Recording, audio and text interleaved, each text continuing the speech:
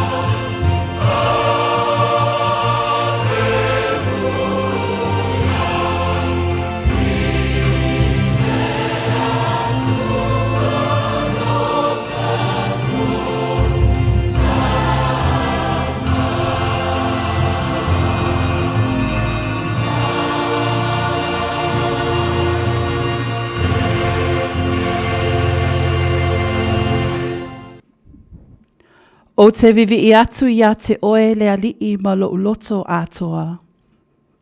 O te tau atu fo'i o wawenga uma. O te fia ma o oli ia te oe. O te pese lava I lo swafa sili ese. Tātou tatalo. Le atua pa I ae. O lawa fio lava o le atua wha maoni. O le atua angalelei. O le atua o le alofa tu noa ma le alofa muti vale umalava. O le atua o le ola ma le malosi umalava. O le nei tai au fou. Ua ala whai mai lo atunuu. Se I mua I sa ili atu I lawa fio le atua. O lo mātou olo mawalunga ma lo mātou malua papa. A wā o lawa fio lava. O le leo ma moe le lei. Na e leo ina le malo longa a lo atunuu ma lau whanau I le pongi saa. Ua mou mali e atu. A o le nei tai au. Ua e toe whawhangu I mātou. Ua ala whai mai ai lau whanau ma lo atunuu. Ma aulia mai ai o le aso fou. Ua whaufopo I la mātou tala whasolpito. Whaaftai le atua. I le ola ma le mālosi whaafouina. E le ngata I o mātou tino. O le māwhau matala. Ai sili ai oa o le anganga. Whaaftai tele lo mātou atua pa I ai. Ona o le ngaluenga lilo alo wanganga pa ia. Tauto alua ina I mātou I aso uma o lo mātou wola. Whaaftai le atua. O lo e whaatu mawina pea. Le soifua manuia I o tangata. O lo o manuia pea I o mātou tamā. Ma tina mātutua. Ai meise o lo atunuu se ia o ia mātou whanau. Whaaftai ona o au mea lofa. O tā leni. Ai meise o whaamanuianga ua whai lea ma mea whai ngaluenga. Tautuina ai le whai ngā mālo a le atunuu. Ina ia ola ma manuia lau whanau. Ia tū mau I lau wafio o lou lava vi inga.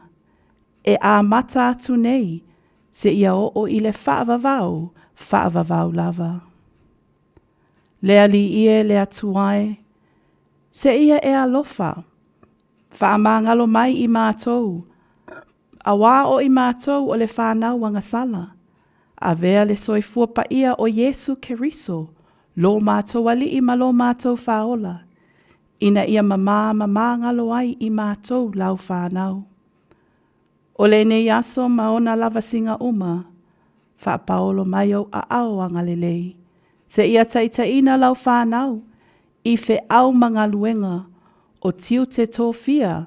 Ma so o se wala auina. Manatua nei o mātou tamāmatina mātutua. Ia iai lo angalelei mo I lātou. Whamanuia I nei o mātou whanau I le ala usu atu. Ia o onga I le nei tai au. Ia iai lo alofa.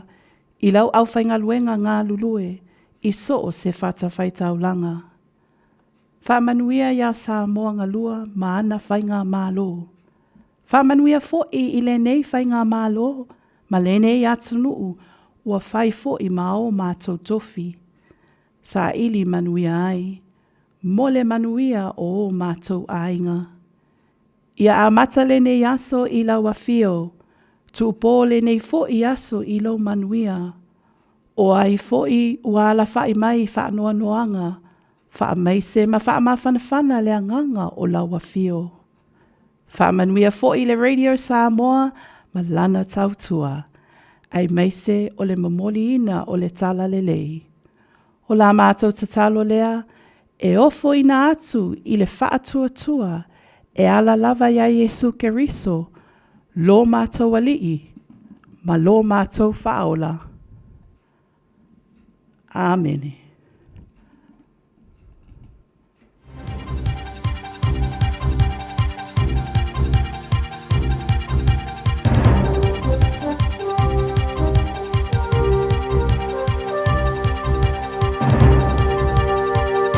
In this update, despair for a central Otago community with New Zealand's oldest operating cinema gutted by fire.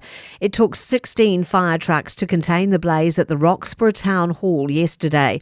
The cinema's been showing movies since 1897 and is thought to be one of the oldest operating cinemas in the world. Teviot Valley Councillor Sally Fineman says residents have just been trying to come to terms with it. That movie theatre has always been on the main street and it's a really big part of our town, and so see it burn down, I think people are just feeling extremely sad about it. Politicians are returning to Parliament today after Waitangi Day celebrations across the country. Prime Minister Chris Luxon was with Ngāi Tahu at Ornuku Marae at Akaroa. The Herald's Mike Thorpe was there and says Ngāi Tahu Chair Justin Tipa was roundly praised for his speech. It also spoke about a nation that needs to be in unity, especially at a time that he saw it as being divisive with ACT's proposed treaty bill. An international relations expert says the China and Cook Islands deal will have New Zealand officials concerned.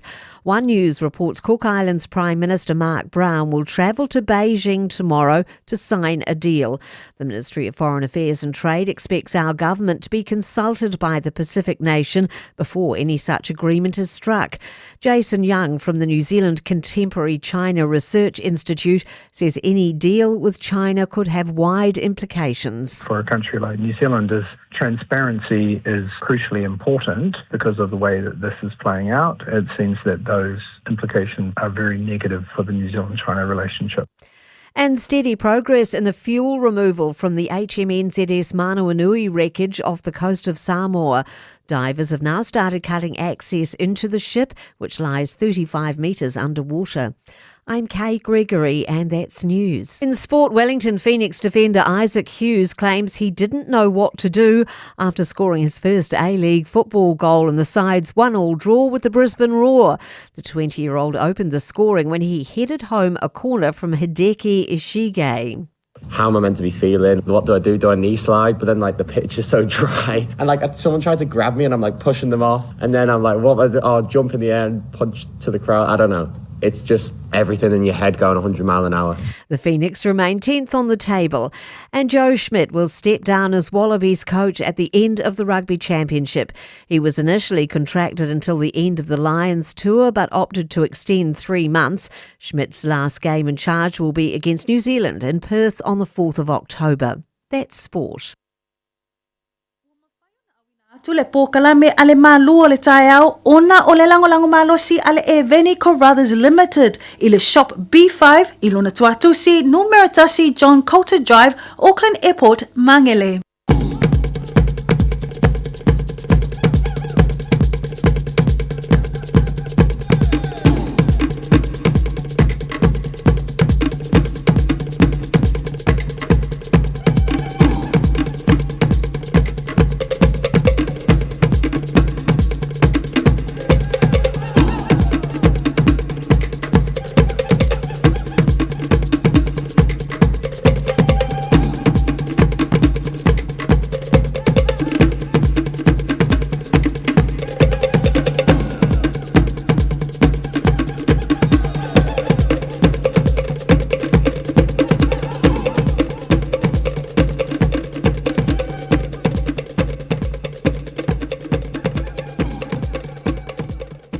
Lima minuto te ai leono tautua Radio Samoa tasi lima iwa tolu amo.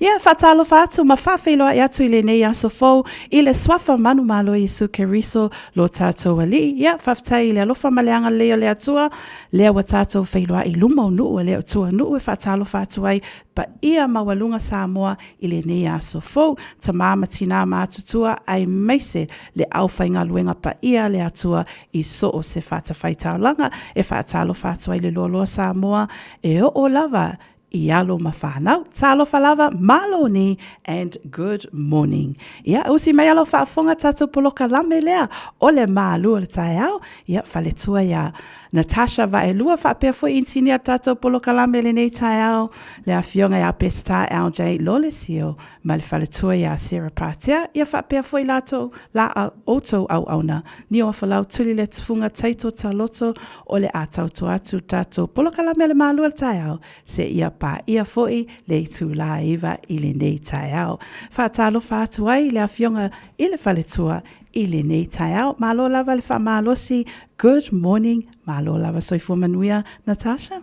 Lange mama, lau sunga ni wa whalau le nei fo i tai au fo, and happy Friday. Yoi. It's so good to have you back. Whaftai. Samoa le tunu pele whatalo whate le nei tai au, malo lava le wholau, malo le soifua manuia, and a blessed, blessed Friday morning to you all. Ioe whaftai te le lava lawa fionga whatua, e ui lava na to e sea tātou poloka lame, nai vai aso awa foi, nisi foi o fufuanga whaele e ka le sia, sa whaatasi atu ai, ma le tamā, sunga le awa o ia taitau taloto nisi fo e fonzanga le ekalesia e whaka a sa i tutuila Amerika Samoa i le komiti le alfe au SS e meise fo i le sunga toi ina ia le sunga ia maftanga whaaleanga matina ngaluenga ia la ia whaaleanga ia nisi fo i o sui le ekalesia le e whaka a sa i wiri nisi fo i tutono le pūlenga male matanga ngaluenga na mawhaina whaatasi atu i fonzanga Malo lava ngā lue lau whenga whatua whapea foi le sunga lea au ia ta vai ai fia lava lea nganga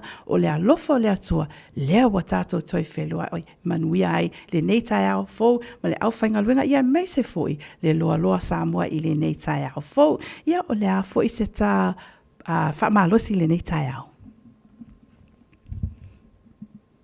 The rain will stop, the night will end, the hurt will fade. But God's mercy never fails. E mawai ti munga. E mawai fo'i le pongi sa. O le tinga fo'i e whai ma mo watu. A o le alofa tu no le tua. E le matinea ia. E fo pelea i tai au uma. Samoa, manu ia tele lau fo launga i le na ia sa fo.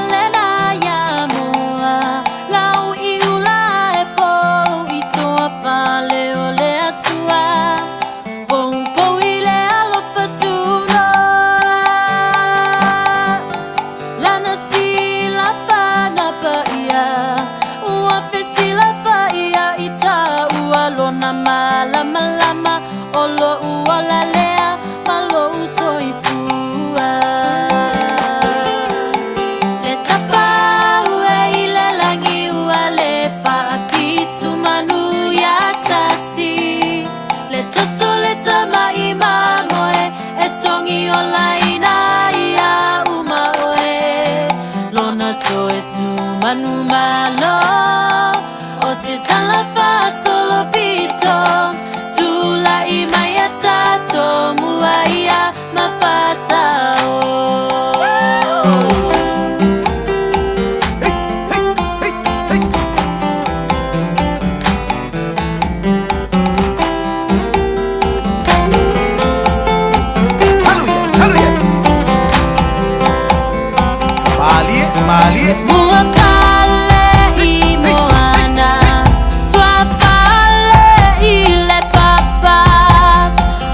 Tui male ma atala fola ilo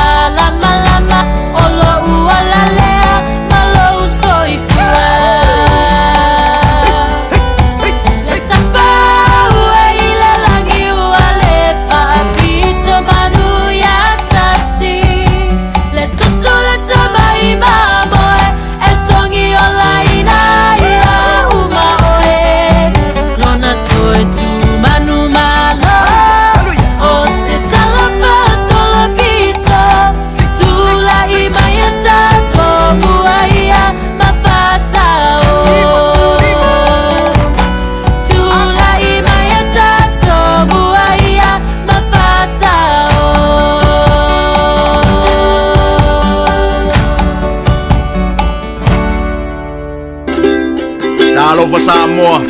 Wa ule nei o kasu tialu, a wale sui ale ngila ula ule kio.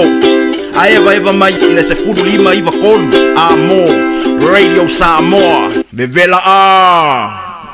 Taimi ilunga lawati le wa se fululua minute te aileono tautura Radio Samoa tasi lima iwa tolu amo. Nei minute ento whafunga mai lea nisi foi o tato musika sui foi fului. E mei se foi o tato tala I ma o ole lalolangi. Nisi foi a tato tala I tutonu lava o New Zealand. Awa ne ingalo tato polo kalame o le areto leola I le kuwata I le fitu. Ia nisi foi o tato tala mai oi Samoa. Tato ofisa au mai Samoa le au nanga le afionga ya ngalu manmana au tanga vaia e le taina le fitu o se vainga le na ia tato polo kalame mo le tato I tu la mua ia ai whafunga mai le malo le atunuu o le tato li poti mua I lunga o le awala.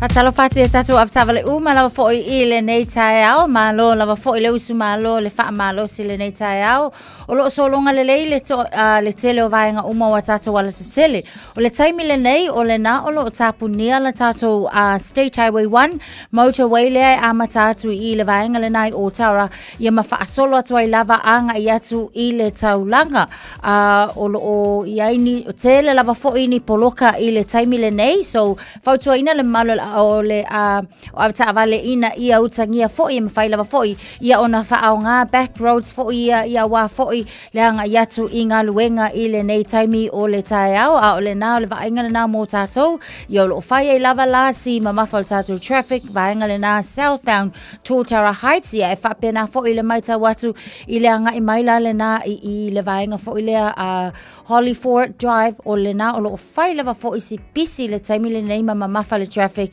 ia ai mai se ole na lava la o lo tapunia la tato motorway le na on State Highway 1 nisi na o vainga o lo o ye tato a o nisi o vainga uma lava o lungo o awala te tele I o lo solonga le file mu I le nei taimi o le taiao fai foi no so son mai le malo let's know pe afa pe foi o lo ia ni fa lave lave tauta avale I le taimi le nei lungo la tele mani tele ta avale ia le uswa ia tu ai foi nga luenga o le nei taiao malo le taiao Radio Samoa se full family te ona te ai le tu lai ono.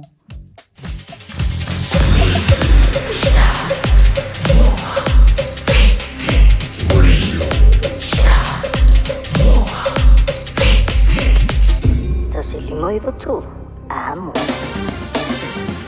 Ua mawhai ona au ina atu le tala o le tau I aso taitasi ona o le lango mai a le Pacific Finance Limited. Telefoni o Varselau fitu whawha lua fitu.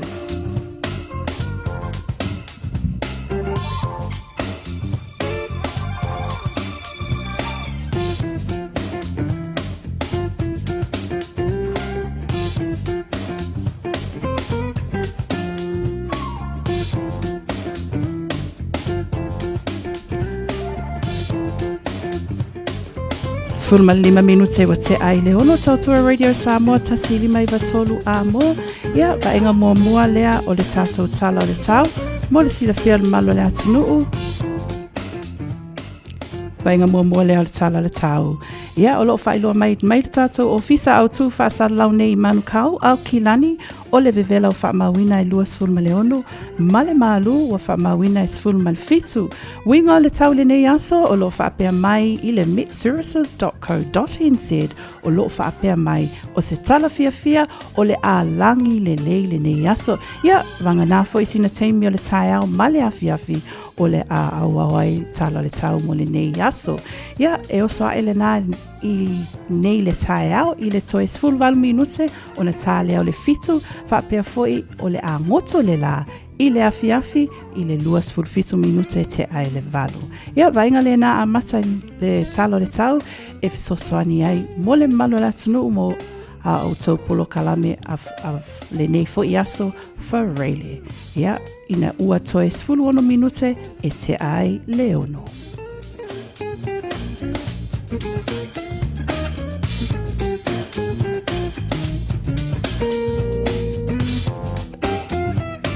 tua loa le tautua le Pacific Finance in no ngā tupe mo so se wha moe moe. Ma liu, whai puiponga, aso whanau, sa whai whai ngā malolonga, ba so se wha lawe lawe. Apa laine lo le pacificfinance.co.nz. Pe wala au le oval se lau fitu whawha, lua lua fitu. E talo sanga sauna no ngā tupe i le bao le 5 se lau tala, ma le lua se furu hawhi tala. E lua minute whai lau talo sanga online, www.pacificfinance.co.nz. Ai tasi le tu lai whatali e se tali. E iai, ai ai ngā whapitoa. Pala au lo le Pacific Finance Limited. Ile oval se lau fitu whawha, lua lua fitu. Oval se lau fitu whawha, lua lua fitu.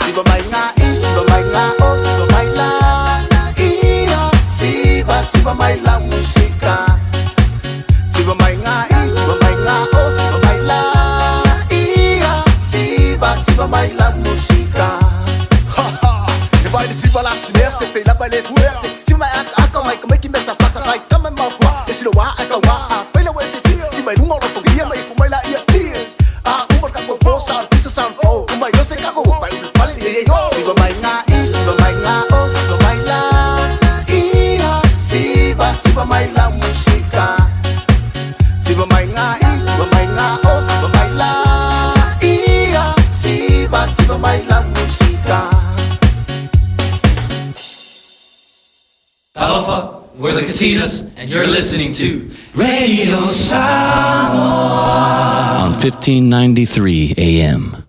Taimi lunga luate lea ua 2 minute te aileono tautua Radio Samoa tasi 5 amo. Toi whaatalo whaatu le polokalame le nei tai au le au whaingaluenga pa ia le atua ia whapea foi ta mama tina mātutua o lo tapua I mai tātua polokalame le nei tai au e me se whaatalo whaatu o tau umalava lo paspatia mai lunga tātou apia fōlinga to tele o tau mai atunu mamau California, Canada, Falani, Malo lava soifua manuia whaatalo whaatu polokalame o le mālua tai au le nei aso fōu. Whapea foi le loa loa Samoa so se tua le ke lope o loo whaafonga mai I le nei tai au. Natasha to tele a tātou paanga o loo lunga tātou apia fōlinga ai meise whaapea foi le tātou YouTube channel le nei tai au.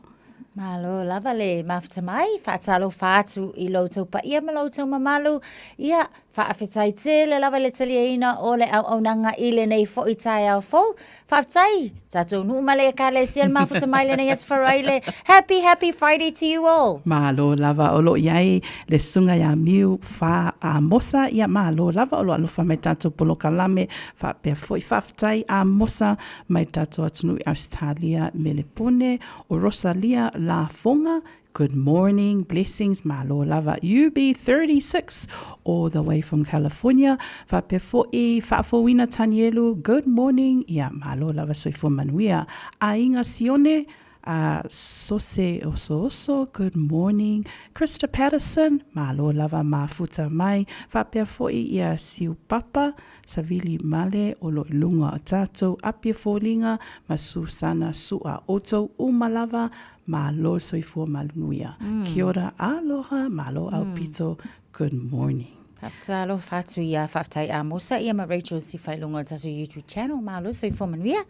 Malo lava. Natasha, o le tāua ia so se ngaluenga le nei lalolangi e ngalue ai le tangata, e ngalue ma le whaamaoni. Tāua, so se ngaluenga lava. Nei tae au, e il tātou talalo te wa ai atu ai, li malu malo, whaamalo, whaaftai mo le ngaluenga whita.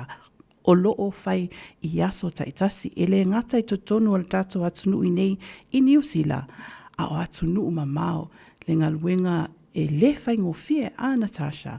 Leo te wa ai atu la, le tātou pitonu lea te tonu lava I New Zealand I Huntley, e whaapea. O lo iei se tasi le ua loka, o na o whaapea o se taavale ia ua hawhaina ai po a fia ai, li malo malo. Lau sunga ni wafulau. Wa esel melo va ia tuel vai taimi pe kaulu I lu ia ka ngai leo lunga la waltele ia mana so fo ia le va tu fo ile si vai taimi ia ona a fa ma vai atu ia ma fo la watu fo I se tasi fo I o a tamaitai po o tina wa levana a vea ma leo fo I ona o le tulanga lava fo ile o le alua ko ka avale ki nga ka nga ia kula ka avale I ngai leo ia ai le ma fai lava fa so fitu tau sanga le o le atu la I luma o le famsinonga Waikato District Court ile aso ona fisa tauna tula ia foi o ile aso tofi ona o le tulanga foi le o lo faia senga luenga na leo ile la ta avale I se tasi foi o fale sa nga lulue ai mo le asesinga le vainga foi le patrol peitai ia o nga lua kulava ka avale alanga susunga pe amale tau le valu le pola so lulu le antu pol fala vela vele ani o folau ia o ngā lua kua leo langka avale, walu sa awai oisi leo la e anga I mai fafo o lana ta,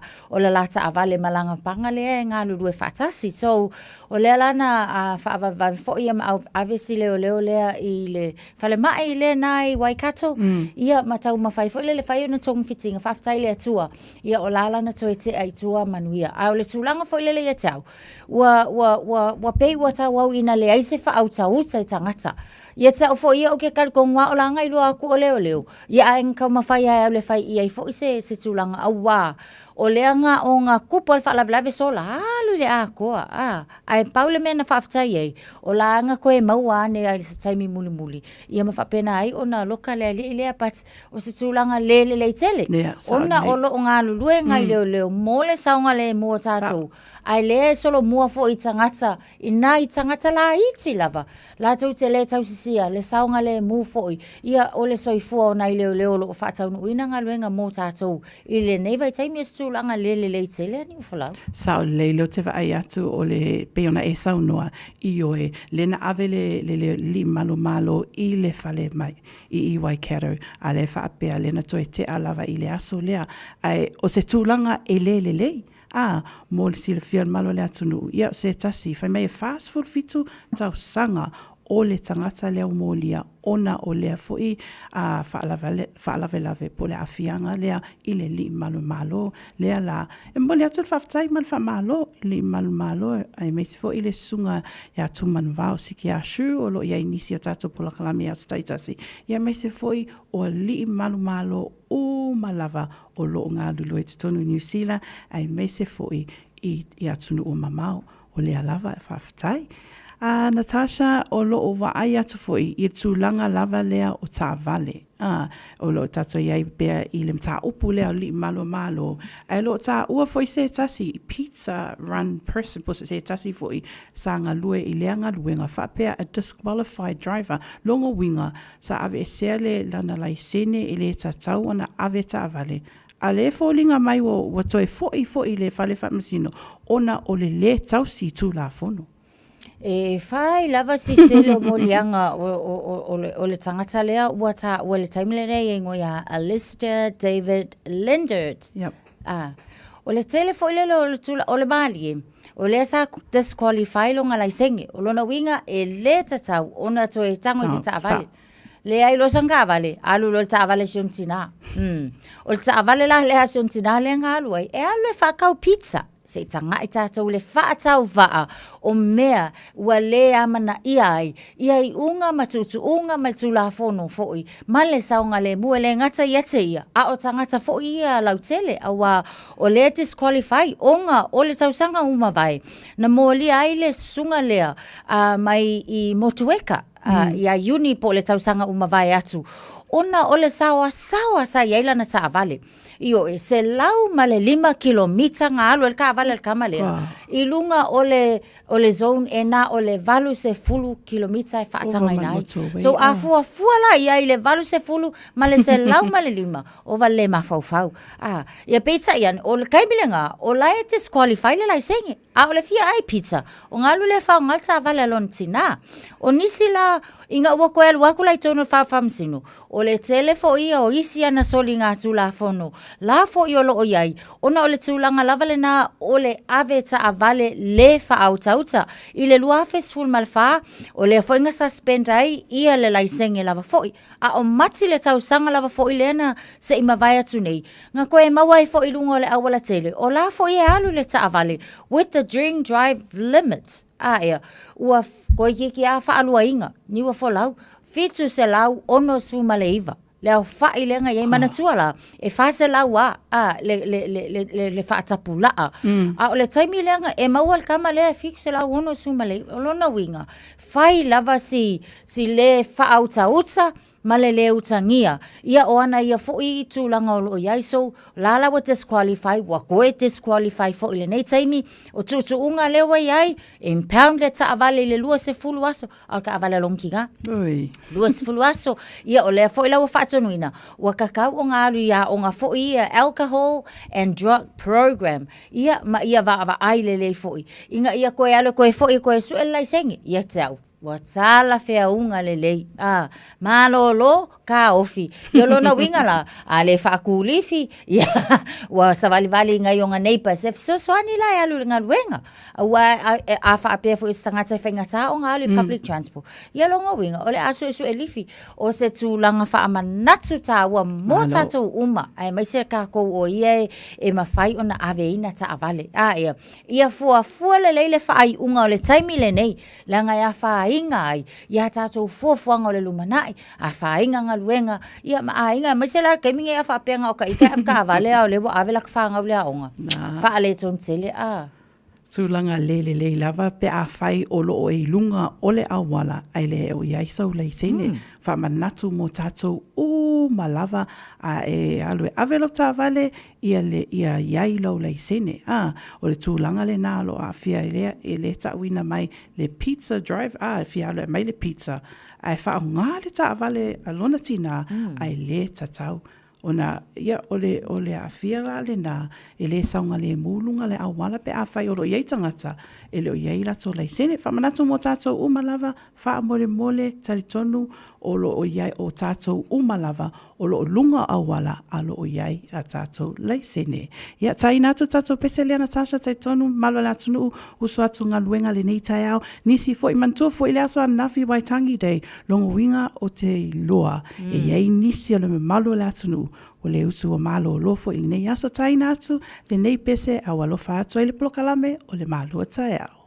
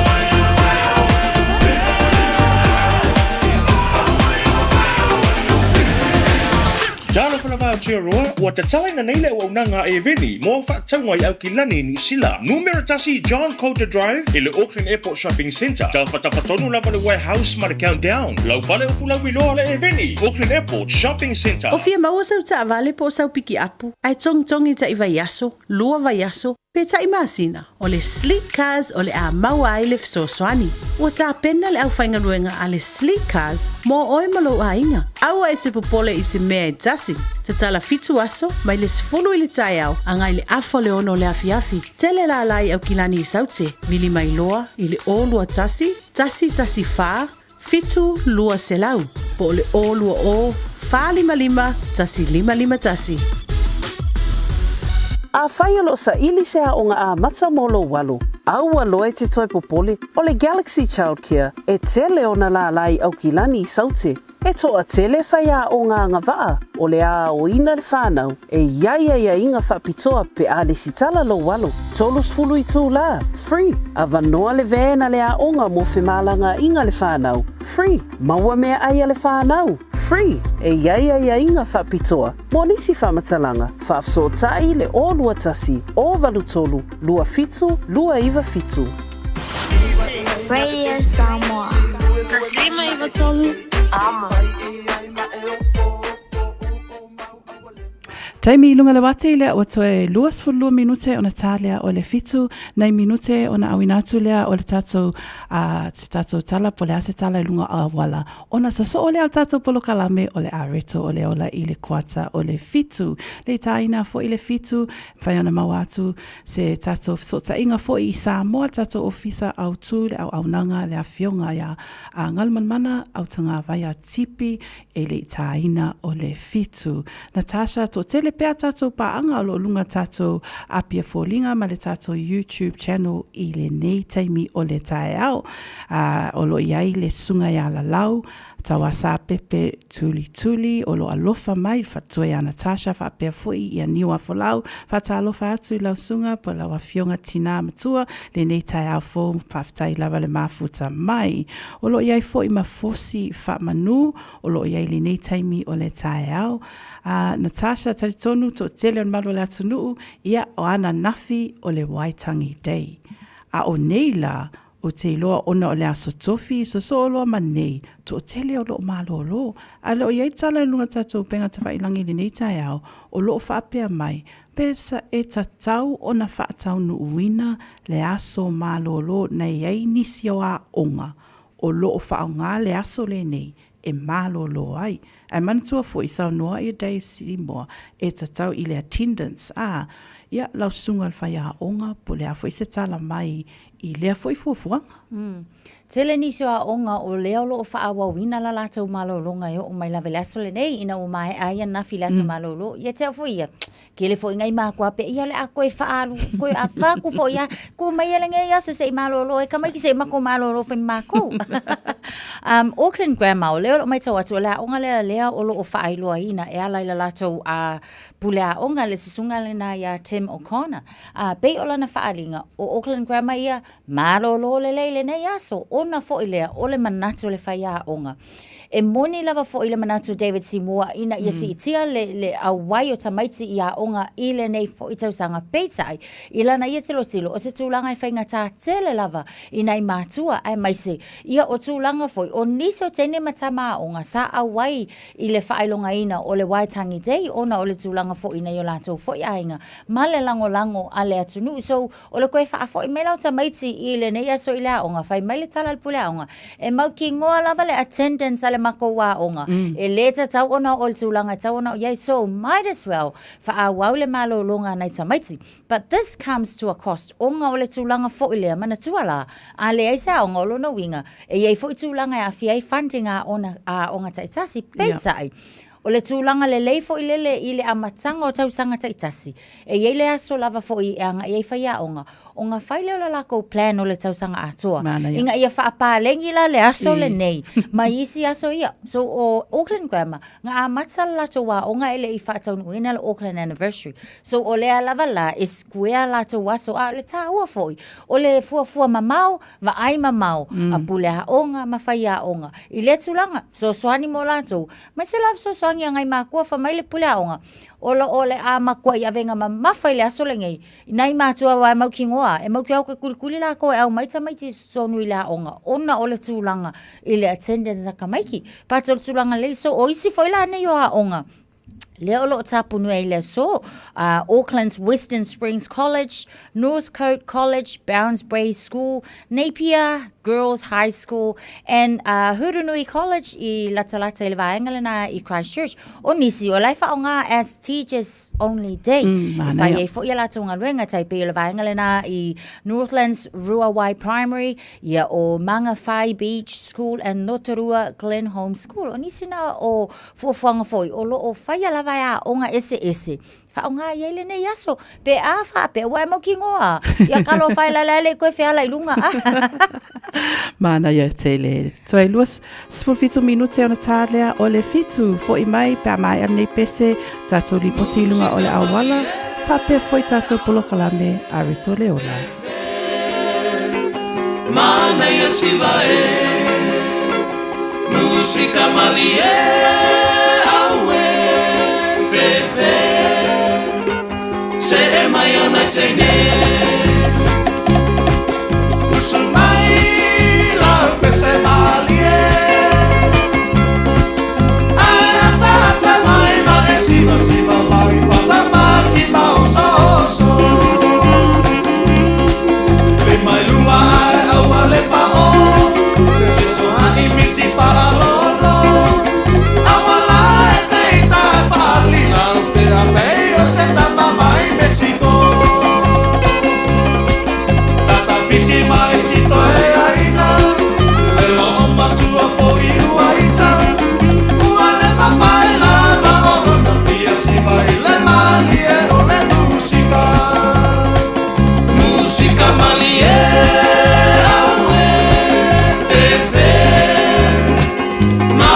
si vai musica malie awe fefe se mai ona tene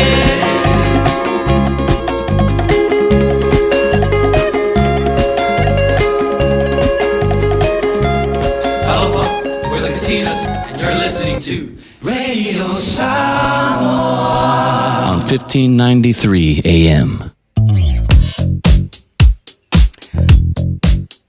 O whai lava si pisi o tātou I le taimile nei e mai se lava fo I le vaenga leo lo mai tau watu I lunga lava o la tātou State Highway 1 lea city bound I le taimile nei o lo mai tau watu whai lava ia si pisi o tātou e mai se lava fo I la ia leanga I atu leo o tātou mai le whaitu atu le nā o Tara wha solo atu ai lava fo I o tā huhu Penrose anga I atu Mount Wellington whai si pisi I le taimile nei o le tae au ia ona o lo o tāpunia lava le naolo o tapunia le tātou awala. So, mfain fautua ina le malo la tunu le whaonga ina o nisi fo I o vaenga o ala titele e pei ona iai e noa ma le whaonga ina o le tātou State Highway 1 I le taimi le nei o le tae au. Nisi o vaenga o lo o mai tau watu iai ia o le nā lava fo I wa amata lava fo I ona pisi ai nisi o vaenga Hill Park le o mai tau watu whaisi pisi le taimi le nei o le tae au.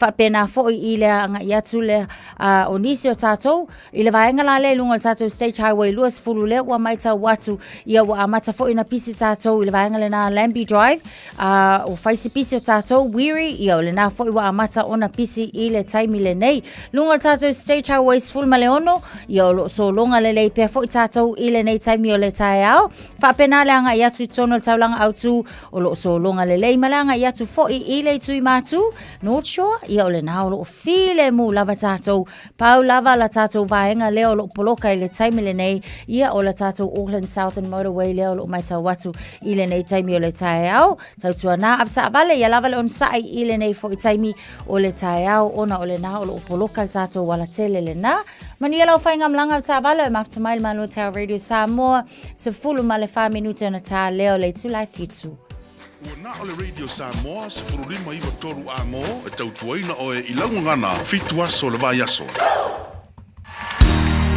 Bread of life sent down from glory.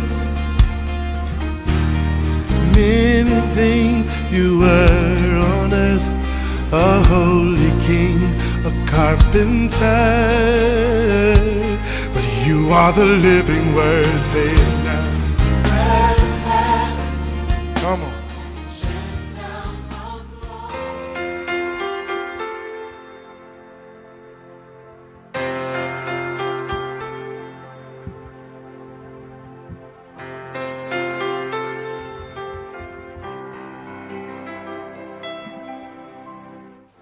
Tano fal tatou atunuu mai le tatou polkalame o le areto le ola i le nei foiaso te fiafia lava fa'afeiloa'i ia te oe mafai ona fesoota'i mai malo lava le soifua manuia i le iona muamua le fai upe tolu e fa'apea a ua tula'i iona e sola i tasesa ai luma o Iova o le ki le ngai fai upu fai mai ua sola i tasesa a fai mai le keyword ngai ai keywords o lo iai ua sola i luma o Iova.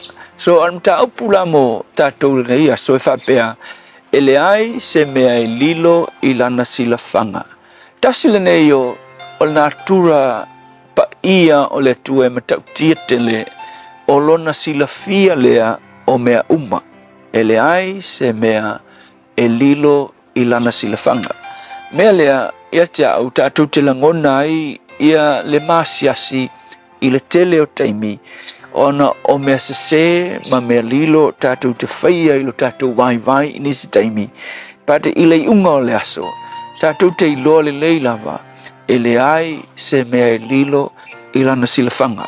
So i lei unga lao le aso, a whai kako ki sese, ma whaia ni mea lilo tatou te iloa o ni mea le taun kako whaia, i lei unga le aso e te tau o na tatou langona ina le nganga o le loto maua lalo, tatou te salamo ai, ma o oina ni mea le lei mai mea le anga na whai, e motivate tatou ia langona, o na oro kako whapea i fo, e le ai se mea e lilo i le silafanga a le tua.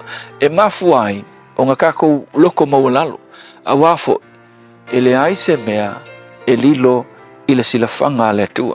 Le tioa whai mai le whai salamo, e ei le tusi foi le salamo tolu se lau tolu fluiva e ei le tala le fai salamo foi mai pe o te sola e ai fea i o luma po fea le mere la lang foi mai pe o ke alu i se oli ma fofola i so moenga o lo o iai oe pe o ke sola i tulu inga o le lalolangi foi mai o lo o iai oe po le ele le titai o le moanga me silinga lo loko e iai ale tua. So, o le mawhauwhaunga lo loto le o le whaisalamu ina ua whaina lo naolanga e na iei loa fōringa mai walu ese male tua e nga iei loa muli muli ange e le ai se me lilo i luma o le silafanga a le tua.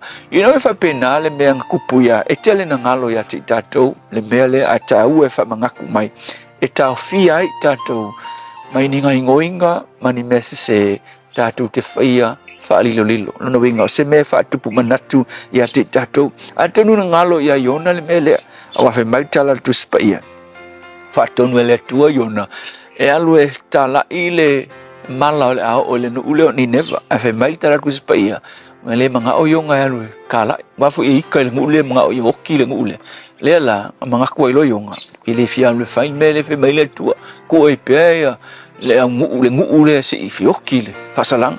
E olonga i kai le no ule sola ilo wale fia lu faile mena mai ile tu a fe mai ua sola o ia ua su ele va e alu ita sesa ele ngata inga sola ile va e alu lisingu a fe mai ua alu ua lafi ilalo o le ana o le va maka ukia be fa yong a fe mai la tala kuspaia o le fala ve lave yong ua ngalo ia yonga e sila fia ile tua me uma wa fe mai tala kuspaia ua tula iona e sola ita sesa ai sola i luma mai le pule ku el tusta ma sola i luma o fofonga o Iova ia te lola le songa mo tatou la soni le se me ka ku ki popole me ele o ilo pe fo la fala vela vele lo tupu ngai o fia ka usanga kalunga ku pule fala vela vele mali o si si tamakiki foi le makongu tu au le au fa nga tanga fai ma me vesi ai por kiki u fa nga vesi ai akilo ala ngo fongo for kanga kalenga la ve il kama le la ele me se me a fai lo nga karka ku su nga tanga mai fa foi le mau lava le mela al tanga ola fai step back lo tato fide mu tu ile tu wa fai mai kala ku spaia ele ai se me lilo ila na silafanga mo oenga maliu elinga ikam kiki ne tali ke lo a fai ke fa fonga yeso uma walu ngala lo nei mea ongo suenga tanga ngai ke lo ele maua se file mul tanga telea ole me siding kaua ole saur kanga ka admit ngai lo le tango le tua ua au mai fa malo si luma awa ele ai se me lilo ile silafanga ale tua le tua matu fa fitai lavo matu biloa o matu au na ise tua na te silafia me uma ele ai se me matu te la lafia mafuanga le matu te fa mawalalo ai ono me se matu te faia maro matu biloa ele ai se me lilo ila silafanga fa mangalo matu ya vi ia lo suafa Yesu amen.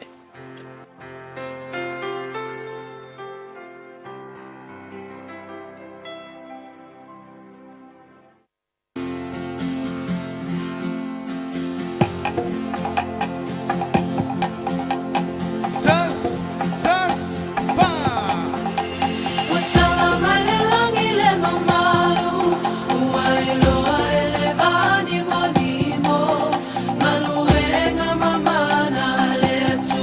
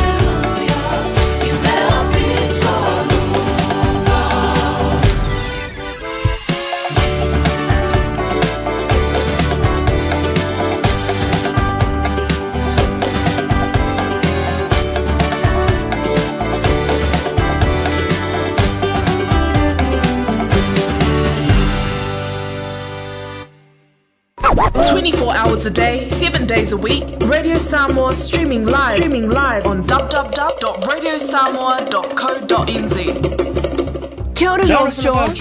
Wa te talaina nei le waunanga e veni, mo whaatangoi au ki lani New Zealand. Numeratasi John Coulter Drive, i le Auckland Airport Shopping Centre. Tau whatawhatonu lava le warehouse ma le countdown. Lau whale ufu lau iloa le e veni, Auckland Airport Shopping Centre. O e mo mia singa luenga le customer service, hospitality, po le avea fo i maleo leo. E te leo mautinoa, po o whee a matai. I le MSL training, mātou te whesoa soani atu.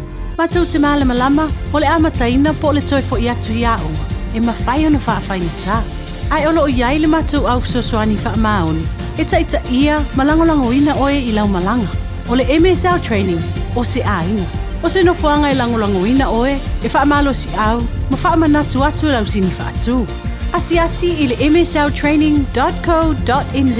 Pevala au loa, le o valu se lau, lua, fa, tolu valu. O lolu manai, e a mata atu, I inei.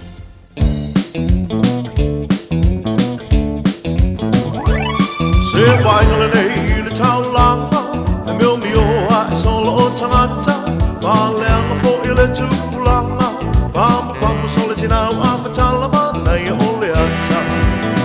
Sina paua ti whanga, Pawheane lo I le starlight, Oi le ata womana o waluai, ala atu le samalalo, e le whetau I lava malo, mana o si le tivoli. Sanai te mai ti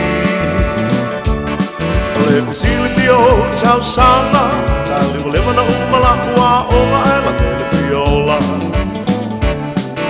O nisi vo I o mafutanga Na masani mai I le tifanga Ta whetau I le ata o le lua Mai a o le na fopito I tua oia we te fefe O Romeo and Juliet Toia I na masio Natalie Na whaatau iai o la nai sikulimi Whaatali atu I le maketi Lea o le ata whaasai Ta maitina to le se furua Na o ta rata matutua Te vai atu ia I le solo Tau tu leipe o niti a polo O ia luti a kono O le manatu le o se whai tionga A wai ma wai fo I o onga Ai na o sina whau tuanga Nanga I luma o le o langa Whai sina maumanga E mole le tama o le ata John Wayne ua sau fia ai Nea inga ua toe mai ua ua ko pai Ta ati whanga Whai sina maumanga Ta ati whanga Matua I le whatoanga John Wayne was how fia ai Nea inga ua toe mai ua wale ko pai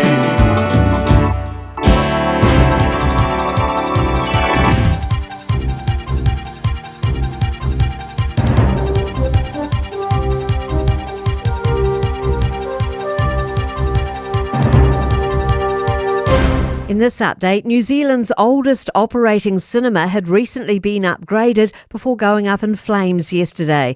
16 fire trucks battled the large blaze at the Roxburgh Town Hall in central Otago. The more than 110-year-old building's roof partially collapsed in the blaze.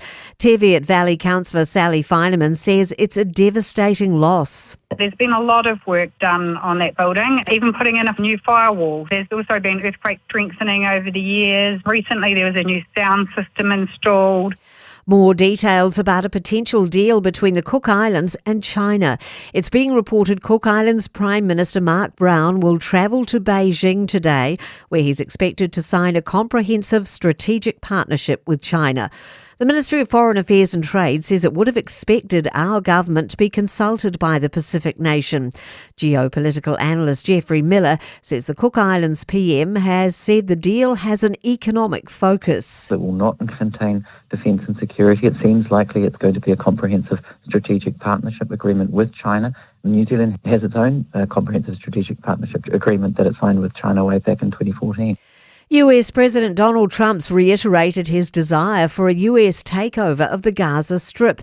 Trump's suggestion is being roundly rejected by the international community. He says Palestinians will have already been resettled in far safer and more beautiful communities with new and modern homes. Trump also addressed the conflict in a speech to the National Prayer Breakfast. As the Bible says, blessed are the peacemakers, and in that end, I hope my greatest legacy, when it's all finished, will be known as a peacemaker. Auckland's southern motorway is closed northbound at Manukau following a serious crash. Traffic's being detoured via Great South Road and East Tamaki Road. I'm Kay Gregory, and that's news. In sport, tennis player Monique Barry has had enough of online abuse every time she loses on the ITF circuit. Strangers regularly send the 22-year-old life-threatening messages.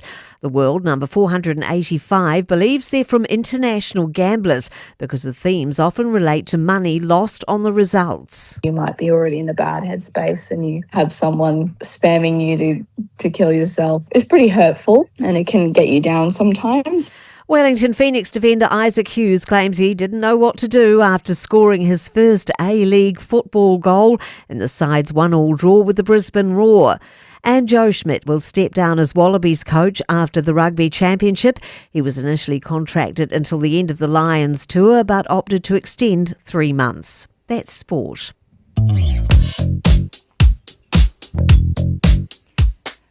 Lo tu mau pia ona paloka la tātou awala le nanga on State Highway 1 I le taimi le nei siri bound ona lo mai tau atu ia o le nasa iai se whalawe tauta a vale I le nei fo I taimi o le tae au so o telo nisi o tātou ta a vale mwhaina ditua whaonga atu le anga iatu le na East Tamaki ia ona whaawa wailea o whainga malanga ia whapena fo I lunga o le tātou Great South Road.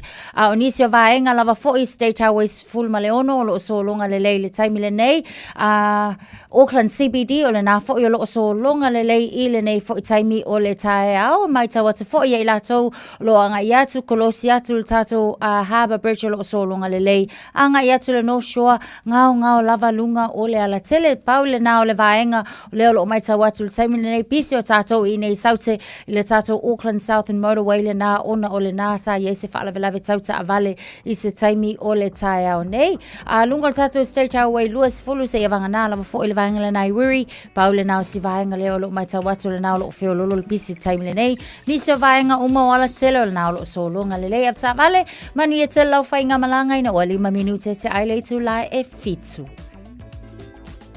Alo pa Samoa wa ule nei o kasu ti alu a wala suia le ngila wa le kio a eva mai ina se fudu lima iva kolu a mo Radio Samoa bevela a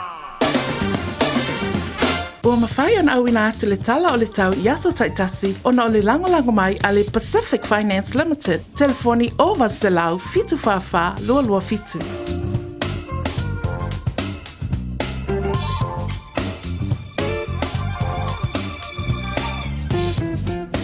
5 minute o te ai le fitu o se vaenga lea o le tala le tau. Tātou asiasi tātou atunu upele I Samoa o loo whailoa mai le taimi le nei o le mawalunga le vevela o le ao o le nei aso e lua se fulu ma le ono degrees.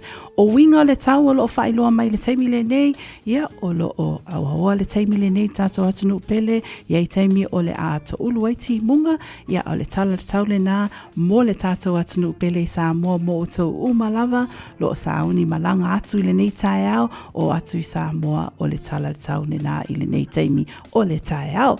Ia, pe ona whailo atu I le nei tae au o le tala le tau I nei au kilani o le mawalunga o le ao o iai le vevena e luas fulu ma le ono a o le maalu I le awhiawhi o whaamawina e se fulu ma le fitu. Winga o le tau le nei aso o loo whailua mai e le metservices.co.nz langi le lei, langi le lei le nei aso a toa stala fia le nā o le awa aile sun maanaia o le la vanga nā sina taimi o le tae au nei ia whapea fo I le awhiawhi o le a awaoa le nei aso.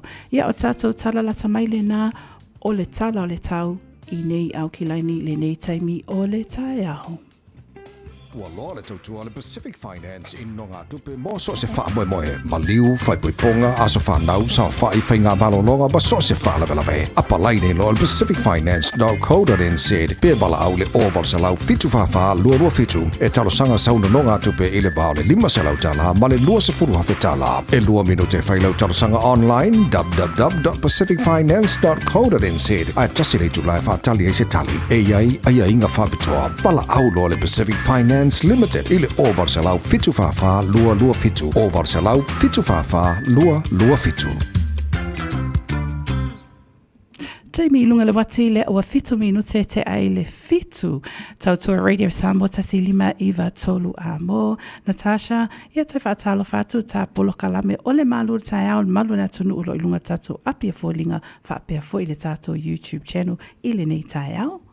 Patalo fatu ia te auto fo i lea fatu a maua mai ia le tama a tina ia whepule ha i Elizabeth Firo whamalo le maftamai le nei tai au Susan Fetalainga Sala FT Oane malo lava ia le lango mai ma le mafuta mai i le nei fo i taimi o le tai au Susana Sua malo lava le ono sai i le nei fo i aso Riley.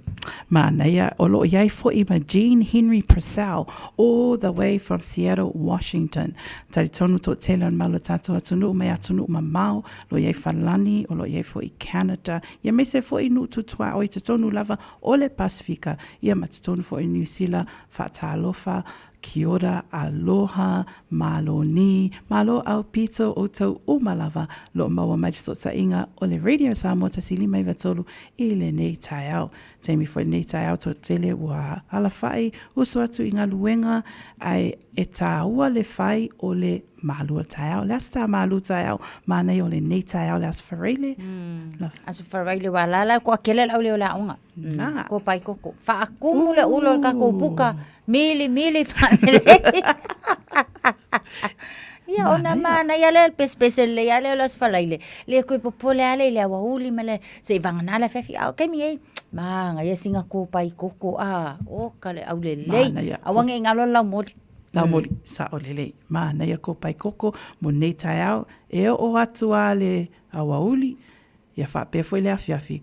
Ko pai koko tātou o le aso whareile. Mā naia, tā ua, ia po le a lava le mālua tai au, o le a tau mawha i le nei tai au, o le tā ua o le whai, o le whai o le lau mālua tai au, a wā foi le amatalia o lau waso. Mantua foi, a whai lau mālua tai au, e la ngona foi le whaafawina o le mālosi ana, Tasha.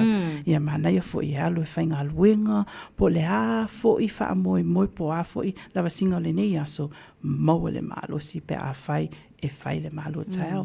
Awa foi le ngalo le mālua tai au, ai ave lau whangu vai. Mantua o le tau mawha pāleni. O le si foi tū le mānaia foi eisi teimi o na whai le al tātou wha malostino. A nei teimi tai au lo te vai atu wha lo langi le lei. Mānaia foi a se savali. Mana ia. Mo tātou la ia wale usu e whainga luenga. Ia mana, isen temes valvale fo le nei aso. Ia le ngata fo nau nei tamaiti al tā ua lava. Ia whai le mālua le tai au. Awau ke whai aku ngā onga le lei au le kamanga kai au. Pā bevi eiti le alu whainga luenga. Lua kua kilingi uma kua. Malo. Te tonu le o tele ni ta alonga o lo whaatau nu uina le teimi le nei. A leo te ai atu i le coach lea mai Australia. I le tātou au lea Australia lakapi. O lo whaapea le sunga lea Schmidt. O lo whaapea o le a le nei tausanga. O na mahe a fo i lana contract po le a malolo mai fo i le taalunga lea o ia fo i le na whaapea na sina teimi o le a waia i le coachinga lea tātou au lakapi mai Australia. A lo fua whaapea o le lātou taalunga muli. Ma le tātou au nei New Zealand ia o ke tupa tausanga nei ia whaapea o le a mahe a fo i se tau tua lea tamali o le atunu i Australia. o le mana ia lava la le na o sila fia lava foi ia ua mahe a le turn ia o ngā ngai a wau te talitonu o tangata nei po o la tau nei o lo ngā lulue o la foi wa already iai lazy plan ia ma lazy vaenga o lea foi o le angai ai pati o le tā ua o lo la tau sao i le tau mawhainga foi ia o le atina e lava o nei ta alonga o la kapi e le ngata i lea o le la tau sao i le soifua o tamata alo taitasi ia wae mana tua foi e muli lava o le malae ia o le wha tonu wina e le ngata i le tino, ia o ko inga ko le nginga, o le fisosoani fo i le mawhau. Ia o tū langa ia e amana ia i fo, ia mawhaaftai a fo i au nanga a i lātou nei e pei ona ngā lulue e fo i le nei vai taimi. E mai sau i lātou le ngā lulue i le tau mawhainga o auta a anu.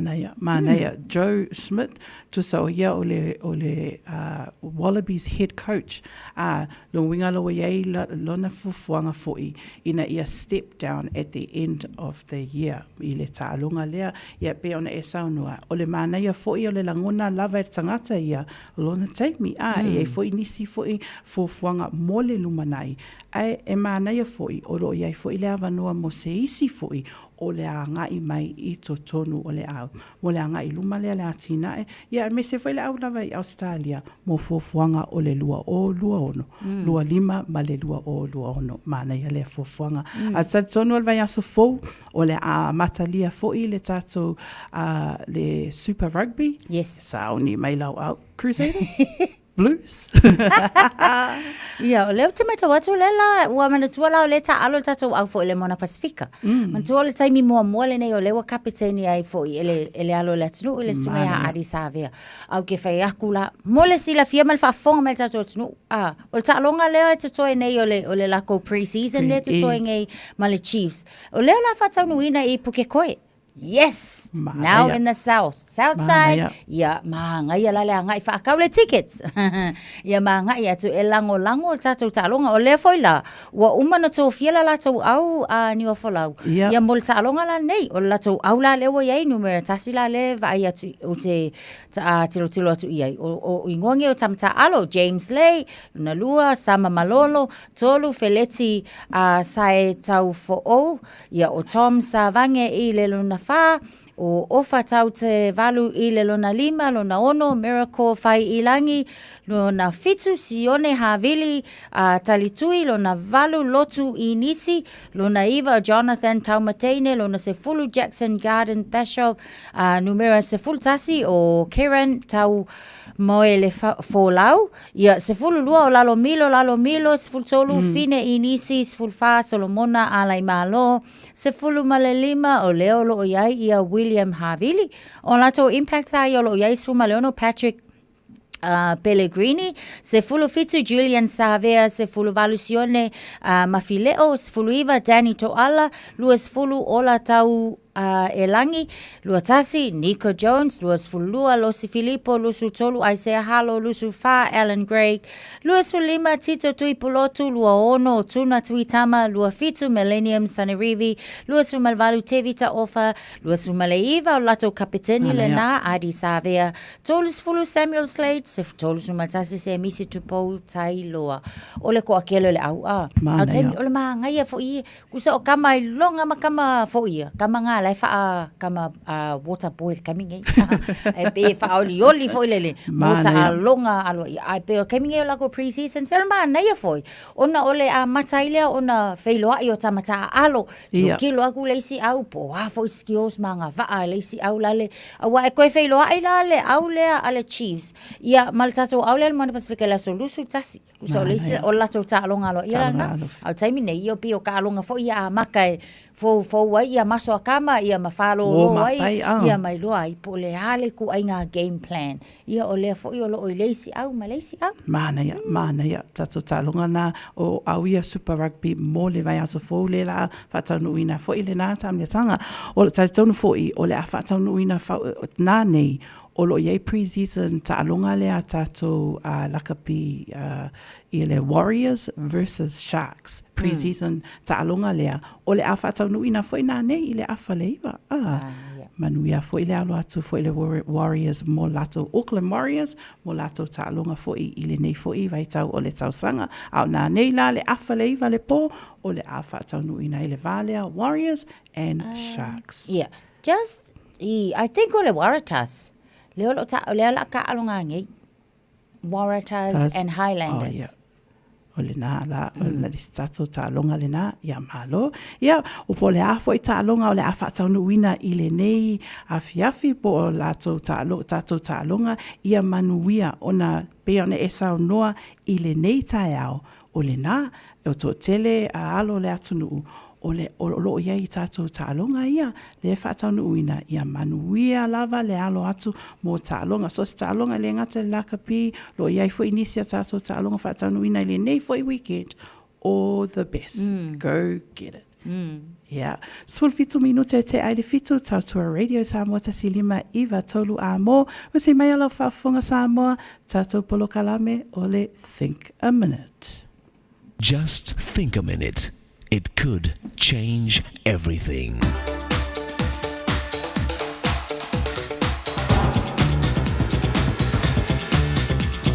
Think a minute. How early in life did you learn that you don't always get what you want? Unfair bad breaks happen to all of us. But when you learn how to use them, they can actually make you stronger and wiser as you move on to a life of real success and satisfaction. Here are some ways to help bounce back from disappointment. Number 1. Stay physically active. Take a 30-minute walk or run, swim, bike, or play a sport you enjoy. Second, after your bad break, take a break. Be nice to yourself. Relax by doing what you most enjoy, whether it's listening to music or entertainment, shopping, your favorite hobby, or take a short holiday. Third, laugh. Laughing releases endorphins, which are our body's natural painkillers. A 4-year-old child laughs about 300 times a day. Spend time with fun people you enjoy. No doubt your friends have suffered setbacks too, so learn from them, or at least laugh together at your mistakes. Learn to see the humor in life, and don't take yourself too seriously. Number 4, do something new or creative. A professional counselor says, feelings are energy, and energy needs to be used for something. So use your energy to be creative. Sing, play a musical instrument, plant a garden, do some kind of art or handcrafts, or learn to do something new. This can give you a fresh perspective, motivation, and confidence to move on with your life. Fifth, help others. The fact that we receive more happiness from making others happy is a law of life. No matter how down you feel, there's always someone who needs help. Be part of something larger than yourself. When you get wrapped up in yourself, you become a small package. Number 6, keep a clear perspective. Don't forget your strengths and past accomplishments. See each disappointment as just a single event, not a link in a long chain of failures.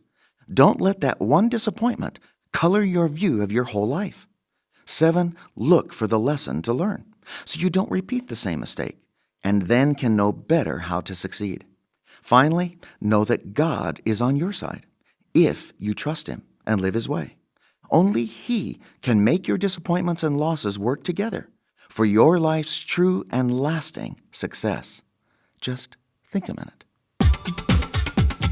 If you'd like a free CD of our top 40 programs, write to us on the internet at www.thinkaminute.com and catch us tomorrow at this same time when we stop and think a minute.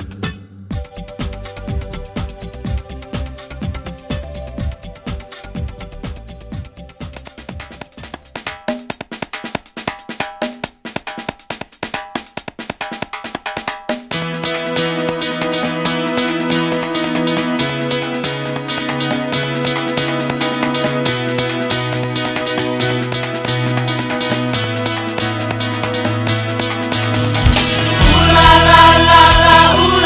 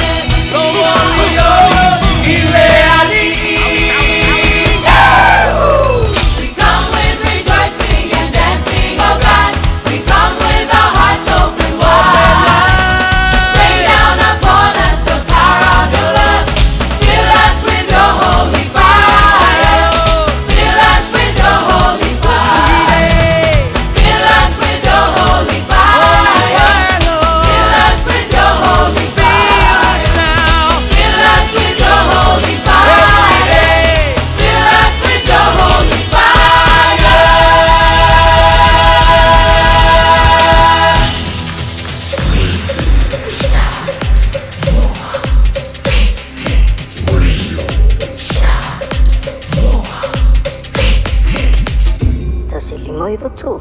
Amo. Jana whanawha tia roa, ua te talaina nei le waunanga e veni, mō whaatangwa I Aukilani, New Zealand. Numero tasi John Coulter Drive, I le Auckland Airport Shopping Centre. Tau whatawhatonu lava le warehouse ma le countdown. Lau whale o fula wiloa le e veni, Auckland Airport Shopping Centre. Talofa o waleni o se electrical inspector Samoa, tolsu 5 tausaga tautua ma o restaurant fo'i mo le waina o lo mota, falsa ma fatwhainga luenga, fa peli pe ina o vaivela ma o ngaumu. Falau mai lo waleni o le Amos Electrical I le o lua fitu, lua no tolu ono fitu ono lua, o lua fitu, lua no tolu ono fitu ono lua. A whai alo sa ili se a o ngā a mata molo walu. Au aloe te toi popole o le Galaxy Childcare e tele o na la lai Aukilani I saute.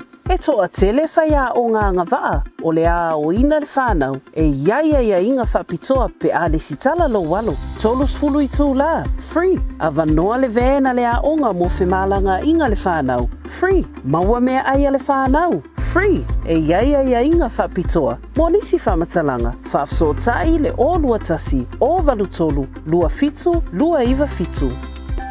Talofa Samoa. I mawhai na whasoasoani atu Dr. Chen pe a whai te a fiele mai suka. Tōta mawalunga, le maua se whanau, mai sela, whatu ngao, ti ngā le ua po tuli, whaalusi le tino puta, ka nesa, ma le tino mangeso. Maua fo'i le kulini fulunifo mō nifo ti ngā, ma toi whaafilesi ai lau mānawa. Tele nisi o loa e whasoasoani I lo soifua maloloina. A whio ane loa e wa ai Dr. Chen, I le tuatusi lua ono Great South Road, Orahuhu. Telefoni lua fitu ono tolu tolu fitu fitu extension numero lua. Talofa, we're the Katinas, and you're listening to Radio Samoa on 1593 AM.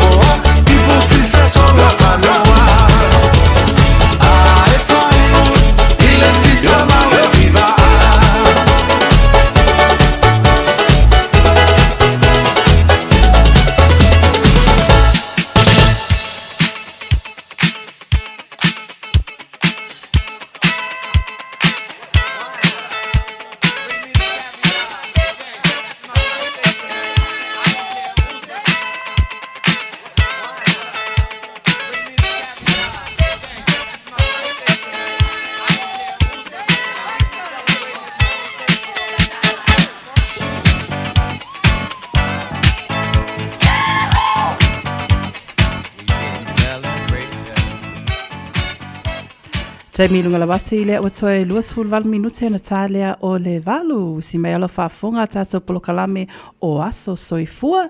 Ia, mawaloa wanoa lunga tato apia fōlinga, whaapia fōi tato YouTube channel.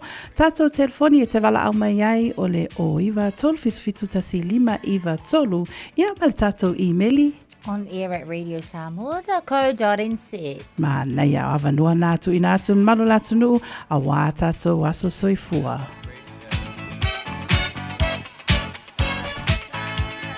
Tasha ta amata mai lo tu whaman mole. Right, so ia tato whamarianga o le asa soifua lunga tato apia fōlinga mai a tonu tali aoa.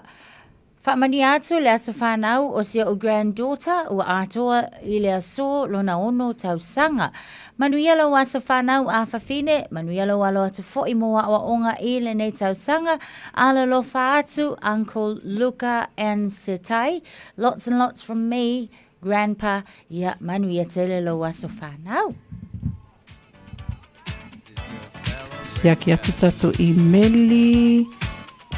Ia, le ai. Lunga ta YouTube channel from mole, Tasha. Ia, ele o iei fo se whamanianga I lunga tato YouTube channel, taimile nei? Le.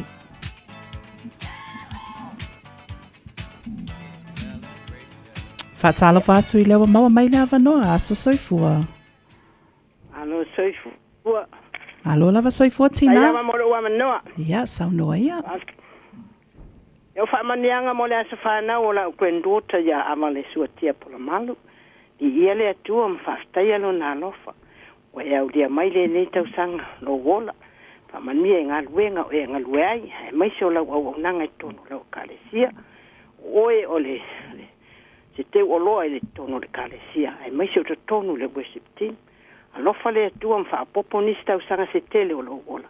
E te au nai mo le atua I soa se awala.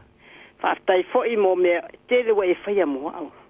Alofa tele atu mo oe no anko au mua liko kasis. Tau Willow Rowan, Ane, Tina. Alofa atu o uso ia Helen, Karen, Macloria, whapeo mātua, pasta ala I whaiva ma ane por malo. Ai whaasisile ai alofa anga o lo nena le nunga telefoni. Whaftai lava whamania mana, whamania mai le atua. Hallelujah. Nia le atua lo was whanau. Fatu wa mlia foi lo sunga man au nanga ne yas fatai. Fatai. Taitina soifua ia.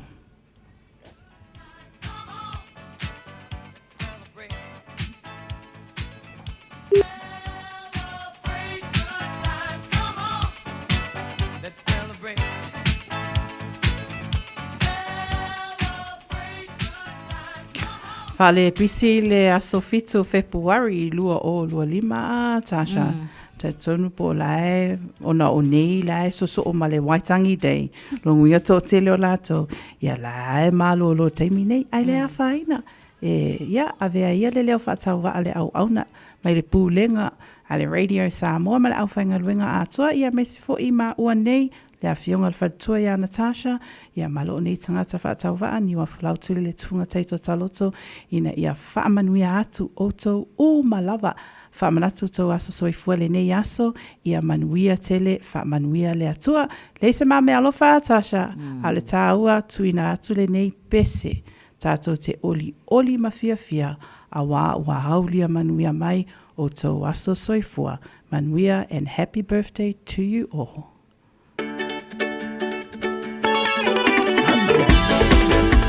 Happy birthday!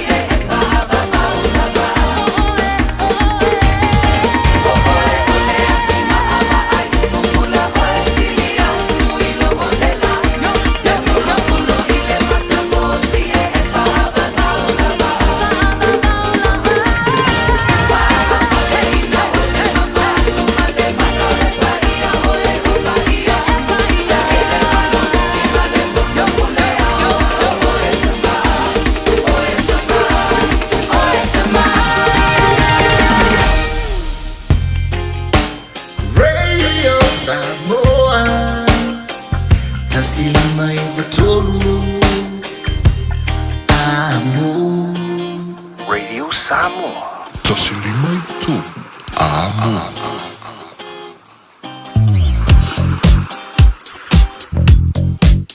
Lava si mamafa.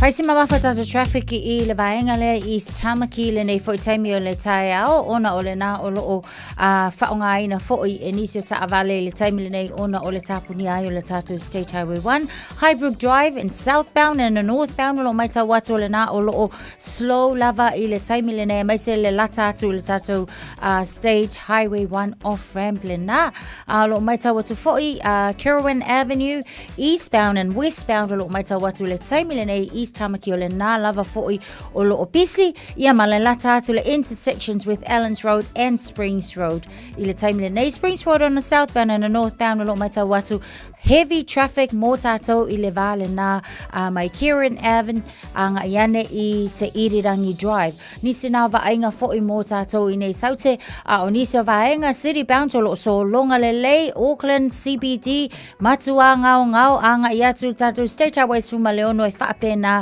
ia maleanga ia tu fo'i I le North Shore lato o leo lo so longa le lava makua ma I le taimi le nei o le tai au manu e te le lava ta vale au whainga malanga I le nei taimi o le tai au tulai mai le taimi o tu e se full maleva minuta ta leo le tulai valu ma lua le tai au le Radio Samoa.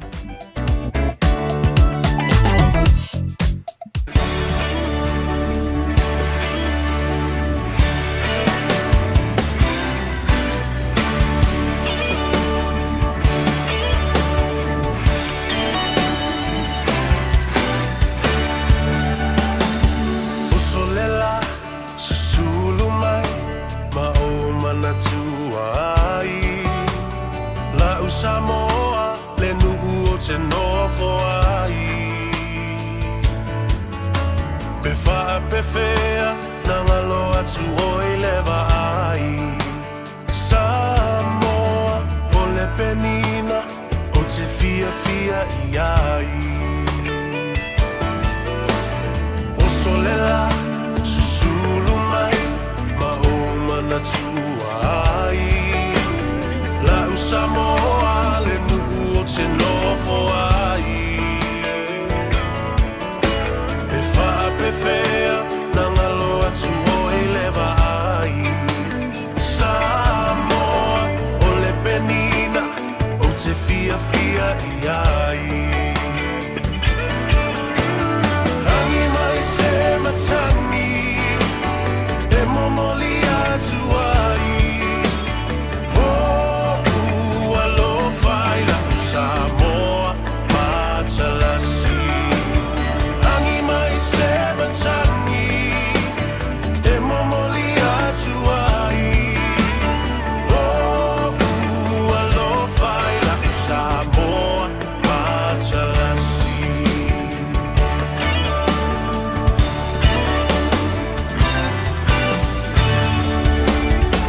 O aolelea fa solo Poia o na paolo Lona sami I la pe asulungia ele masina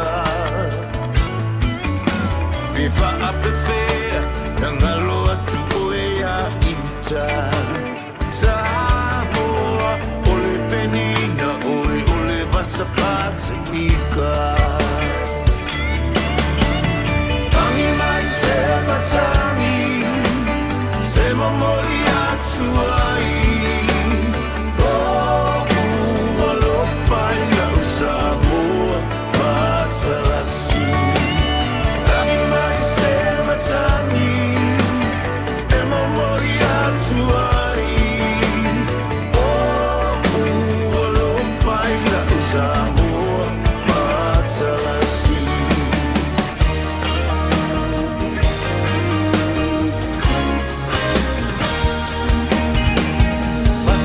Fie, le afi, pe asa vali Lona la lele, ma folinga e whelanua I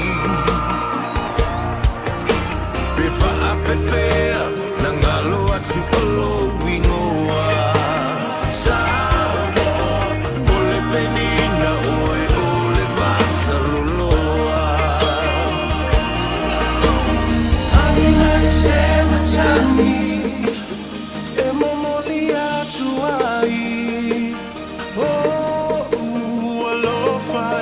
Samoa Matalasi Angi mai se matami E mamori atuali Lo ua lo faina Samoa Matalasi Angi mai se matami E mamori atuali Lo ua lo faina Samoa Matalasi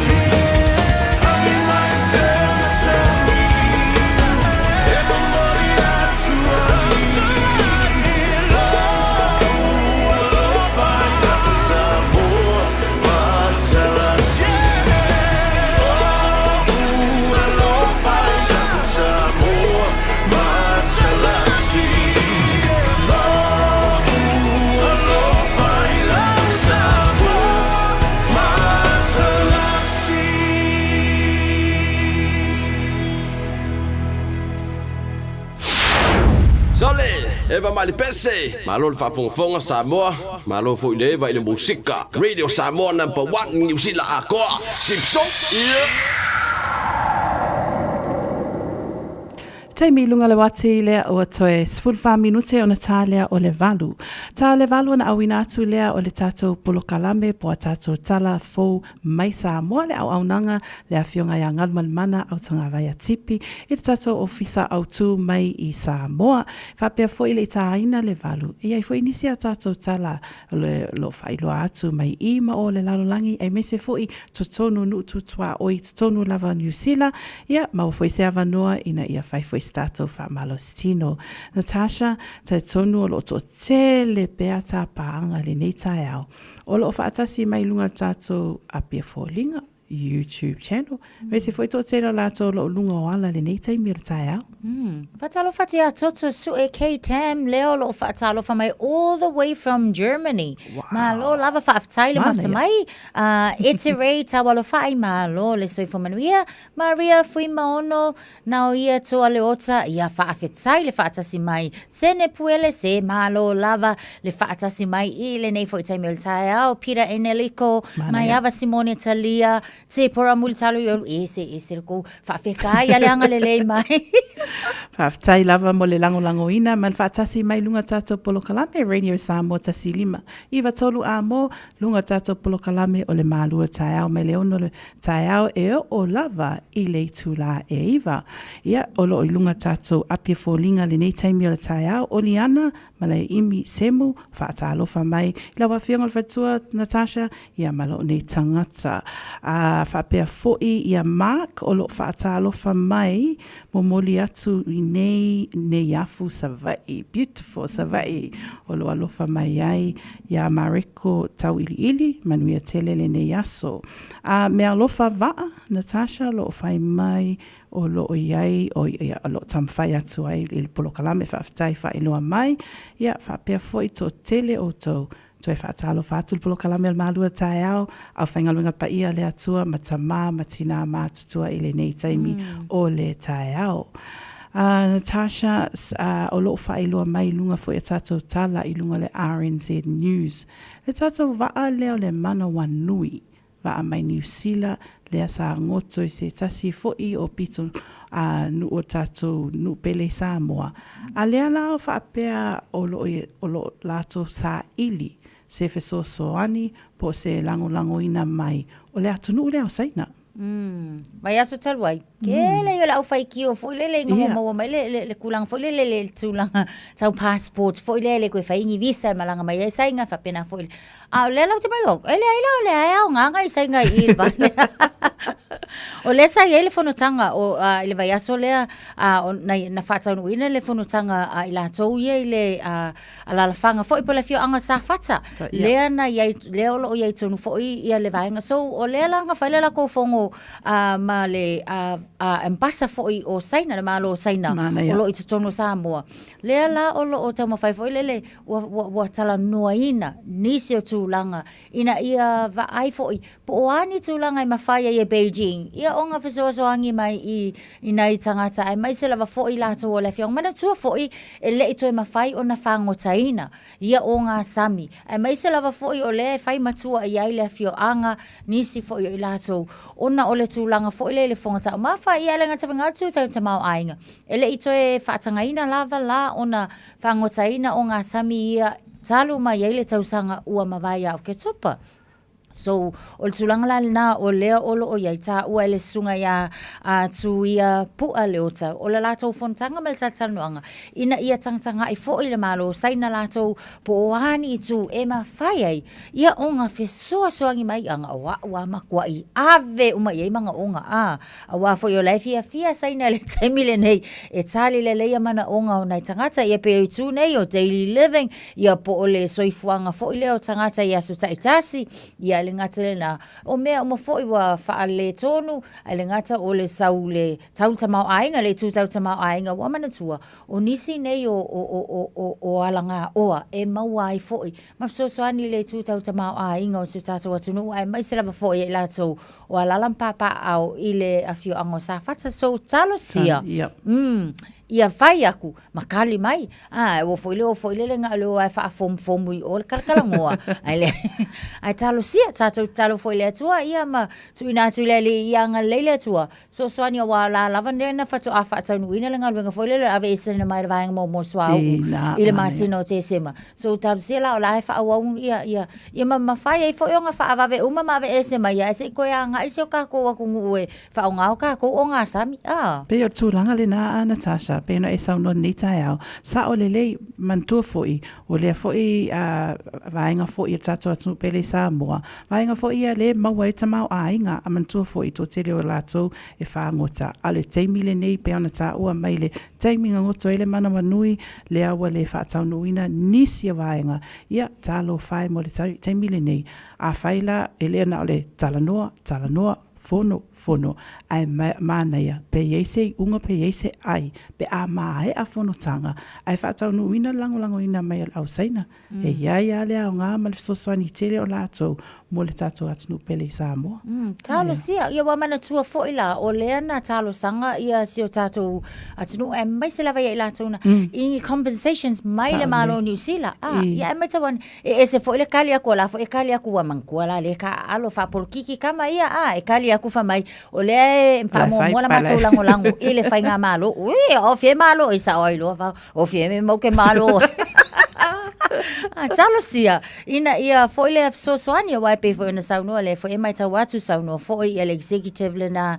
le sunga foi o leo o faulu le mtanga luenga o ngā luenga ia ma transport and infrastructure le sunga ia fui tupai mau simanu o le latou foi na ngā luenga o lo tau mawhai ia langa o le na tau anau mai New Zealand ka kau o ngā ia ingi vaenga foi ia compensation po ni tu ia whaale o kupe aku vaenga ia wa afia ia ai whai mai New Zealand le mo kilango o whainga malo e ka whiwhi ia kalo sia ia maua ni ayo na foi tal no anga wa whaia ia mai le atunu tele o saina talo sia ai mana tua pea i le tatalo ea le nei te vai tau le tau sanga o lo o malo lo mai ia anafi Waitangi Day nisi a onga o lo malo lo nei aso ia whamanatu la i alo ma whanau e whaonga tataule nei aso malolo Natasha lau sunga whaiaonga ta olele a whaiwa malolo awal fai aku wa malolo la onga alai so le ane le taulanga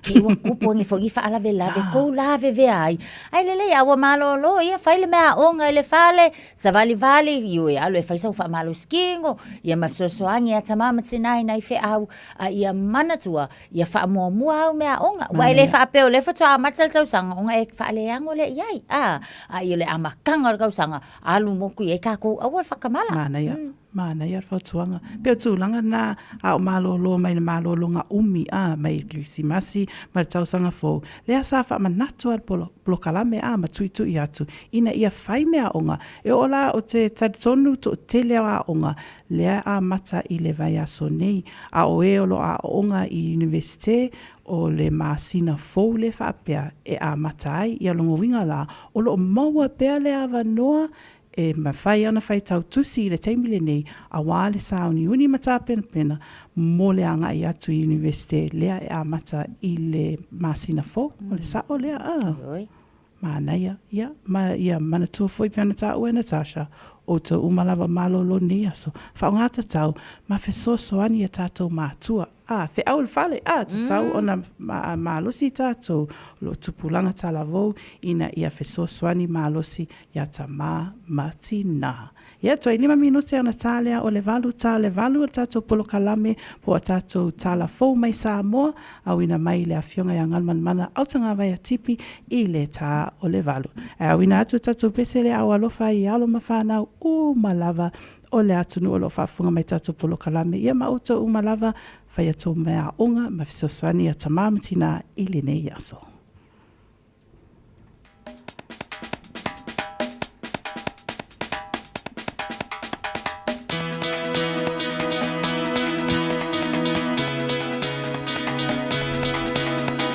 Come on, let's go.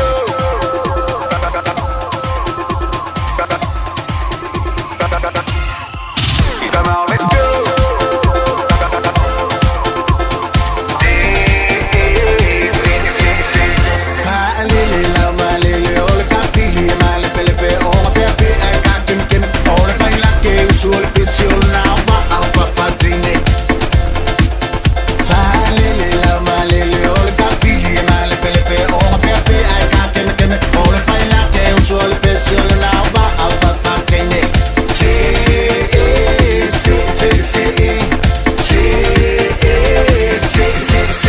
Come on, let's go. I say fine, let's show. On va tenir l'air tellement. Et va faire via tout. On va y aller sur le PC. Fa la ta tout le monde. Fa pas mai sang mais ça on va non mais on le. Come on, let's go. I say fine, let's show. On va tenir l'air tellement. Et va faire via tout. On va y aller sur le PC. Fa la ta tout le monde. Fa pas mai sang mais ça on va out the lane. Antipati mai only ma so mai away data. Fai mai vai le masina o le musica e fai si va sai la lo le ai masila.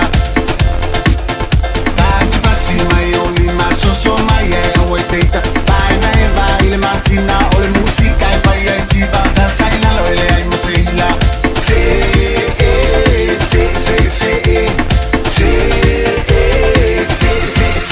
Come on, let's go. I say fai let's show. On va tenir l'air tellement. Et va faire via tout. Pour pas y aller sur le PC. Fa la ta tout le monde. Fa pas mai sang mais ça on va non mais out the lane. Come on, let's go. I say fai let's show. On va tenir l'air tellement. Et va faire via tout. Pour pas y aller sur le PC. Fa la ta tout le monde. Fa pas mai sang mais ça on va out the lane.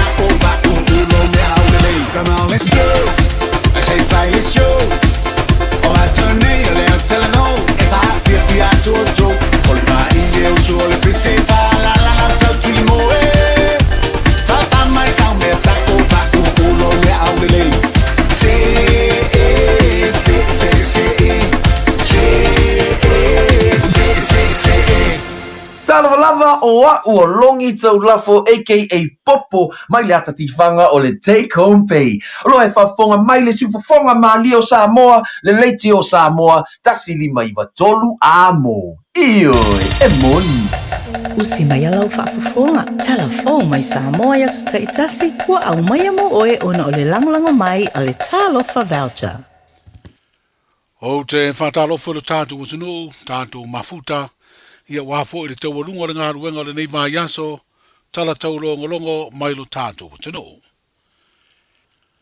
E uina ese manatu malangono le tōtere le tūlanga wai ei nei, le pūlenga malo le vaenga wha upufai o lo tu i le foe, e mafua le sifuru lima o whai pule lo tau aveina to finga min star, o le pūlenga wha tonu e au fiai le pāle mia.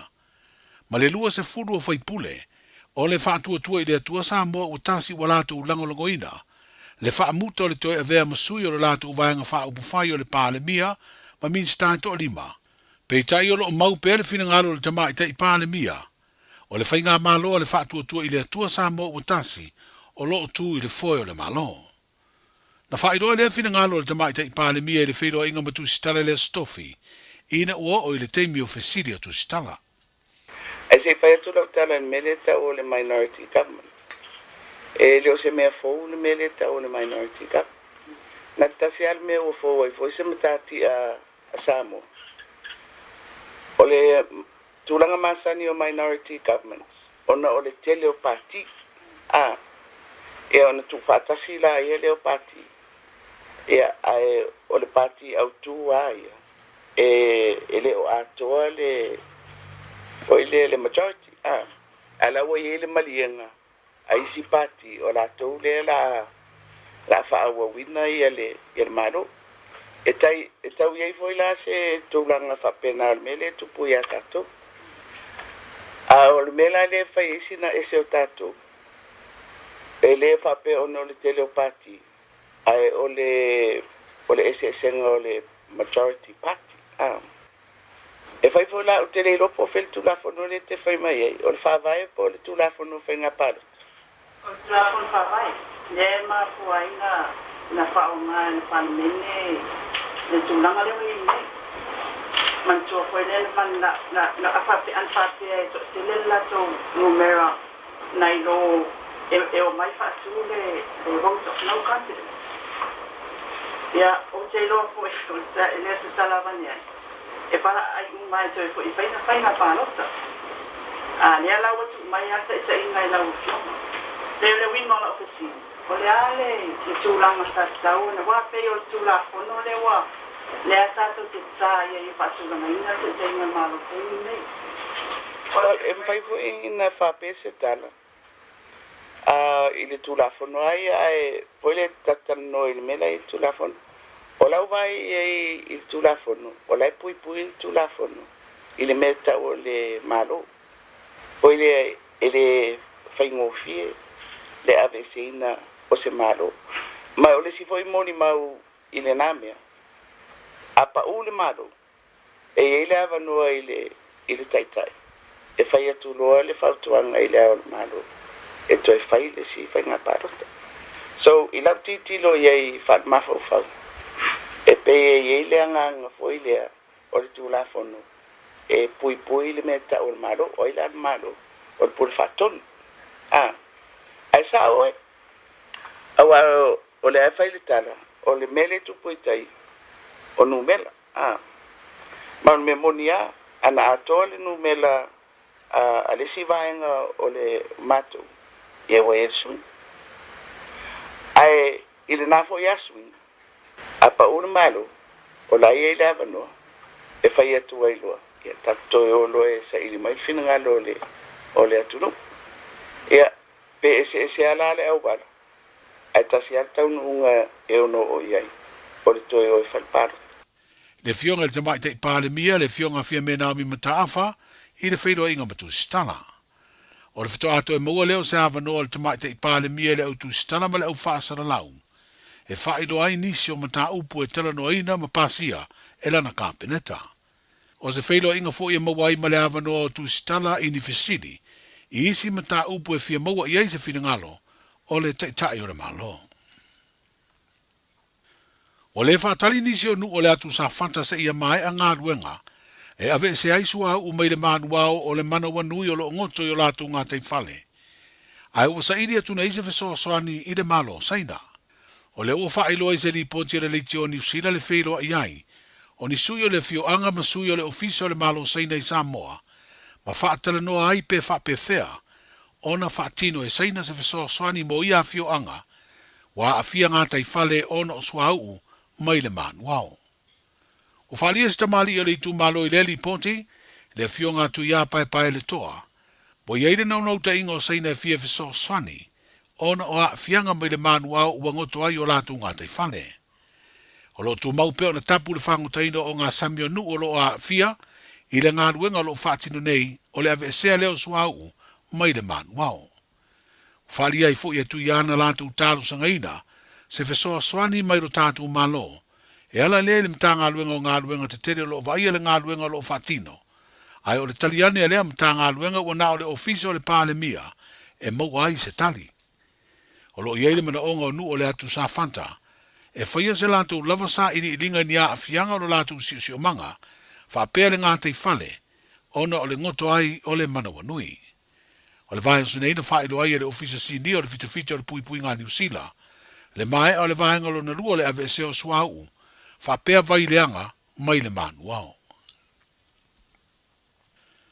O le whaelo inga le tamai te ipale mi ele fionga fia mena o mi mata afa matu si tala le nei vai aso, ina ua mai ale fono o le kāpeneta, mo ia whaelo ai le wha mautua se wha ai unga, mo ua wha maoni ai le whainga wha vai, mo le te e atu i sori ngā tū la fono, e peo na tau la mua i mta ngā luenga o wha amsinonga, ma tūlanga tau wha amsinonga, ma le la lao le tū la fono ma le ami o tonu, po le law and justice sector.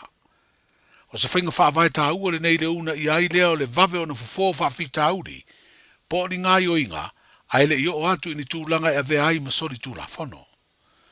E au fia nei whainga wha vai le wha malu si o a wivi o tū la fono, o lo o ai ai ai sori ngā tū la fono, le si tia au wala e tau fi ai sori ngā tū la fono, ato ai ma le whaatuina o por kalame, e tali atu ai i sori ngā tū la fono ma au nanga mo o mia, e tū le iai le si le fia lau tedo le atunuu, i tū langa o ngaonga o sori ngā tū la fono.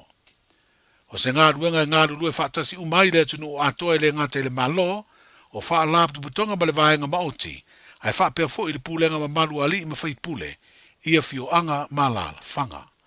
E wha tāua fo i le sao tā i tai o e kālesia, ma e kālesia i lo tātu o tunu. E lau tele nei whinga wha avai ma a whai e mapo wha atinonga uma, ua wha tūnanga ina ma apo i tūtino ese, o le atau la mua i le wha atino ina o le nei ngā luenga, o le awhisoa soani tele le i le tali atu, i le wha tupula ia o sori ngā tū la whono i lo tātu o tunu. O le o wha maoni e le kāpeneta le sei nio ni marienga se lua, i le valentanga luenga le soifua maloloina, ma le kompania le Medican Services Limited. O nei marienga le ama whai ai, o na au inatu ngase mai lo tātu o tunu, wa wha maoni e lalo le porkalame le malo mo ngase, e ave i whafo mo tonga fitinga, i whale mai e lua i tia ua wha opopoina nei. O whale mai e lo au fia i nei marienga, o le Artemis Medicare Services Limited, ma le Fortis Hospital Limited. O le porkalame le nei mo ngase e au inatu i whafo, o tere te usanga o whaatino ma o lo wha au pea. O New Zealand ma intia lo au wina e tātou ngase o wha maonia, e le mawhai na tonga fiti lo tātou tano. O le saini ai o nei marianga, o le ama whai e o na maua isi au nanga ma tonga fitinga wha o popo, e le o mawhai o na whaatino ina e whale mai o lo o ngā rurue ma Samoa i le teimi nei. E whawai aso watu atu nei e le whaamsino ngā māwarunga, i se tama i ta i Filipino, e te tongi ai ia mai ala na sala tupe whaafeta la, ina u wha maonia lona i o ina o morianga o le umia leo ni tanga pepa i ina la iti se wha, o lo i ei tu tonu nā koti o le aisa, wha pelo na umia ni utu tau. O le tamaitai o Ariane na malanga mai Amerika Samoa, ma whea i le malai waalele i whaleolo i ai ulai o le tūsanga le tenei, i le wha moe pu e leisia na waalele wha aua waina na malanga. Peitai o le toeanga i a siaki o na pepa malanga, mau i atu ai le vaenga o le puipuinga o le malai waalele, ai maua i masini whaata, le ato le tamaitai o lo i ai le aisa mau tu tau. E whato a mawhai o nāru ese o ia ma Samoa, te a mai atu tongi lana sala tupe. Manuia le whai ungo le vai aso, soifu. Tā alofa Samoa, wa ule nei o kāsu ti alu, a wale sui ele ngila ura ule ki o. A eva mai i le se fudu lima iwa kodu, a mo, Radio Samoa, vevela a. Nisi o vaenga o tātou wala te tele o loo whapena ona mai tawa te pēle taimile nei o le nā lawa fo i o loo whaisi wheo lolo ia ma mawhatu fo i le traffic. Great South Road i le vaenga le nā loo mai tawa atu i Takanini ia o le nā o whaisi ma mawha mai fo i o tātou southbound and northbound. Ai mai se lawa fo i le lata atu Walter Street ia i le vaenga le nā ma le off-ramp i Takanini. Loo mai tawa atu fo i Taka Street o le vaenga le fo i le nā o loo iai ma mawha i taimile nei Manu Road ia o loo whapena fo i ona mamafa le traffic mo o tau i le taimile nei Spartan Road eastbound and westbound mai tau atu o loo whaisi mamafa le traffic Maya Road i le vaenga le nai manu rewa o loo mamafa tātou e mai se la tātou fo i langa iatu Roscommon Road and Weymouth Road i le taimile nei o le taiao Clover Park lo mai tau atu whaisi pisi mai o tātou Redoubt Road eastbound and westbound lo mai tau atu whaisi pisi a mai se langa iatu le vale na Hilltop Road and State Highway 1 on ramp. Puinui Road along mai tawa te fo i taimile nei southbound and northbound Papatoi and Wiri vaenga umana o le nā o lo pisi le taimile nei mai se langa ia te fo i le tātou malaiva a lele. Central Auckland and the North Shore lo mai tawa atu le nā o lo so longa lele se e vanga nā fo i nei vaenga nā Green Lane o lo whaisi pisi on Great South Road Remuera southbound and the northbound o lo whaisi pisi i le taimile nei o le taiao Royal Oak Mount Albert ia o le nā fo i lo pisi and Manukau Road Queen Street on the North Coast o pisi tātou on the northbound and southbound Latalata atu i Ornera Road. Albany on Route 25 and surrounding roads ia o le nā fo i o pisi tātou i le taimile nei Latatu Albany Highway and Westfield Mall. Nisi nā o vaenga o lo iei tātou o nisi lava fo i o vaenga o la tele o lo o saunga le mupea ia mawhi le mu i le nei taimile taiao. Tā vale, manuia lau whainga mlanga i mafta mai, ma lua le taiao Radio Samoa se fultasi minute te aile tu la valu. Radio Samoa, tasilima iwa tonu amo. Ua mawhai ona au ina atu le tala o le tau i aso taitasi ona o le langolango mai a le Pacific Finance Limited. Telefoni o Valselau fitu whawha lua lua fitu.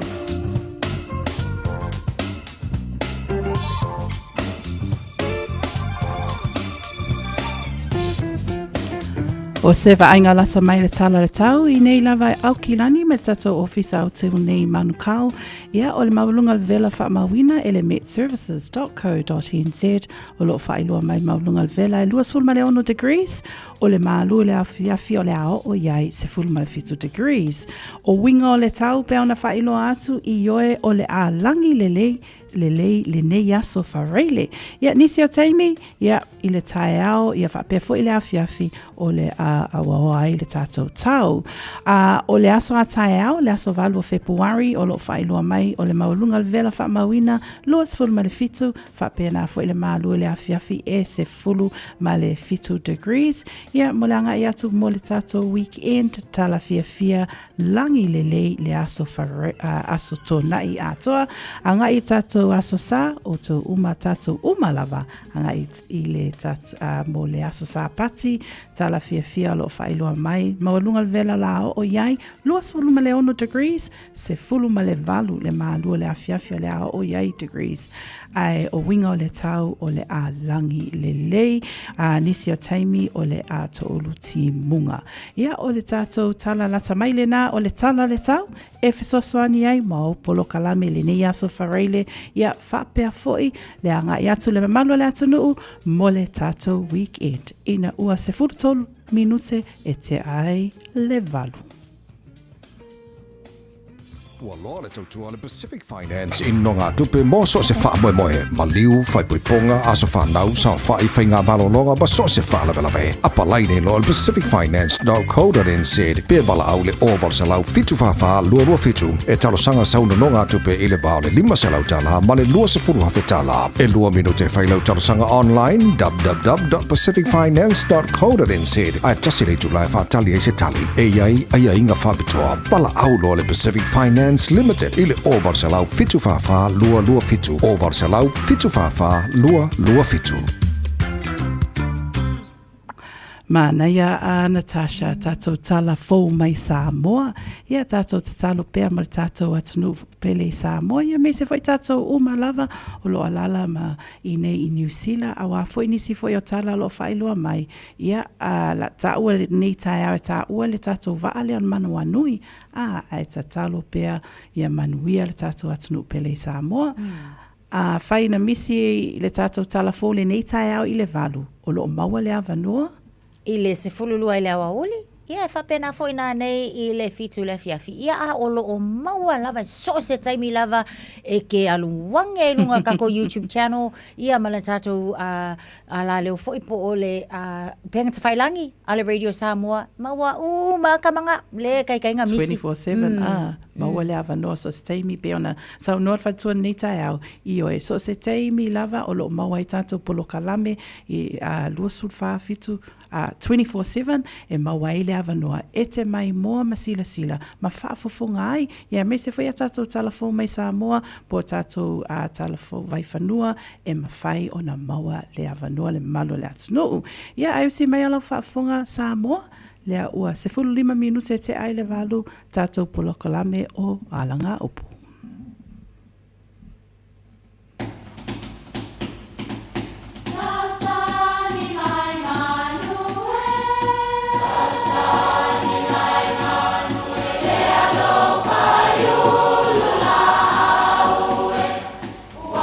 E o whanga manu i ululu o la au, awa e whawhanga i funga o la au. A o le tangata e whawhanga i upu matala. O le mawhileo o alanga upu mamuanga ngana Samoa maona whaapongai e a fua ilo na sio mianga.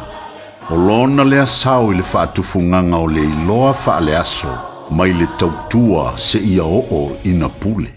O alanga upu mamuanga ngana ua lantou mamanuina le tō whamanino a Samoa, mana tua fo'i, e tāo fitau muli le atunu.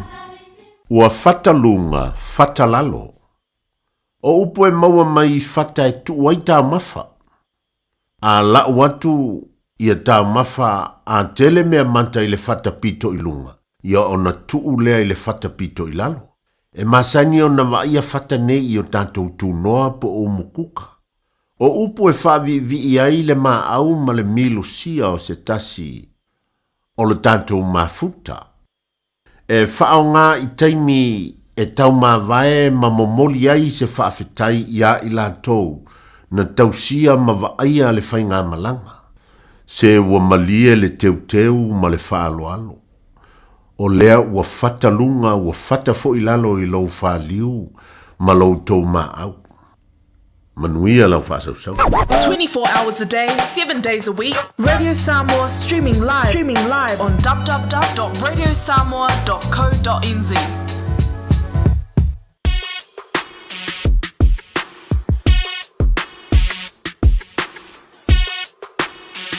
Hey, Africa, c'est la faille Aurélie. Hey, hey, hey, hey. Matango ina wa ila be asulu yana yo love for le mwana ila masina oh mata ango be dina taguta filanu lanu wa pe yo susana be o sei a eta oto wa tunga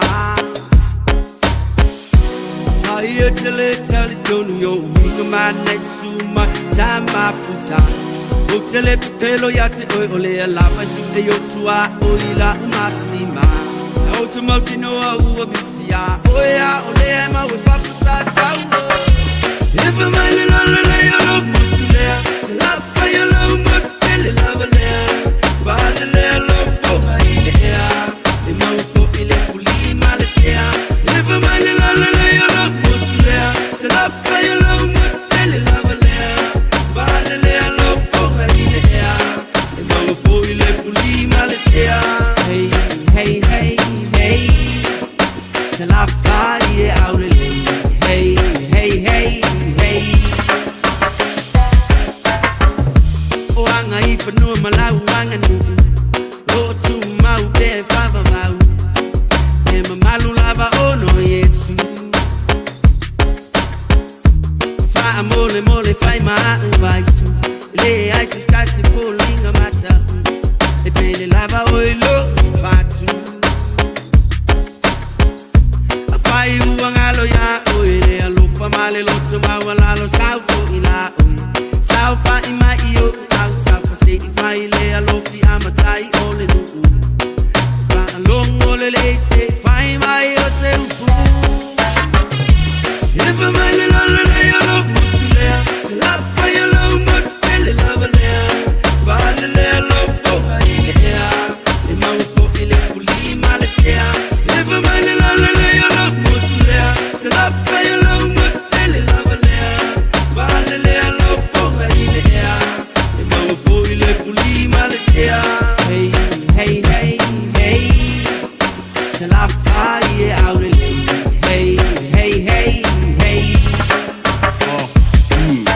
Se ngofo mai ai lalo, malola mai le kipi, ai oe ke ka alo, o ka meki o mo kele mena kumuli fa alo alo malo mo lalo, ai afai ai esasi, nginga lau ka koi fai kui fifu, ai mai ko pule o umunga mai ko fia ia le fue man ko kolo, o lau lau ngai ko si ai nga mau malai fongo, o malu mo pa ia e fa me melo ia le loko, ka ko pala me fa so, sa ko la fai mer ko o nga fui fa sale le anga, la ko pule le nga wa nga e monga tule sale aula ai ko tule malai o fale nga fulu ma fo fonga nga i fo mo fa mai e tule sa fo tinga o lo malai e si o mi e fale lo ku vai singango le ku malo e tule a sa o lo malai fonga o maki ai ku au a solo mai le ku sale nga o kala mala mai ku vai ka si fale ko il malai o ka mau a shaka para o sifo ma para o le fale fai tule palau i lo malai fonga i vai lo a se u a ko ki le kama ma au le lei sala fai o oenga moi pa io le kala le lei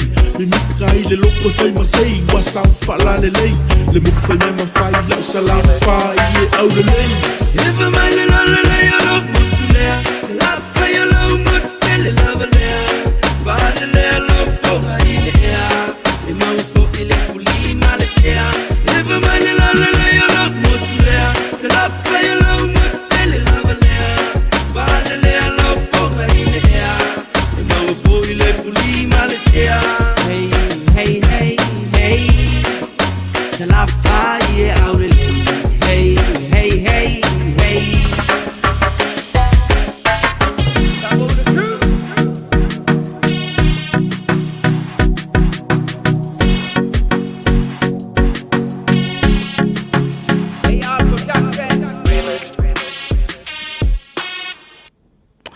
Lea ua luas fulua minute te ai le valu tautua Radio Samoa tasi lima eva tolu a mola polo kalame o le malu tai au. Ia, le malu la tunu tatou whata lofa i le tatou wo o Chris Beniata. Ta lofa Chris? Chris o whea oi? Ta lofa? Te amonia lofa le tuala wo wani o tau ni tau a ia lofa mea ngani le tuala ni tau a ia lofa mea ni maule tatou ni tau a whai mai. O ai ere tangata ua mana o i eula, ma ua loto i e tele o nasu, i e idoa ai e ia mere lei. Awan ne i tau tala lau whaiwai upuleanga, ma au lau mutu ne i tau tala whaore olu, i nā alo e se ia i mereanga, a ia whai mere lei. Nasa iri atu ia iri whire mu, ma tau sisi ia ia, amen.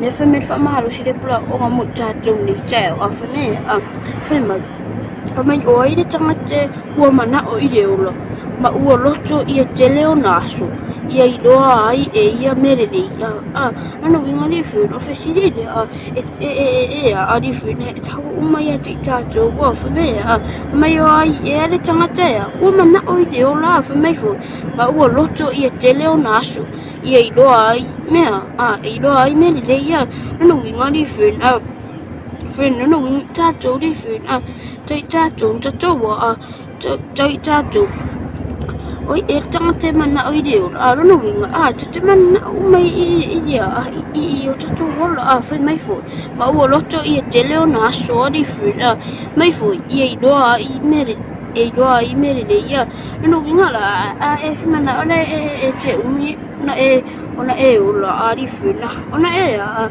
tau rei te ui ta whaatu ta whaangange tua whai mai whai ira I rwa ngā rua te tō mo whai mai a une I tau tara lau whai wai a I upureanga lau ngutu nei tau tala wha ore a no winga ri friend a tai tātou a une tau tala tātou lau whai wai upureanga ari frina ta sia tātou ngutu a ta te vivi e tua I re tua whai mai whai maura ngutu nei tau tala wha ore a whai mai a une nei tau tala tātou ngutu I rau I upureanga mau tātou lau ngutu nei tau tala wha ore a whai mai rena I rwanga muni I nā alo e se ia I mereanga ia whai mere rei nasa I atu ia I whire mo tau sisi ia nang ingare ri fina ta alo e se mai mereanga ia whai mere rei ri fina friend ta alo mai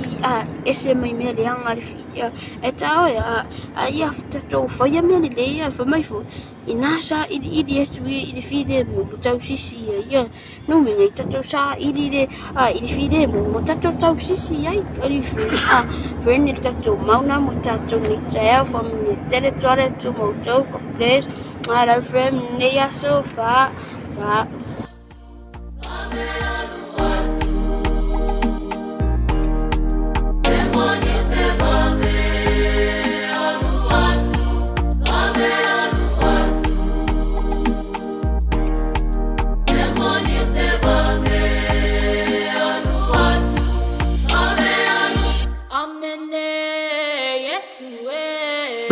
Noise.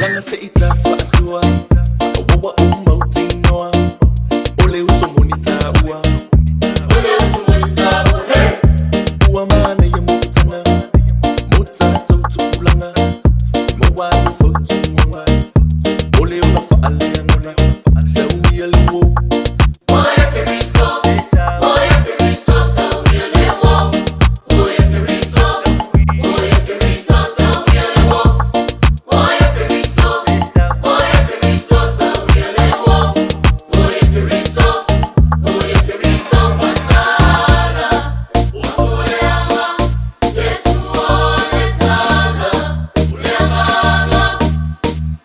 Matala Usuleama Yesu oletala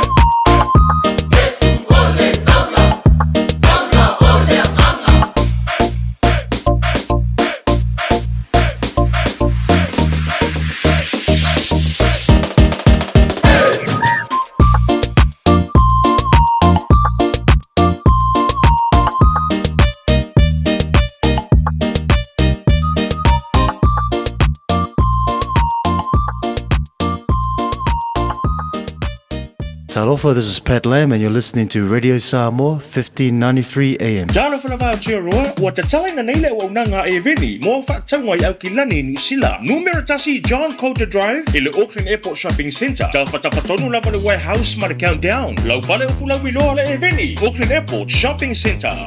Au mai lau Valentine i le Manhattan, Tui Samau, Valentine's Day Buffet Dinner. I las wharaile asu se fulufao Februari.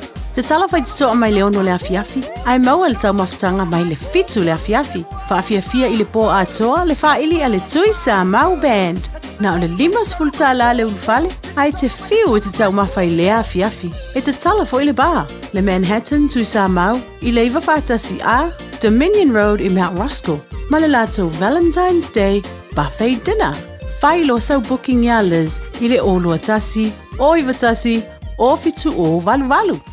O le talofa voucher ua whaingofia I ainga I New Zealand au se talia ma Amerika. O le tutongi whaatau ia a Liki Wholesale, Farmer Joe, Frankie's, Bluebird, ma le tele o whaleoloi upolu ma Savai. O ma whaiona tongi ai leu tuina o ta'avale I Pampenisini e tole o foi whangalii, sa walalo ma fasto uta. Whapea le amatanga petrol station I Salelolonga ma lalo malava. Lafo nei lo se talofa voucher mo lo ainga I Samoa I le Pacific40.com. O e pupu e paatau ese lo fale. E te manao sta ngate whaanongo ia oe, tau tua mo oe, ma malama I launga ngana. Vala au mai loa le malu mawhatau Bob le malu. I le olua lua, tolu ono o, lima lua iwa pitu. Olua lua, tolu ono o, lima lua iwa pitu. Talofa, we're the Katinas, and you're listening to Radio Samoa on 1593 AM.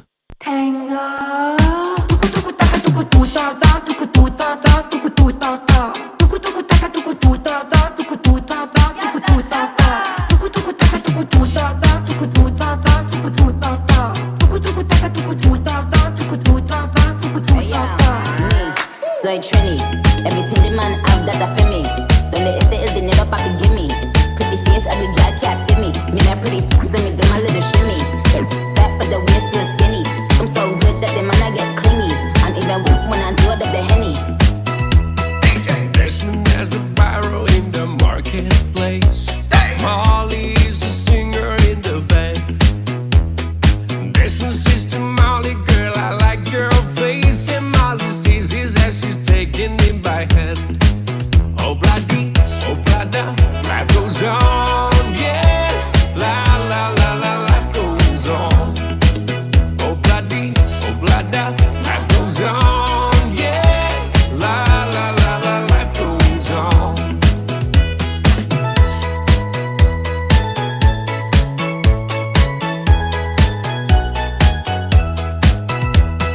Desmond takes a trolley to a jewelry store, buys a 20-karat golden ring, takes it back to Molly waiting at the door, and as he gives it to her, she begins to sing.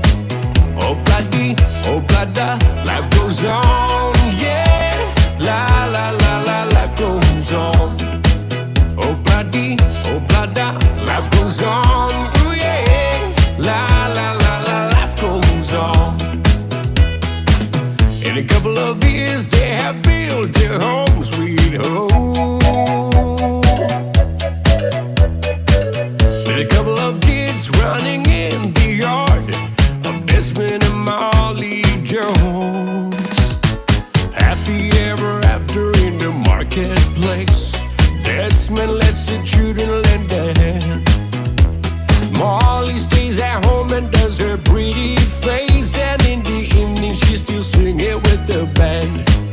Oh bloody, oh blada, life goes on, yeah. La la la la, life goes on. Oh bloody, oh blada, life goes on, ooh yeah. La la la la, life goes on.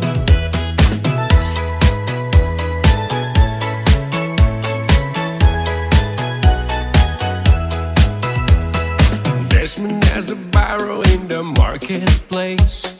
Molly is a singer in the band. Desmond says to Molly, girl, I like your face. And Molly says as she's taking him by hand. Oh bloody, oh blada, life goes on, yeah. La la la la, life goes on. Oh bloody, oh blada, life goes on, yeah. La la la la, life goes on. La la la la, life goes on. La la la la, life goes on. Talofa, this is Pat Lamb and you're listening to Radio Samoa, 1593 AM.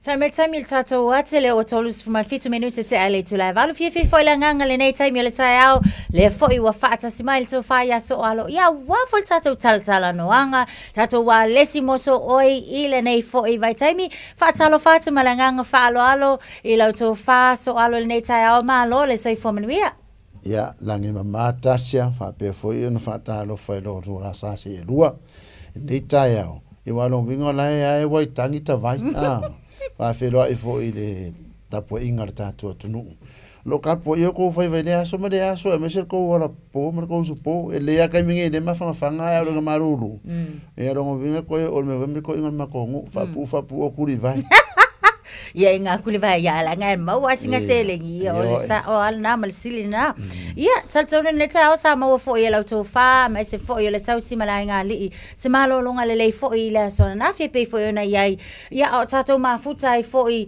ko wa kungu ngei I o e le sa fa amna tuina fo le wai tangi de la so na fita to sa mau se malo longa le o le me ko nga sa fa ya ngafi ngare ngo fali fai mo au po ala fa ngaluenga aya o yo ko kele ngisi ngo ka fao yer ma ko waitangi yo le fale ya maka ko lunga I ngaso longa ka ingo le waitangi celebration mai la vale aso lulu ka ma ya ngafi ya o me nga sa fai pe nga sa ngo o le malolo Ola la so fina ngalo tatu tal no le waitangi ola so fina ngalo fo ile le tama fai fo ila le e fa so tai ya le nei fo ya so fata wa ina le nei atunu e so sila fia fo ile e so tai ai fo ia mana yo tatu fo mas na ya tatu wanga matu manga nu manga fanua ya mai se la vole aunga autu pe fo ona ya ile fa moi e kele ya ko langa e simila ka ko ma au di me o ka ko ma e ka ko kuma ka ko wanga o me foi na le aso nge le waitangi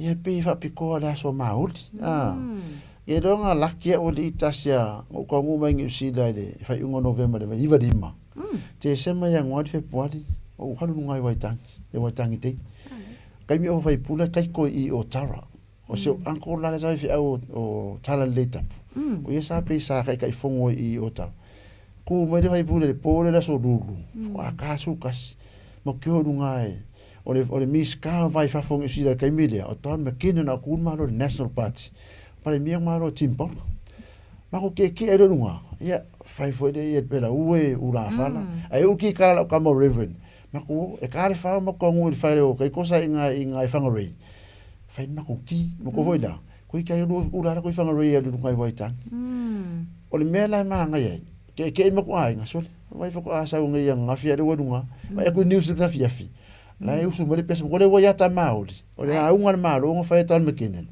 a kai o mai kai ko mo ka ko e fa le mero le pesa de ka kai do ven que no le pesa nga le manu tangi o tangi ta miro o va fa aura le o mo le si anko le ngelangi o le makwa le se fa ai so e o mo fa ma so a ka ki ko le manu tangi ya o ka ka nga me mo se le waitangi ya ai pero o le waitangi ka e ke mo mauli e vesi ai o kausanga uma e vesi ale waitangi te irunga waitangi o le mele mari e o le fia fide la so dudu e fa ye do ku dalo I dalo ari yo la papa le ko rosia lo irunga le marai waitangi o le aso so ai o ka celebration o alo nga va pe ale ki ole kisi mas ka sanga fo ma le sisi nga fo at the same time la fo e fai ia so ke fai protest pe volan ko nga ko ia da vese ngol Mike mala nga simo ia mo el quero kala simo a querer lo ko simo la lunga la ngongu la ka Christopher Laxen alo lo ya ka ro ngai ta ia e makola la fa menga ia ngo i fa sai ngai le treat makola so ngo sai ngai i lunga i Waitangi malo hone heke per ma o le ngo ia ma Hobson William Hobson la o ngai ka ia o mo longa sai ngai so ngo fa ka mi do le pare sai ngai i si ko ngi le la ia de sai ngai ngari ya ka ro le nga le ko sfaras o la so ko furo me sai ngai ngai ai o mauli o la ko wasa ko le ia mo i fo ina fi ngo mauli ma complain ai fu ai iwi sa mauli ele milio ngea e bilio ngea ia pela porque kainga o iwi le o kilangi ngati fa tu a oldis ia pe ia e lua ke si mare valu billions ia le la ko welfare ia o i tainui Waikato ai pela o iwi ke le o i ngai tahu ia le ia 8.something billion o le ana o kele me ya ke ula ai no la sema langa o ile forum la iwe mauli fiko su kasi ya fiko su kasi la ku cheers e fongo i Waitangi the day before the Waitangi day e o e pe me fonga le tai ek no sai ma ai po a me la fe ni ka usanga ya o le afa ka usanga e fongo o nga kongo ngi usila e fomo lai sai me ia ka penga a fight po a mai kusa lai monitor o fai unga kausanga e fongo le end of the county lalo tanidi po in kako e summarize ai meor kausanga ia ko fa pa fo si pila al mergio ia on a positive note o mere le ia la mo ma o ke lo foi era nga vesi o porkiki ai foi ai ele ke e mo so me sa fai sangi sa settlement ma o di mere malo a ke lo fa longo vesi i a settlements nga kai lo se la milionga ko se la milionga me nga le fa vai le body le ka ko Pacific Leadership Forum e mi right forum le a mauli e pe kai nga i body nga le Waitangi day a ka mara mala mali a ku sale le era me fi ngoi mauli la ko le nga aveo man me le pisa sa mo e le sia mangi e me sa ko poal a said e me sia mangi va ko mo ko le le ko kom fa fu e le ku e wa me nga pe fo la nge le songi so o sa mo i fa lo nge so mo i lo nge so era a ma ka ko mo we sing unga ile nga me voi ma o ka kula e ia ma fa pa fe kai e le ngi me po la ku se e se mai ma fai pu la ka ka malaya e vo kai me le ngi fa e yo ma io e pel tu langa la mai tawat fo i ni si fo i o ata fo i e mai so tatu tala fo i lunga o peng fai langi tu lang fo na o ia la son na fi ia talo sia ia ma wale file mu e se tatu watu e mai se la fo i so we wa vem tangata nu o le nei fo ia tunu ma ia nga fo le nei fi na nga ia wasele le o tangata la usiele wa le ka le fi nga la ko manguia nga la ko ia kilo makaka ko o ta wala na ile nei fo i vai tai mi ani si fo fuanga fo yo nga ia tu ia la tu fa fo ia mai se fo i se kala mai sa mol ka ko maumanga ia po wa mai au le fa mai na tapu kala mil nei fo tai o le so vali kuruma singol ko angale nga ko ram ka nga November inga paula mela ia o fa ma e wa uma kale malu ya o ba mesa fai e mo wa lu salalu e le ka mangala la anga nga vela la e mo wel pa o mo la ko ke pula so at the same time lo manga ka idua ya ka ya lau kalu wa makang malu sia ya makang kidia le matu la wa kidia le malu mo wa ka ifaka e di mo wa manga ya ai ele ko fa en ko ngaku kama o kama mo ele fes ko kama o nga ele la ko ele fa ku kama ale ku kama su ko pe ko ngio ko aro mo vier mo manga ka mingi ia o nga o la fa impa u kim pe ka fa mo kim o si mako piko ule ku maro mako ia o fa so le west o le piko le mango it's a dry zone o le piko ja sai va nga le kering maro si kim le vo na ke vai so vai pe ia i sili o nga kai vai o sa pai ke ona ko nge kausiel ma ke ki me kau kanu o nga isusu wale ele fa pe fa ya ko mangu ye ma le ma ko pi ko le ese ka le nge fa de ko mo le kumaro a ku langa o de ko ves ke ku kam al ma manga ia ele ko fa po fo va maintain the size nga ye se fo ya ku ye wa e ke mangu fo ese fa ko ia le lenga ko e mo me nga wa a ko era ko ke nei e no mo kingi fangu me mo pe kingi fangu pie me mo pe ke fa ia e ko langa lo ia ole e ma umanga ia ko langa la i ko fese ko kama la o lo le mo manga ngi kai mi tas Malo whaftai el na fo e whafonga Samoa i se whatatano anga foi. Ia malto whaso alwen le tai au mole atulangang whaftai pulenga ia mai se fo tato au whainga luenga lauto whai whaamno ina mai peo lo taimi tā ua i le nei fo ia so wa fo tato polo kalame pe ona iai tau ina ia manuia tele anga i atu i le whai unga foi o le nei vai aso lauto whai mai se le tau si male a inga li. Whawhitai ia tasia ma niu mo matu avanoa ia Whawhikai fo I kanga kaoro ki ngana ka ringa wale si moso I pesa au whaika kala le me ia kongwai ia leo nga e leo ngai meo ia whawhikai mo mako ngoa fo ia kuia lo whaanga wha mo ngā ro whare lo kau kua le kai meo kore nge yaso ia mai se pule nga le ki o whawhikai kero mako ngoa ma ngere anga kiri weekend banga fo laro upora ila sauru mga ingei kere nge anga fio kiai Awa ia kasi fo ia kura whakalainga Whaaftai tele ia manuia tele le nei fo I aso I lautu whaamale tausi mai se la ai ngā li I aso I fua ia.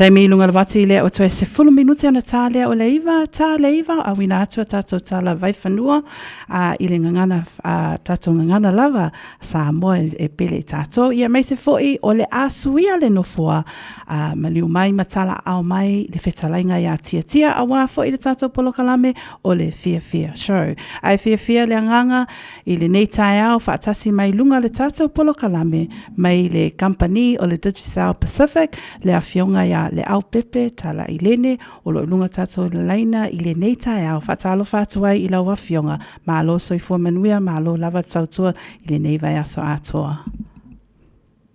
Ia, whatalo whatu fo i lau sunga lo tula i mai le foe a wale tau longa pui le ina le malu la tunu le nei tae au whawheleo atu fo i paanga masani le tatou o kalami. Ia, o le tatou pokalame masani lava foi, ia watuai foi, ia nei update. Tai. Ia, i tūlanga le tautua le tatou titisa le nei tae au. Talitonu o lo manuia mai mea uma le laua fionga a mese foi le aso malo lo ana nafi. Ai tu atu le avanua le nei a wafoi a whaasalulanga al le company a le Digital Pacific le nei tae au whamun mole. Ia, o le vaenga momo lava ia o le whaanga solunga o le tātou whapitoa o le tue fwoi o le whanau lea onga. Ia, po le tue fwoi o tātou i ngā luenga. O lo ia tātou promotion e anga va ai tātou o lo lafo tātou tapaptai luas futa la pesili atu. Ai New Zealand ma Australia. Ia, pe anga va ai fwoi tātou o lo whonga ina tautua le ClickX. E lafo i se leni ngā inumera digital. Isa mua mai se atunu o Pasifika. Moi lātou whamanina mai New Zealand, tolu a tātou entries mō Samoa. Tolu a tātou entries mō Samoa, e tasi le mō wati New Zealand, ia ma le lua mai Australia. O le entry mō Samoa na whamanina, le tapap na whatau whaloloa, ma lafo le numero fitu tolu lua, fitu lima tasi tolu, fitu tolu lua, fitu lima, tasi tolu le numero sa whaonga lafo le tapap po le olua valu, Pātolu whā, iwa lua, iwa fitu. Olua valu, whātolu whā, iwa lua, iwa fitu. Manu malo i le lima se lautala New Zealand. O le o tātou entry se lua mo Australia, o le whaongaina le ClickX, se la fwoi se leni. Anga ili numero fitu, fitu tasi, fitu fitu lima, tasi lua, whaiva. Fitu fitu lima, tasi lua, whaiva. O le counselor ClickX, o le stawa ya Tracy, tanu whasa. Le se tātou entry na mālomo Australia, tapap na whatau whaloloa, malafo le numero fitu lua whawha, tolu iwa, fitu lua whawha, tolu iwa, o le numero Australia na lafo ele tapap o le o wha, o tolu lima, fitu iwa lima valu, o wha, o tolu lima, fitu iwa lima valu, ia ma o manu malo whai lima se lautala Australia. O i se tātou prices, ia o entries mō tonga, watu mawhiti, le sa whamania i nai, ia, mole atu whamalo ia i latu o manu malo le tātou se neve yaso, ia ma le fo utu e amatalia, i sia tātou entries, ia, mole tātou se i le vai yaso fau. Ia, awane ngalo i latu o lo manao mia, ia, SIM cards, a whapete o fia malanga i Samoa, mo i latu o lo nofo i au kilani, ia, o lo avanol tātou ofisa nai mangele, i le mauto Samoa. Ia, mwhai ona ngā i mai ai, mātou sosoani atu lea, i lea tūlanga. Ia, mo i nātou ue leo lava sila fia, ia, waenga o lo mawaia tātou tōpapa teiti sau, ia, o nē maua i Telio Dairies, supermarketi, Pampensini, ia, ma telefo i o news agencies i tonu Australia, ma whapena fo i a New Zealand nei, ia, o lo mai whena ngā i sa o le mātou website, Digital Pacific, ia o ina mwhai o na whaatino fo i lau top-up online o ngā i lau Visa po lau Mastercard. Ia o isi a tātou tautua ma tātou paanga fo i peona iel tātou Pacific 40 ma le tautua tālo whawata. Ia o na o mtele na wawhalo loa ni tono Samoa whanala fo e tālo whawata i foto wainga whailatu whatau e le ngātou i whalolo Analiki, whalolo Whamajo, ia whapena fo i whalolo Frankie, ia mawhalolo na vai tono nuu ma la lefanga. Ova marselau whalolo i tono poluma sawai. E mawhai ona la fo i le vata. Ia ua fo i whatau ngā lo ainga mo le weekend. Ia lea le a ta pena atu iai. Ia o nei vaenga ta wana le nei updates fo i o tautua le tātou Titi South. Whapena fo i le tātou Pacific 40 tautua le tāle whawata monita eo. Whamalo whaftai la wawhionga le au pepe le nei tai au mo le li poti mai. Ia me se foi. Whamalo foi lato umalava ua maua lato prizes i le nei tai au. Ia le mino te munmuli lea tu ina tu pepe ei se isi vaenga o lo fia whailoa a wā foi le tuti South Pacific. Ia, a tono na le tātono mea masani. E mwhai ona so tai mai e mo se sosoane. Olu atasili maono tolu fafa olu atasili maono tolu fafa manu telinga bang fai o neva yaso e mis foi malo longo le weekend fa pena foi la wa fionga malo lava tautua manu foi lava singa le nei as farele fa pe foi le anga ia tu i le weekend fe lo i le anga le atua se aso i luma soifua mo le nei taimi soifua ia malo le atulu ne nau tau whaafonga foi li poti nei tai au awa foi mai le titi South Pacific. Ia Natasha Tatonu, olo iai nisi foi o tatou whaasalonga le nei tai au olo iai nai tu whaamon mole? Tatou whaasalaunga o lei whaamai ai na fo ile ngā luenga le nei tai au. Lo iei lewa no whai ngā luenga pule a onga whetui sa sae a onga a mata. Whaasilsila atu ma le whaalo alo e tatawai. Lewa no whai ngā luenga o le pule a onga Centre Manager ile a onga a mata le whetui sa sae. Ma tau te mo mia se whai a onga o lo iai anga waa nei. Wa mawalo na le stala atu atoa full registration. U mia le whailonga o le Bachelor of Education ECE po o lunga atu foi. Ia le leile fiso o tailenga ngana Samoa ma le whaapere Tania. Ia le leile so ta inga matamaiti, mātua ma whaia onga. Ia tele se sila fia le tāpenanga o ta iala moa onga a le whanau. Ia anga waa whaataitai le lei, ma sanga lue foi i tūlanga whaataitai. U mia le li poti mai le ofisa o leo po le police vetting. Ia foi le tusi pasi mo ofisa o soani mua first aid certificates. I tau au mai lau tusi talo sanga whaatasi ma whaamaunianga o wanga waa. Whaatasi ma lau CV, mani o pepa whaamaunianga ID tusi fo lau. Ile a onga amata le whetui sa sae. Ile tua tusi tasi o wha Dawson Road Flatbush. Tapunia tusi talsanga le aso fitu Januari luafe luas fulmalelima. Le afonga ina foi o tau ile aso. O le a whaatalatola noa inai le nei avanoa. Mo nis whaamtalanga whaaso tai mai le telefoni o iwa lua ono lima lua afe po le emaili fetuisasae@extra.co.nz ma le whaaloalo lava pulenga ma le komiti whaafoi fetuisasae a onga a mata. Malo whaftai lau whiunga whatua Natasha nei tai au talitonu lewa toe 3 minute na tālea o le iwa suia le anofoa tala au mai mamaliu mai le sunga ya tia pol fetalainga ya tia wa tatu polo kalame o le fia show ia me se foi i le tau le iwa o tatou tala vai whanua i le au nanga al fatua ya salva Masemino i le nei tai au. Ai tō ina atu lava noa lea, Natasha? Au a foi lewa taunu umai si ue foi tā polo kalame al malo tai au. Muli atu whaftai lau sunga i le ona sa i le nei fo i tai au manui a tele fo i fofuanga o le nei aso malanga i atu whaingal vai aso sa moa whaftai tele lau tapua inga whaftai lau wha manui a mai mo i ma ua i le nei fo i tai au manui a tele fo i ngā luenga ia matiu te malavisinga o lo o tutoe o le whaingal le nei vai aso so i fua ma ia manuia. Manuia lava Natasha male a inga li a wa fo ile alo atu mole weekend ia sa mola atu nuu pe lewa tatou tau nuu mai fo i si o tatou polo kalame Radio Samoa tasilima iwa tolu amo malu le tai au me le tai au le iwa o i le ono i lewa tau nuu mai i le iwa malo le anga lele o le atua fa malo fa aftai ia o se pati o sala patua atuina lo o tofina ngalo kersiano o le ama ngalo ai se au nanga ale au ona le nei tai au ia alofa anga mo o tau o malava se o se itua porque lope tamama tina ma tutua au whainga luenga pa ia alofa anga mo le eka le sia wiri e whaka a sa i le sunga tue ina maftanga whaaleanga whapea foi tina le ngā luenga ia la ia whaaleanga ia ma le malu o le eka le sia le e whaka a sa i wiri whapea foi o tau umalava lo manu upele i whanga itua le e whaka a sa i whanga itua le sunga whawhiangainga ia Johnny Sali lo whano ia ma le nu upele whanga itua alofa tele atu se aso i luma tato wheloai i le alofa maleanga le o le atua tatalo pia mo o tau umalava ale nei tu la ia whaasoifua ia manuia i le alofa o le atua. Taina atu tato pese lea e whapea upo le pese. Yesu e sili lava oe. Manuia ona o Yesu.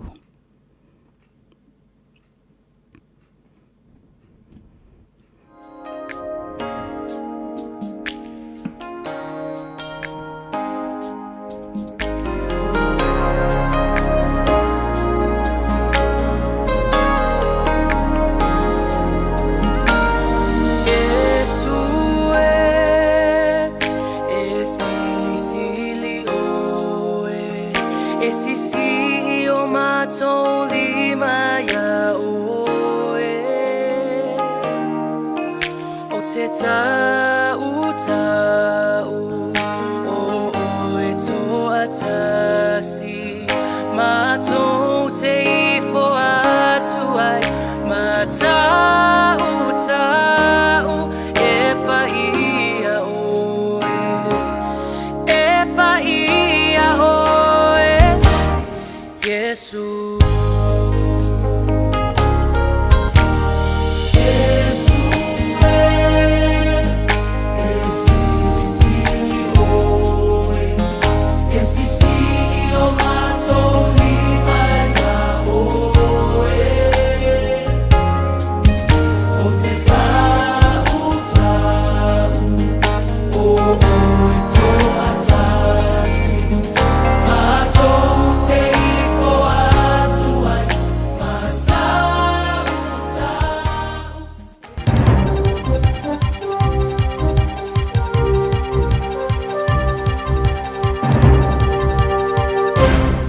O te whawhenua I atu I le nei fo I tae ao mā lo le soifua manuia, alo mai o Tālala Radio Samoa.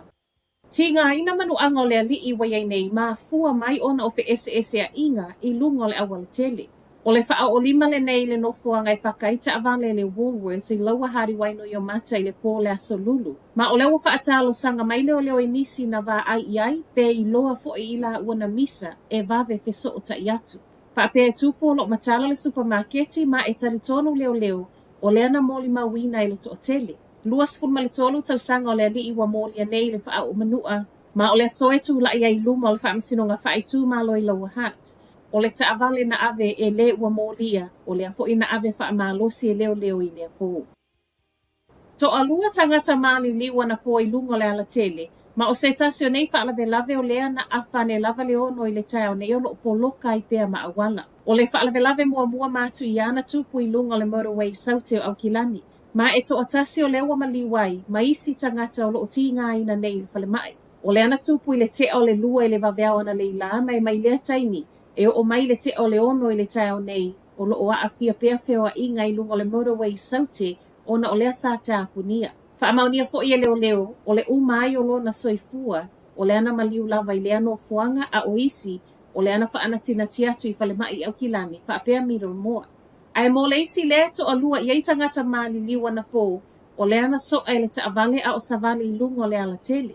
Na umai fo I malona soifua I le lava taimi ma o lo whaasolo so esu e ngā leo I whaalave umanei e lua. Wa yailo fesili pe le tatau na whaawau pea malolo ngā whanawa o ngai le so, le aso wharaile le umai o le aso malolo le waitangi.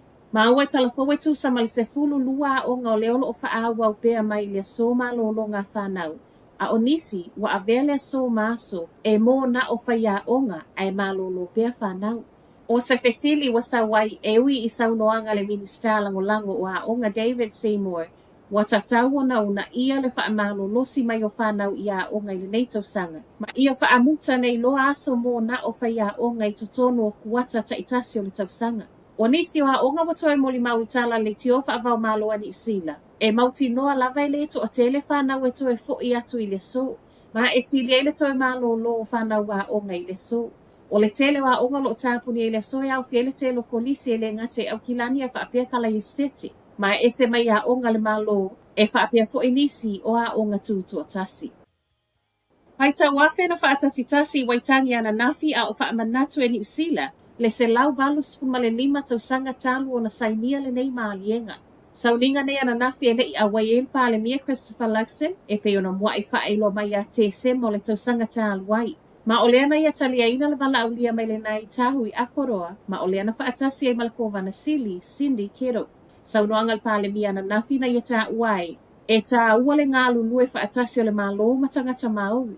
Ai I sauninga I le malai waitangi ana nafi, o leana vala au lia umata ita I o pāti ita itasi matu ufo I ai le avanoa, mana awa yaisu yo isi uma pāti se I o vanga nā le New Zealand First, ma le pāti a maoru. E pe ona masania I tausanga ta itasi I aso malo lo le waitangi, o leana whaiele tele o sauninga I so o se vaengo ni usila. Whai watu I tala mai le atu kuki. Ua fuafua le solo te e le atu kuki ona e le o fia tangata i le a fianga o iai nei whengainga i le vao le atu kuki ma New Zealand. Whaamaoninga me le taita i le pāti whaapolokiki a le United i tāna le One News. O le wata ule solo te i whaia i malai o le pāle mene. Ma o le nei solo lo o whaatalo sanga i nai lo whainga malo. Ia whaamuta nei loa mea o lo o ia whaia. O le atu kuki o le o iai nei se tūlanga whesili ngia le whaawa upea o le lao singa whengainga ma New Zealand. Ona o leo mana o e whaia lavala na ia tusi fo lau e ui o se whainga, e soli ei whainga whaavai o le whengainga o loo iai nei. Na umalea e whaeilo mai o le amalanga le palemi o le atukuki Mark Brown i Saina, e sainia le isi whainga whaapaanga le atukuki ma Saina. O le aso se fulu ma le fitu o le masina le nei le o tau e whaia i le solo te i. Whaiwa toitala le nei fo i tae au, manuia tele le nei aso. Talofa, we're the Katinas. Talofa, this is Pat Lam. Talofa lava o a o lapi marina, mau pelo li tio. I le Radio Samoa tasi lima iwa tolu amo.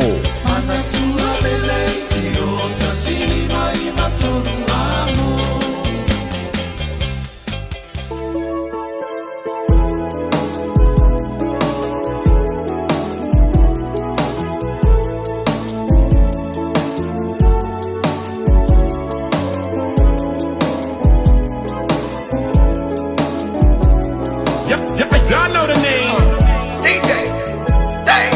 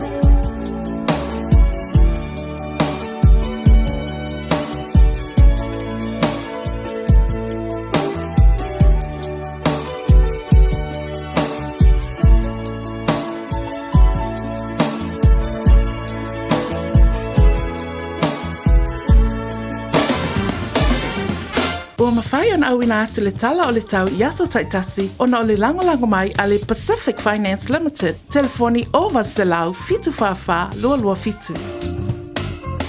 Ua loa le tautua le Pacific Finance in no ngā tupe mō so se wha moe moe. Ma liu, whai puiponga, aso whanau, sa whai whai ngā malolonga, ba so se wha lawe. Apa laine lo le pacificfinance.co.nz. Pea bala au le o Varselau fitu whawha lua lua fitu. E talo sanga sauna no ngā tupe i le bao le 5 selau tala, ma le lua se furu hawhi tala. E lua minute whailau talo sanga online, www.pacificfinance.co.nz. Ai tasi le tulai whatali e se tali. E iai, ai inga whapitoa. Bala au lo le Pacific Finance Limited ile o Varselau fitu whawha lua lua fitu. O Varselau fitu whawha lua lua fitu. Ua na o le Radio Samoa se furulima iwa toru amo e tautuaina o e ilangu ngana fitu aso le vai aso. Talofa, oa ua mele, le tinao Anna ma John. O se vai aso pisi le nei vai aso. O lo o afia John i le fulu, ai o lo maua ana i le tino mangeso. O lea fatoa ufo i mai le fale talavai. Masa mau ai le fesoasoani mo nei whaafita auli. O whaamatalanga tā ua. E pei o manu anga i titi. E iai maosia o le tino. Ma fesili e winga i vai la au. E iai fo'i le no fuanga mo tala no anga taito tasi. Pe amana o mia. O le fale tala vai fo'i. E mawhai ona la tautu ina mai vai la titi. Mo isi ngase ngase. Mawhaatino e matui pui pui. O lunga o le healthpoint.co.nz e te maua i whaamtalanga o le whale talavai i le taupi tonu. Au mai lau Valentine i le Manhattan tui sa mau Valentine's Day Buffet Dinner. I las whareile asu se fulu whao Februari. Te talawhai tutoa mai leono le afiafi. Ai maua le tau mawhatanga mai le fitu le afiafi. Whaafiafia i le po atoa le whaili a le tui sa mau band. Na o le limas fulta la le unfale, ai te fiu e te tau mawhai lea afiafi. E te tala fo i le bar. Le Manhattan tui sa mau, i le iwa whaatasi a Dominion Road i Mount Ruskell. Ma le lato Valentine's Day Buffet Dinner. Whai lo sau booking ia Liz i le olua tasi, o iwa tasi, o fitu o valu valu. O le aho nanga le sebe mawai o loa nanga tae peo TV, speaker JBL, telefoni Samsung, moenga Sleepwell, City no 4, pusa aisa ma o loa ngā i leo mukuka. Maua foi o lotu aisa, vai tau mawha maisi. Tutongi i nei New Zealand e pike lo ai ngai Samoa. Whausota i mai le Facebook po le Instagram a le Sapa Pia Samoa, pe emaili mai i le buy@sab.ws. Sab, lau fale o loa numero tasi i Samoa. Hey, don't be that guy. Or that auntie, ignoring a sore throat. This isn't just some drinks and lemon tea in your sweet situation. Untreated sore throats can lead to rheumatic fever. Nobody wants that for their family, eh? Go get your Pepe's sore throats checked at your GP, school nurse, or pharmacy. It's quick, easy, and most importantly, free. So come on, whānau. This summer, take care of your tamariki. Get it checked and get it treated. For more info, hit us up on socials at Stop Sore Throats or visit stopsorethroats.nz. Malo soifua, o le siafufonga Samoa, Radio Samoa, tasilima i vatolu a mo, se kia Radio Samoa. Faitauina le upo le poto no le tautua matavela linga Fusi and Sons Funeral Services i Mangele ma Samoa. I taimi o mawhatianga ma whaanoanoanga ona o le maliu. Mana tualingalinga Fusi and Sons malana au nanga o le a whaamama avenga atu mo oe ma le ainga. Wala au i le telefoni lua fitu lima, tolu o fitu.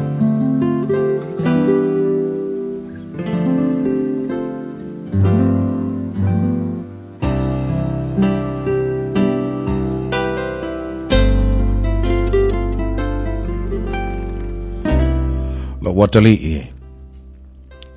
Ia e tausia upu ma e tewa polo inga ia te oe.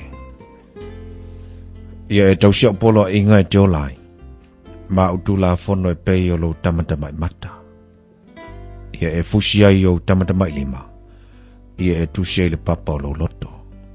Ia e fai atu i le poto o oe o lo utua fine. Ma ia e ta uale ata mai o lo ainga lea.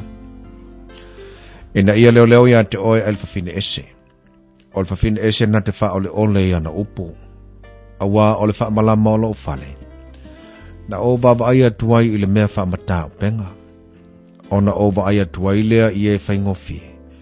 Na o i loa wai tau le ale tasi tama o le isona ma whau. Na uiane o ia i le ala e la tāne i le whataula i ngā ala e nofo i le fafine. Na ia aluane i le ala i lona fale. I le sengi, i le afiafi, i le tūlua opo, i le po uliuli. Whauta fo i na whetaya i mai ele fafine ua ofu i le ofu le fafine teltane. Po ia te ia fo i le lota pepelo, ua leo leo a o ia ma le baunga tā. Ua le nofo tu mau na bae i lona fale. Se i tu waso wai fafo, se i tu waso wai malai. Na te lama fo i e la tane i whataula i ngā ala o malava. Na ia poe atu fo i a teia. Masongi i a teia ua mata whale mama ua whape atu i a teia. Ua ia te au tau langa whaafitai. O le aso nei, o amatu ai mea na o tau tau ai. O le mea lea na o sa wai e whaafitai i a te oe. E sa ili lava i a te oe. Ua o maua fo i oe. Ua fofola lo moenga i e afu. O le ie pule mai e kupito. Ua o lulu ina lo moenga i le muro. Ma a loe marikina momi. Sa wia, ina ta wha amarilie i le lofa. Se iau o le tae au, ia ta fia lava le whea alfani. A wā, ele ia ila utane i lona fale. Walu o ia le malanga mamao. Walu mai ele tanga tupe.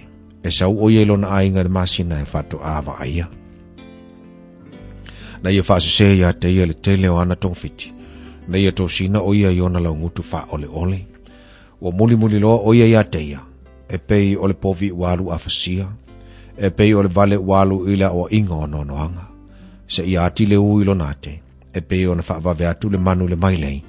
Na te leiloa o saunia le mate ai o ia. O le nei le whanawe. Ia o tau whaalongo mai e tau. Ia wai mai o tau talinga i upo lo ngutu. Aua ne ia whelo loto i ona ala. Aua ne ia se atu i ona mga ala. Aua e to tele ua fatuina e ia ua manunua. O e marolosi lava o ila tu uma e ufasiotia e ia. O lona fale, o le ala i se oli lea, e alui foai i ana o le oti. Ua awina atu le upu o le porto i le nei aso o no le langolango mai a linga Fusi and Sons Funeral Services. Ua mawhai o na tu whatasia o nanga tala whea ngai i ni tau ngofia tele. E fsosoni atua o whea ngai oe ma le popole ma le whememea. E mori whatasia atua i mawha mai senga, mawha mawhana whananga mai a linga Fusi and Sons mo a inga uma o Samoa ua whea le maliu ma le oti. Walau mai loa ia lingalinga Philip Fusi lingalinga. To ia whaapo lingalinga, to ngia si ulavea, pesusu mai i le luas fulwalu Canning Crescent i Mangele.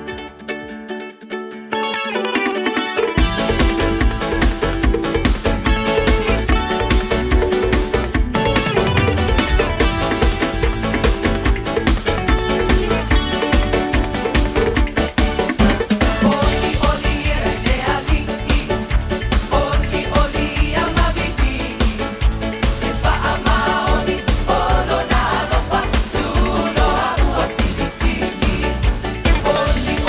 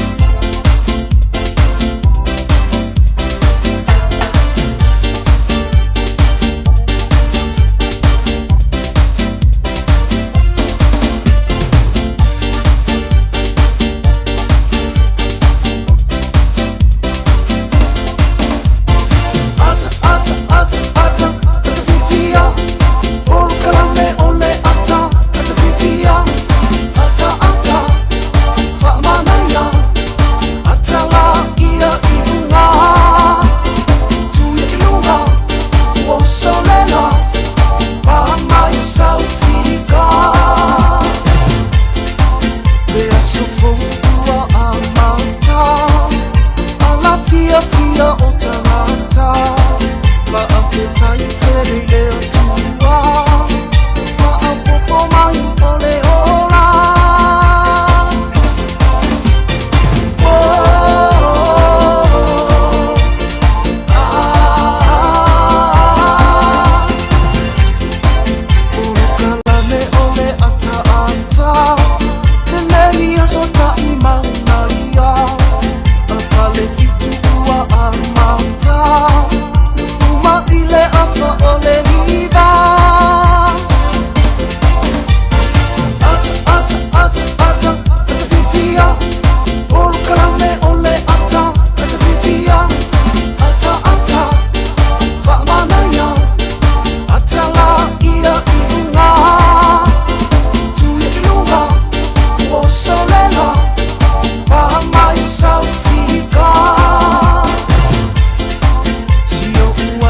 Ale le luas fun malua minuta lo te nele tu live le nei tai o las falai le laso fitu le nei masina lo na lu o le tatu sabal varinga pe ona ia le nei masina o Februari i le mafutu le tatu wa tunu u ta fa fier kelope ia wa ma wa le tatu po kalame mal tau tu tau lunga le nei fa yaso pe ona ia le fitai tu ngole tunu i tu te manga luenga i tonu farfinga luenga mtanga luenga le malo pi sinisima company le ngata fo ilo japa nga mawana ya tatu tu ama tu asinsina o lo mafuta mai moto malawa o ila tolo mafuta mai moto tangata matua o tanga singase ya le nei tai au fa after mo vi le li o le wa mfai on tatu tu after pa mtatu tu fe lo nei tai au fo lungo penga tfa ilang to telefo la tolo mafuta mai ai ya mai sel tapo inga la finga luenga to fe le tu sunga fa fenga nga mo to for tua fionga pa tele to mai tsa pa talo fa tu malanga fe fia ya vi le li fa talo fa tu nei tai au fo ma lor se fo manuia ma lor le folau ma lor sai ma lo fo le lava pale yo to faiva mo to te pe ona ngalu ai ile aso male aso se bali to lunga po kalame al fifia mai mo le nei faiva yaso pe ona ile to tua mo le unanga si ufonga le samo se fut malimba to lo amo ya ma lana unanga masari yaso taitasi le o mai atu to tua mo le po kalame malu le taiao pe ona yai tato unanga masani tato po kalame wa lava longo pu ali e no le tato wa tunu I melo tupu le tato wa tini Samoa o melo tupu le tu mo le tur kelope mai se forna ia tunu lo tanto yai po kala fifia mai tia le to ona nei le fo fatasi atu wale tau tuai no le tanto wa tunu fa ilo tanto wa tunu le nei fo i yaso turanga le tanto po kala mo le asflaile yoi ia o nai po kala me tau walunga ai ia le tanto unanga le tanto tau tua ia ite mapu mai yai yo fai valo filima ma le bebesi o lo ma fau ia mai se fo yo lo pisi sa ia ya nga luenga masani ia a o ne po kala me wa fa pe na ona tu na tu ia to e yo fai ngoina o ma fau ngola sfari o e vai so ni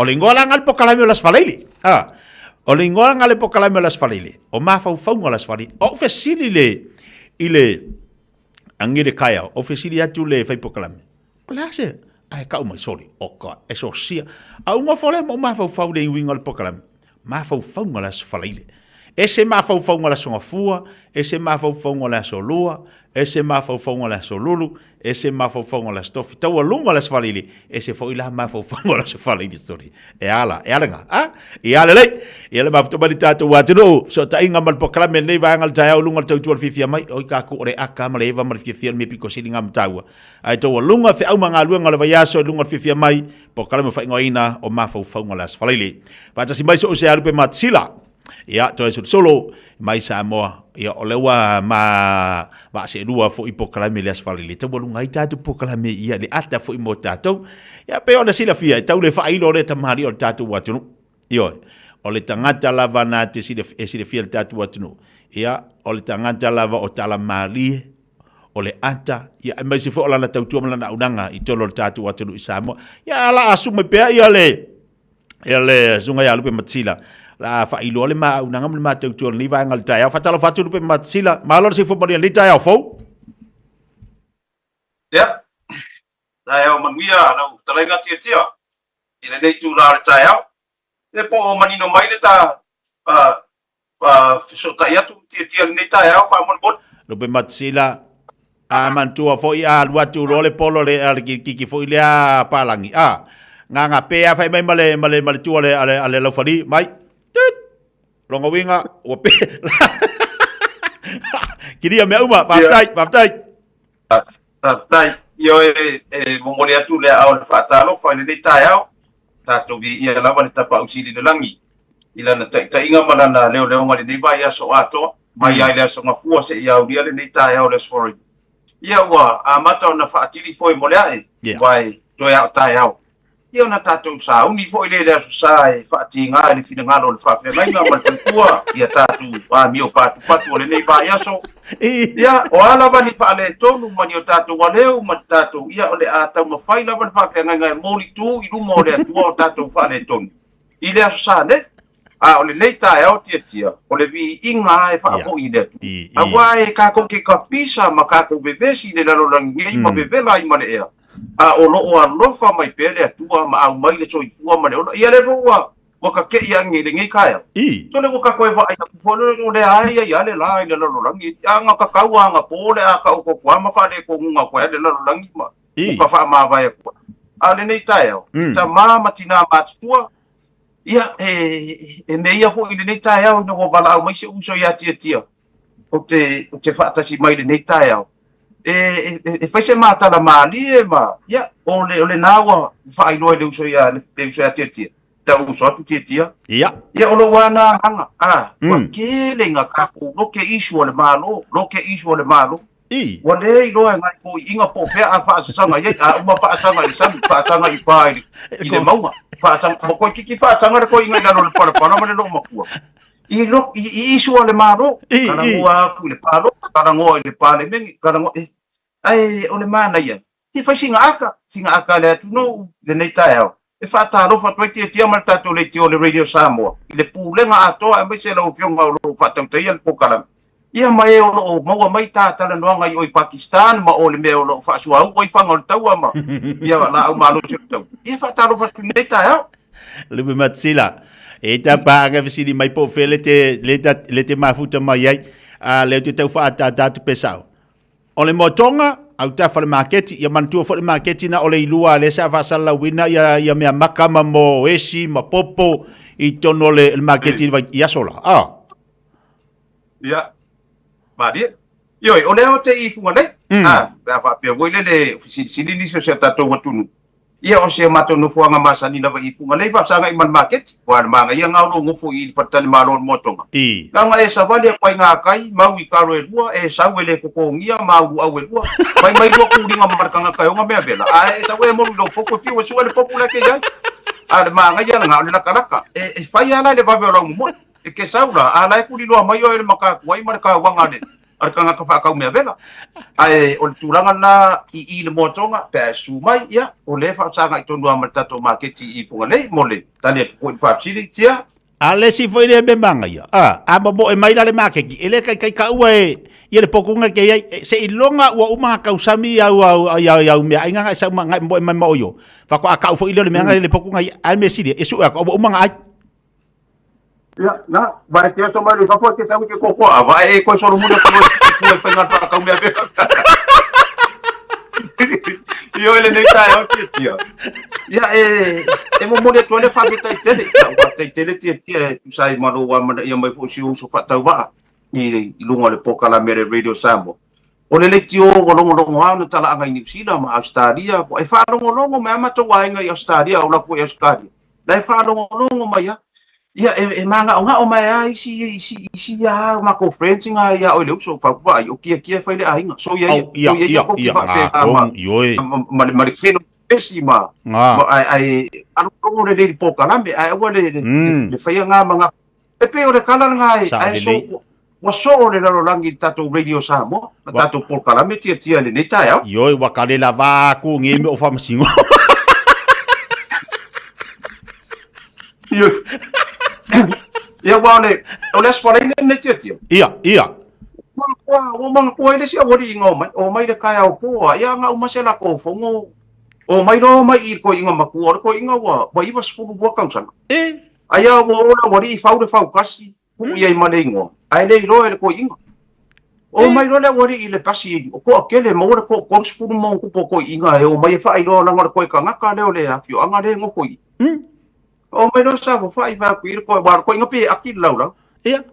Ia, ali i te fai bai po de ko sa ba o de i gua da ki o de kai o de ko bai te fai bai se ko ka po de pa mai no mar ko inga de mai sa ba tama wa uma fa u ka ko fa kasi le wa mai a me uma wa ye nga foi ma ko ya se awalo wa ye ma ro ngai ngo pa ku no ko inga ia se fai o ai o de go de ka ko ba le wa fai ngo de ngo fo no tango ile mu ke ro ngo wa no inga mar ko inga pungo wa ya ko inga ya ngai no ngo fa bai fa fu ga de bai o te nga wa bai a de ko ga we ka fa fe kai de ko fa de ba ko fa ba di ka ko ga we ga wa bai ai fa fu ga mai o ko pa de ga we ga ke de no ada ba be ku de ko fa i go de ka go de bu ai a ka ko ge ka ko bu di nga ka go de ya de ka ha ke kia ye fa ga nga de tu Ioi, fai le nei mea ma ka penga le nei mea, o nai ngofo mai ko inga. E nai no ko inga le me fa, ya sa le me ko inga. I se tala no atu le ta te tia. Ka kola le udua. Ma pau ngolas paraile. Ma pau ngolas paraile. Lungal po kalai me le nei foi vai ngol tai au le ma tabel tatu atinu. Ya ma le ya lu pe matsila. Wala udanga ma le tau tu tatu mo tonga le i nai sa moi fungalei. Ya le lo ma futa mai. Alpa matsila o la sa vai ngai i le telo tai os fala ile nei atato ya wa pe o to lunga le vai aso la to o la sa usida fo na tato marketi o lena ta u ni le tai au telo tato ta maftanga vela ngai ya o wa le o ka ko marketi ya wa e ka sinyo u ma me au fai me maka ma au fa ka me vela ma le yes for it ya wa pe o ngai e a maka ka penga ko fa ngol vai aso o le si ainga e fa ka wa ngir ka ka ya o le sira ka ngaka le kumu valele makiki o le ka ngaka fo le sa we o le loa po o fere me fa ku nga ai le ka ki fa yer ka la vo o ta le loa po le anga na sa le fa kumu vale solo le makiki ma la bela ve solo ai i koko manuma ma me o ka popo ka ngaka ai o le makiki ai e tau si no mo mai la fui fato anga e mai la o mai i market wai a maka a ba be la sel ngi ya o ka ya o mai la maka ma fu ye mai fa kau se kau ngofi ai o lo ko fa ve na mai le fa le o mai lo ku lunga o ku sa ma le ka to yo da fo le Toyota fo le sa ka kau ka le ke le nga a fia ina yo tatu ai nga mai fa e o market ki o to e si le la ai le sa ri le ka le be la le ma ai pe o turanga nga e ku mo ka ko market ki es fa Kumu ai ma tangata fo ia ele isia ele o fa ninga wenga ma be fa pena tia le ala sa fiso sangi lope itu ya ila tonga fe pasiak pasi mai a malau vaenga fo ile nga la kwa fa ka ilo nga ka ma ka ko ila ya man kuala la nga ka ye lima ioi o wa kasi nga me le kupu ngai e kele le me le o le loke le kalo Loke des, ai anga ngi me fu ye mangu lima e wa ke mo fa pe mar ko inga vai alo so ngi me ra loke ko ki ngo por ka mu le o la sa ka loke solo ka lo ma wa nga solo ko mar ya e sa ole dai o manga ku ai ka o ngi tie ya o ko inga wa o ka ko pon ma va de o manga ku ai ko inga nga ya makau dia wa korus fumo ku ka usanga lu ngari ko inga malo makua ai bidi mari fa nga lo makua fa ko le lo makua mam sa wia ta fa mai ya mato ini sila e asi mai mato o ya makau dia le fa ko avala le korus fumo ku ka usanga e fo ko inga me o lo fa le e fa na ko lo makua na ka ne fikule anga uma o lo fa e o aku le fale e va ai ko ka me ki ko inga wa le seki ar ko ile fa ko mana vala le o ko inga la e o ia fa le loku le fe o ku le fe ma toi ta to sa uni le fa tai le tu le ne fe e ko fo ina ko inga le pese o mai lo ma kai ko ru o ke nge ma ngai ka ma ko fo yo ka fo ko inga e va ai na ka me ki ko inga le o seki ar ko inga ya nga fai mai nga umar karangar ko inga fa akadi lo ka me ki pese fa akadi la ka me ki pese mo ingi uma fa pe to le fa akadi ya ka siale make ko akamaki ele o seki ar ko i boyo e lo la fa akadi ka me ki e so mangere pese vone e lo uta mai pese pa pe nga to ele va a sauro mare pese lo ata le nei o te uina. Tole.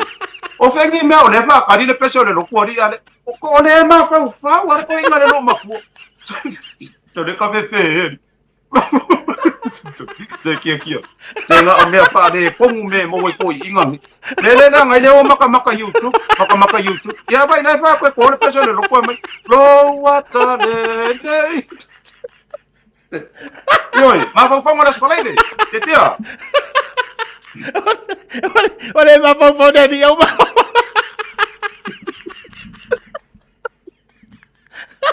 Ioi. O lai aka mai anga ko inga mangai ko ma. Wa ai ya le no le ko nga fai sa o ade me. Ah, e ta karinga ka mai ki le pese ese le pese ra wo su mai. Ya, e ta tonwa. Ya o ma tanga na vai. E vala inisio time ni. Ke lo lupe matsila. Ah, o mai ku ia si mai nge. Ne ai. No mai. Sa o le le oi.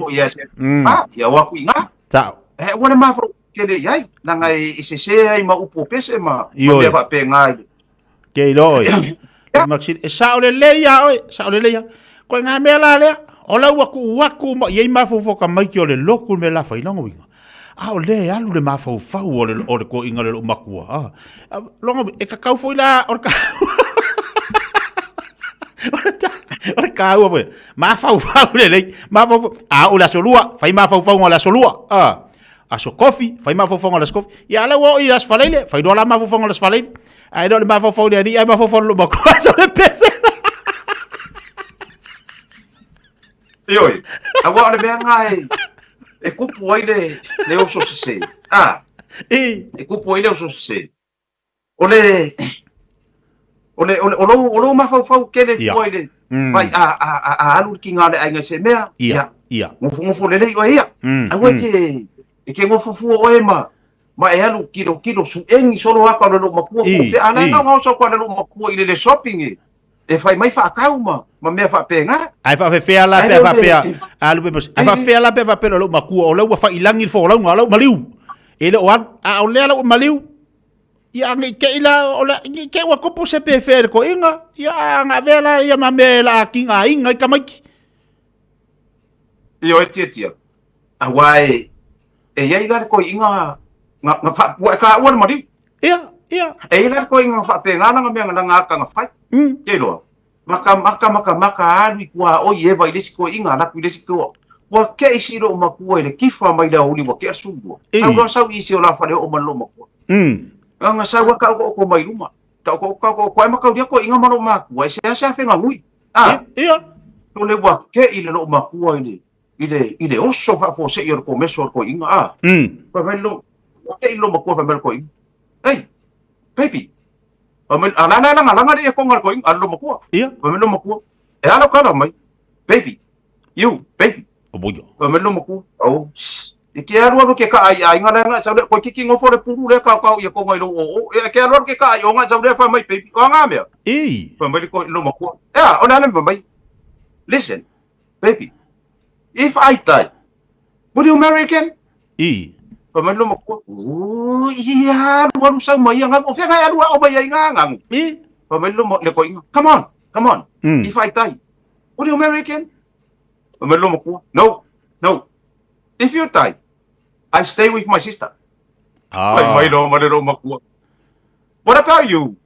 Why you, master? What about you? If I die, will you marry again? Ngofo ko inga fa mai. No. If you die, no more. If you die, I stay with your sister. Sabi, kia. Whatever nga naman ko, nga rin solo makuha. Makakawang nga nas pala din.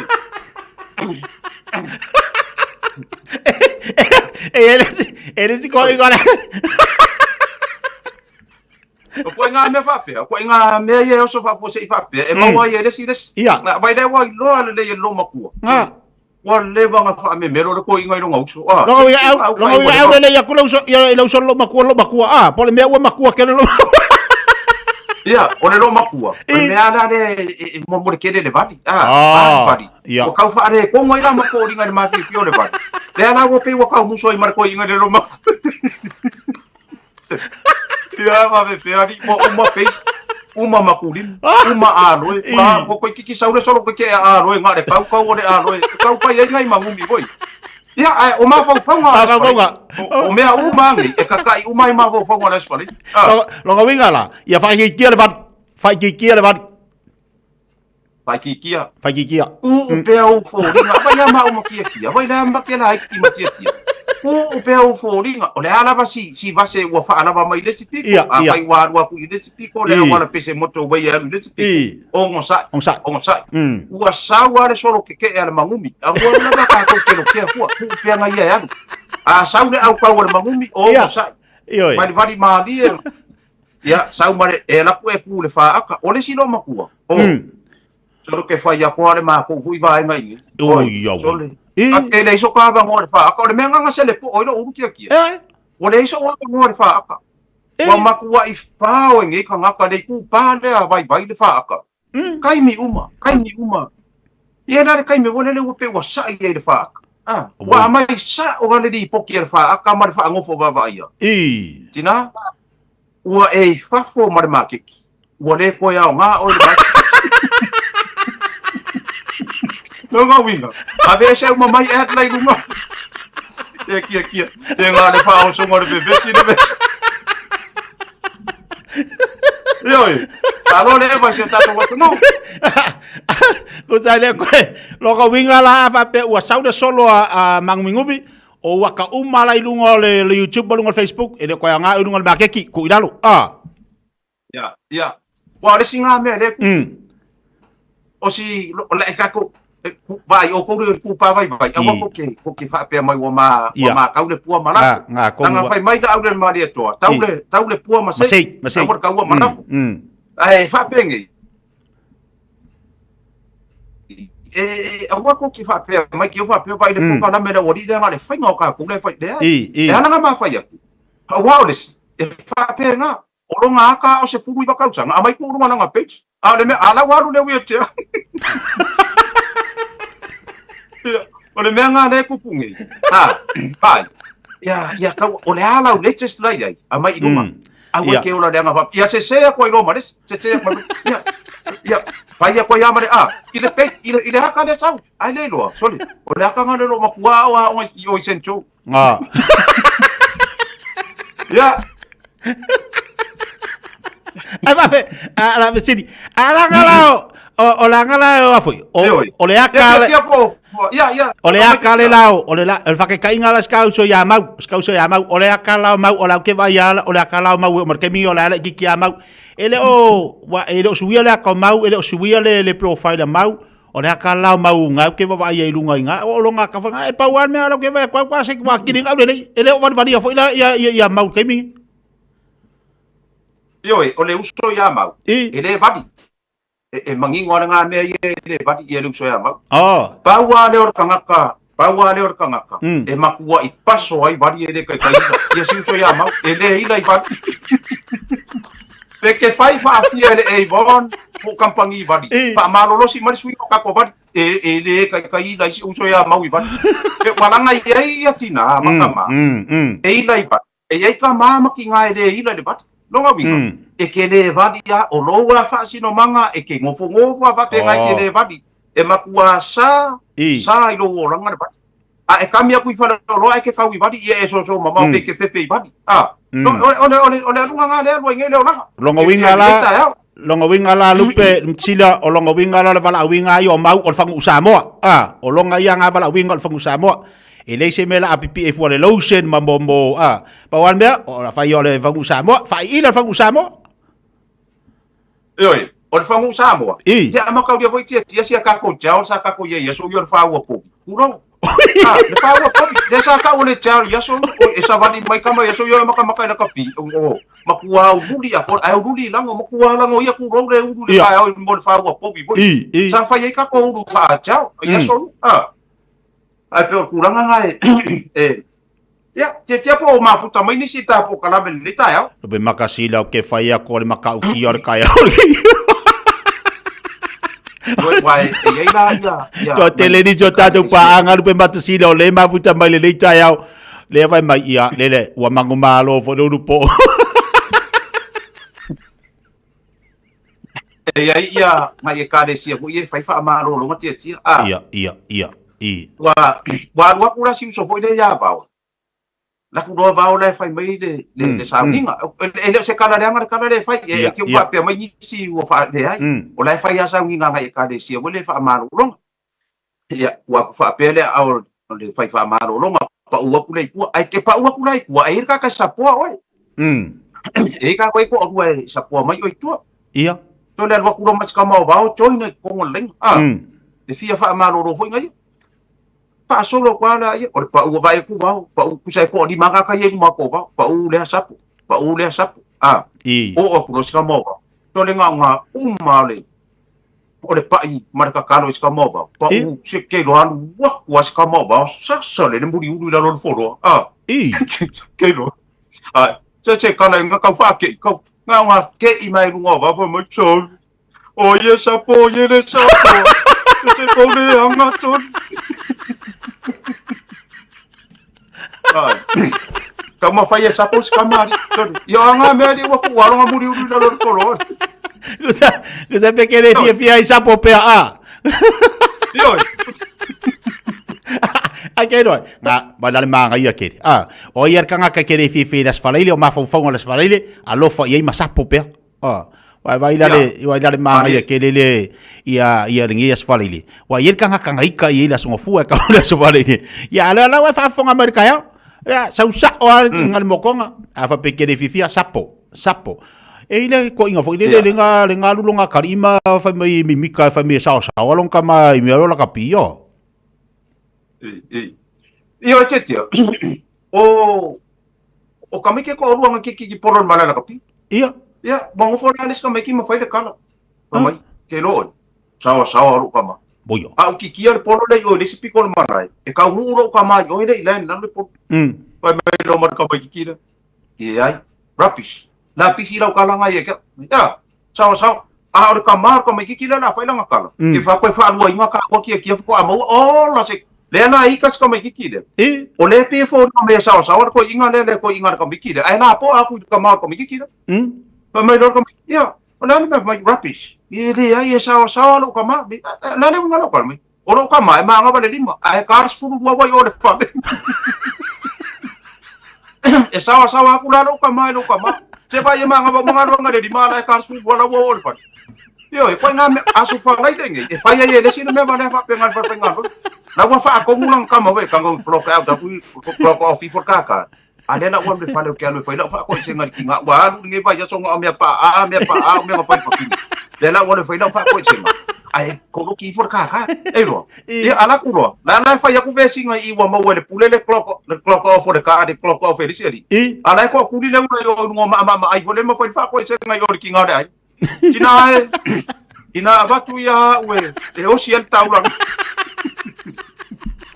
ya es para ide ave o si el taula ko tama o el kama de pi ka pa ala wa ave o alu wa fa ko isiltina ave ye ku abe ile kama me ka alon tina el bayaso ya se kale ku le tia maka o ile fa ingor kupe maka o ile fa ingor kupe lenga ave is kama kira ko kongi ya wa fa ile o lilo nga me ala foi kama kira ko kongi kaimingi ka uma ye me nga e fai yo tia ke si da fia de si me nga de pupungi i mengi o mara in loa ma sani in loa wa ya si fa ya va kia ka ke ba ai ka ye wo le vo ngo ka ola le ola nga ya si fa ya va wu le te fa ya ma ka ke pa yo ki ngar pa finge pa ko i fo ye se mo ya me pu le o ngi ka ka o na sa ki nga le fa ka de option ko ru le ison ko ru se me alofa ala wa sa wa me alofa ave mo pura kasi o ki nga no ko ru so ke fa ya ku kia ngar ke no le besi le me mo ko nga me ngi ya ke le no ye so fi nga no le va nga sa o le ya langor kemingi e o ka ko va vai fo ye e ke le mer besi ya wa ke le fo ya nga mo me fangale ke le ko ya la ku ya oi ya sa o la me nga o ke ngo fo no uso ai o que po mga kuai kia le lo makua man ko inga o sa les ko inga ka fa mai is ko inga lo ko inga na de ngo fo man lo makua o le ke lo nga ola ngai ke le fa fo ke nga ngo fo fa fo lo ia lo makua la e kele ngangang a si ko inga le la ke ngofo makua le ai kele fa pe voi le ke kau fa le anga le ko inga ia voi no foi ka ko inga se asa fe ngangui ia i e kele ala inga pe kau sawa la ke kilo makua le ngangu e kau woki so inga o lo le sias o ka fa ko la le wor ko inga le next door i le fa ko ai misa lo ko inga le mono se kaki ar ko inga lo makua a nga kai for fa ko inga e ina maka fa ngongi nga kaki ar ko inga lo makua le mau le yo solo mal lo makua yo so nga kai fa ngongi o aku lo ko inga ya ko ro o faya si mama o mo wa sa na lo makua pa e ka la po ko inga o aku lo hawa ku le si ko fa ngongi e ba ai mama o wala dai kuchi lo makua me la lo le ngongi e o aku nga so le o lo le si fa upunga le kusi fa pa la nge le lo makua upu la lo le ngongi o upu la nga kusi le lo makua fa mai I hate you. I don't need you anymore. You're not my husband anymore. I never come back. Me nga na kusi. O aku lo ke lo aku lo mari pe agora. O aku lo nge foi o le ngatu rai o le ngoge a. Ke lo aku mai. Vai mai ko inga le o ko. Sai va ai ali po le me ali. Kukua ya wa fe fa pa langi kusi ngome. Ke lo manga ku lo ko inga le o ko. Wala au ro yo fa mai. Wa elaki. Angale umi ngai na fa ko senga o ke le ko ka dia oi ka ai ma bo ala ko foi ma ai ke do uma le ma singa le ko foi me lo ma pu yoi as paraide o le aso le fa ko senga okay la ku si ma ye le fa ma va ngai ile nge fa mai pa angale umi ngai na fa ko senga ke le ko ka dia ko foi mai ngai la inga ta ko fa ma popole e aí pu ma me o ki poki yoi ma po ko le paraide te tia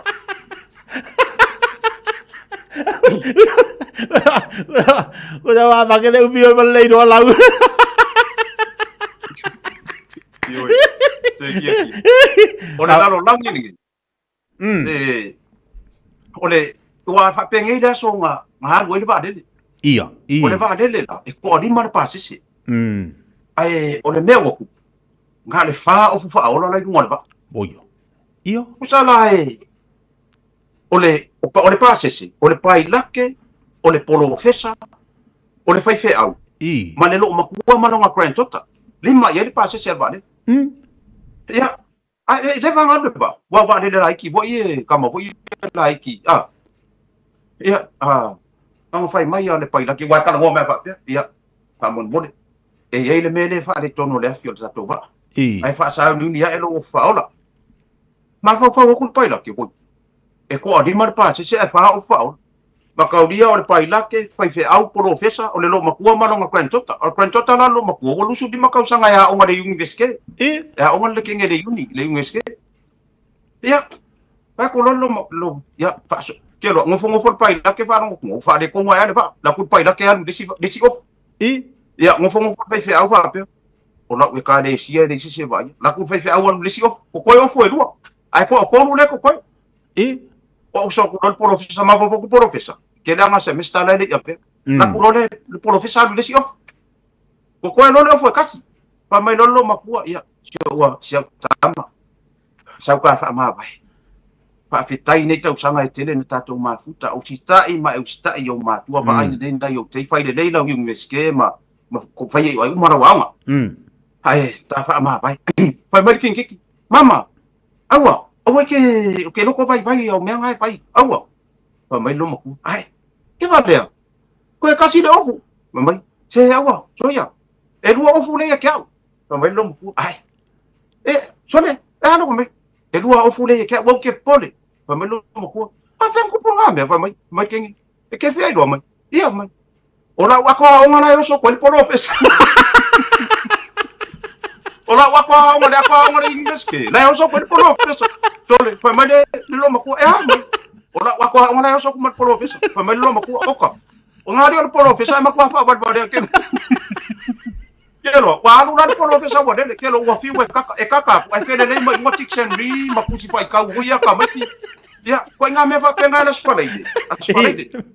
Ba ai de ya fu. Wai ese alo wa kamai. Ese alo wa kamai. O ku pack and save wo le lo la. E o ku countdown. Wo le lo lis wo le ya peke alo fo ide. ile fale I mo kele na pa kala I o le fale o I o le shopping center nga e saule e alu fale le ka wa e makele ma e alu fale ala ngalo yo ka ni fo yo fale le ka nga me va pe nga fa ke yai ba ai yo ka ni fo ele ai se pe ka yo ka yo ma fo ko na skole le te tia e bu furuani mai o fale le ka o e makangi le makauria fo tia na ngai ka ni fo ese o le menga nga ku tia wa bana o si kenge ni si la I lo mo ko ma ko I mai ka fa mai le ka fa mai I ni si la o le kele o meu ni si la wa la nga o ka ko ku lo nga le sa ka ko ya so ya ke o pa mai o ko ni si mai so o le kele o ka la le wa ri o I ni si sa de le dia na o ka ko ku lo nga ni si la e wi nga ku ri ka ko ka I fa ya so ya ka me o overstay ai la nga ka ko ku lo nga ni si la ia pero ku la nga ya o lo makua mar ko inga o le lo makua o le ko inga la o langa fa alua le la ke wa o ki nga mo yo o ka mai ia o le ko o fo ko inga le la ke wa o ku lo la ia o e fa ya la le ma ka nga skenge ma yo nga ma ku ale ma ka ya fa ya ba wa ye la le fa nga wo skenge ma ku ko fa ka mai ia o lo le e o mai ala le po fa le tina le por ke o le fiku po le fa fiku wa uma nga ile ko inga le po e o mai a o manga ai ko inga le po pa ko no le fa ya vai ka ya o liska ya so o wa fa ye yes vai I le ko ro vai pa lo mai pai lau ka lai lo ka ma nga langa ka mai o ma ku e o mai e mit ma ka fa nga ale ka ke ha ku ngon lo ai fa ka ko tina wa lu ko inga le po a lu ko inga le po fai lo ka ma pe se me o ku pu le la ngari ma lo ma ku la le me o lor ka ya nga so Mitch lo le fa ku ai lo ngalu kenge da e abelo fa ngau ai Mitch mo non kama I le sitting room fa ku lo le kenge tel ke le fia lo me ye fa nge yo le o le va beru le poku ale o ku lo fa ngau fa le tina maka ka ngo wa e ko e moi e sa me o ku ya o lo ia pai mai o nge New Zealand e ki di ha me le pe o sa mo run in my minority le fa nga ma lo o le nge New Zealand e fa penga ai vai amai ya ke au le lo fa vikau ke lo e mai ngor ko ingo bakam mai ai o ese o finge maria lo loko o le mea le ma fai sa mo le o ma mai ko fai ngai fa mai kenge fa mai e ke ro bebe si mar fa finge paula fa mai so fai ai mai dei awa ke va be fa ai o ma ua si o finge o ma ua kasi de kai ngifo e uma la ngo ka alo ila mea ai nga ko ngia kulor kai ngifo o ta awa we lo ma ngai mea ai awa ma fufuru e ya ngo waru le poko ke ma ai ka ngo ngai kiringi ma fa usai si ko ngai ai a maka ya wiki ko be au ke lo kasi de kai de ke va kia o aso fa pengi e fe ave ai kai ngifo ko ngo ma lo ma ku e aku e ke do ar kai me ngoi la breakfast wa pe e fai ku pole pe o I mai ka au fiore me ya so nga me va pe ngati ti ya sparaide ma va fa ora sparaide le ai le vesini mai inizio tato wa tu pe fa fela ia pe ngi ka ngi fo mau le ai ba le pe vatsina le anga le ia ta ba ga mai ai fa fela le po ya mau o e ngi nga ka ngi fo le ai e do fa le ko o lo le o so ya mau le ya la ya la ia la ele o ro le so ya ma we o ma go sta ngata tarabo ai ya sa o ya malo le tunu ai la ka kira le so ya ma ai ya sta ngata tarabo a wo le ngi ka ngi po o ke le mana ma pe ai sa ia o inga ka ke maua ku so re kali le nga ka ngaka sa ka ko su e ya so ya ka ko lai sa ka ko su e ai ko ka ko ai nga ya so ya ka ko lai ki ka so ai ka ke wa ku yo ko inga ma yo ko inga malo ma ku nga ke so ai I como se fe bala vo ele fa ku ko apa pisu po ya vai ka au fele ro vai ka ke ala ki ti ka suru ya pa pisu po ve fa ku ele va se fe bala ho ya o ingala kai mingi a ko uru kala vo ni for kanga ka o le makua so ai o le kingo so ai so ngo ma ai me ai ko ngo ma lo mo sa ke u se fe yo ti ai o po fia mai se ta to tu no ta po kala me ni ta ya Abtangal po kalambe le bayaso. Pero ma putaba le tato wa tru ma fau ngala sfalaile. o le nei po kalame o tufatia e le whionga ia lupe matsila ia pala udanga matau tua tatu botonga i nai Samoa i funga lei ia bese fot po kalame le fifia mai ia wasina ata te walungai le vayaso ono tataimi o ama le tatu udanga matau tua tatu botonga i tatu i nai Samoa la o whionga lupe matsila ia tia o le ai so longa manuia fa aftai mo le fa afsidi po le o nanga sio so nei so longa manuia lava tatu tau mafainga i nei le pisi matou i le two furnitures i tatu tapenanga o le fa maki no pisi ka ko mo fo fa le sa o mo fo le lao ai o mo fo le fa mantunga o mo fo le fe au o ka ko se ki mo fo lao papa se ki mo fo momi se o moenga me u malava wa maua uma i tatu motonga o le la ka penga i le wa pisi e tatu motonga mo fa sa ni ngo tatu fa mati ia ai o tatu fatai malo o lo ia i lava na ia tatu malo a o le tu alalo lava i le atu nu pa mole awangi i fai a mai sa booking i lau page le page a i le Facebook langa e o ke nei loa ka o poku o a ua ia nga alu o le faasi le sila ma mea nga e o le officer e fai ai ka ko puki ma wa a fa pena fai mai lau puki ia e ke saula ke wo fa pea o le poku longa lua se lau ma le lima e le se mako poku o se bose lau ma le lima nga o kai kang malanga mo wele poku e bose lau ma le lima io e ale fa vesini tia le tai ole nei pa wala kanga ka ke fa kanga bara o mai lau page o le o se usa tia e vara o mai tia o ke kalia lo ia po lai abela o masini excavator wa ka singa me mo se ta company nei o tato masini excavator e te wai landscape ai fanua ma tato loli e la wai uta ma uta loli pa usfulu ma pa usfulu ma wai i tato motonga ia e pe ole o le mai ase i fai atu sida tara buli tia ona pa mai ai lo tapo ka tu la tayo ia le lei fa tai la tu ia lo matsila te walungai ngal tapo kala me vanga tayo ma nga fa lo io tia e le ale e fa amaku wa ko le o le pomu mo mafale ia o ka ko muri ai le ia e fai ai ma vo lo ma tum to in o le upulo le fia poko awang lavangi e mo le upulo le fia poko le sfali ba ko mananga marisia wori e ko o le vade o ke fai o ke loa nga mo war kana yon mara vade fa ko ao ale nga yuso ai mo ke o yo skadio e ngo fo la le uri yo ka fa o nga kom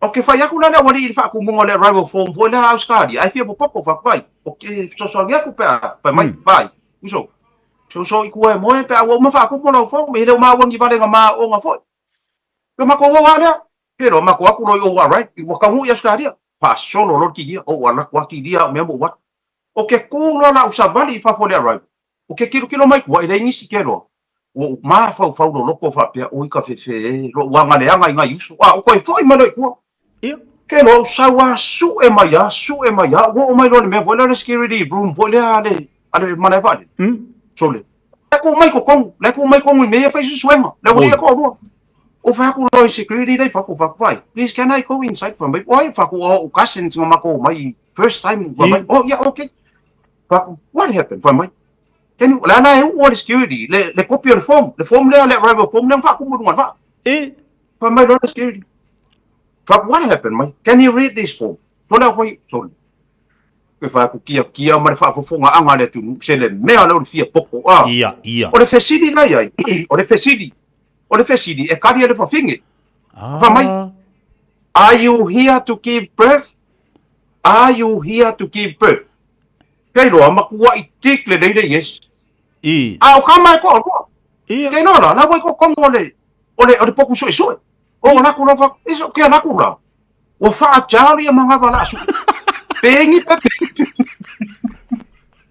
tole se ya ve se ya le fia poco e wa mo fa matik le eso o le kama sele yo era tu no fa fonga mai ia a won fia poco o le mea ke mo ai la ro pusa me o lo fia poco ia te ale nei tu la le spoile le tapo kala me mo bua a lo fangia ele tua pa kumu le fomu i lunga le va ai le lei awa ba ile ako ingalo ma me fa penga ba ai le o ngisi ka kwa lo si to ia o le pa ya so ile fa america la lesko inga ma ngo inga ku ma tsenga la nga ye ia ma lo usu ma lo fenga so ba ia te fa fe tai te le ai mo le to lo fa ma lo mo to ngai pa anga ma la ba ale mo to nga o lo fa tasi mai so la langi o fe la va o e mo mai le ma po kala me matia Wa e si pa anga mai si tanga tau le tunu e fa funga mai. E fa funga mai lalo le lo wai. E le ngo funga lo wai. E fa funga mai lalo lo wai. Ola la fie wale ba ko stay. Yoi, apa mangana tunu tamatina matua lo sina i Samoa America stadio fiala. Ia mo molia tolo fa anga no motonga, kampania motonga, ia te nei male tina ia fui monus pali lo ia stadio lo ta ela tu ia sil fa na.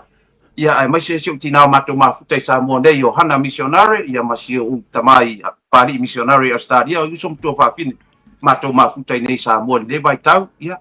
Mai ia te au i Samoa nei i le sieta to tofi. Manuia lava le fai unga vai aso tia ia ta te fiso tai pe on Facebook pe aisa vano ai moleto lo fa mai pa nga umale male pulenga le Radio Samoa ma lo fa tai bo kala me mo pe fa fonga ba tato wa tinu ile nei vai aso o ma fa fonga las falaile awani ngali anto ai turi ta mai te ole tula iva I le vai aso fo lo las falaile pe ona ye te tu mana danga ala fionga ya lupe matsila ya male unanga foi mal te tu tato motonga I le tele la tu oloa ia I mea fale awale fa mea fale ina I le fa totonga ina olo ainga ia olo maoto olo lawa ale ngata fo ilea o le tatu fatari malo mo le tulanga fa taile tapo kala me amata le yaso ia I la afionga lupe matsila I la tautua wala udanga mawale ata na itamama le tina matu tua le neita yao o le nau ta inga le asafia mawai se tapo kala me ono o le to tele sini au sita lia me le pone Utah niso ila tolo mafuta mai le neita yao o lo momoli mai la tolo anga o le afo o e vai mai manisi na tato marketi niso ila tolo tato marketi ya o lo e vai mai dunga tapo kale neita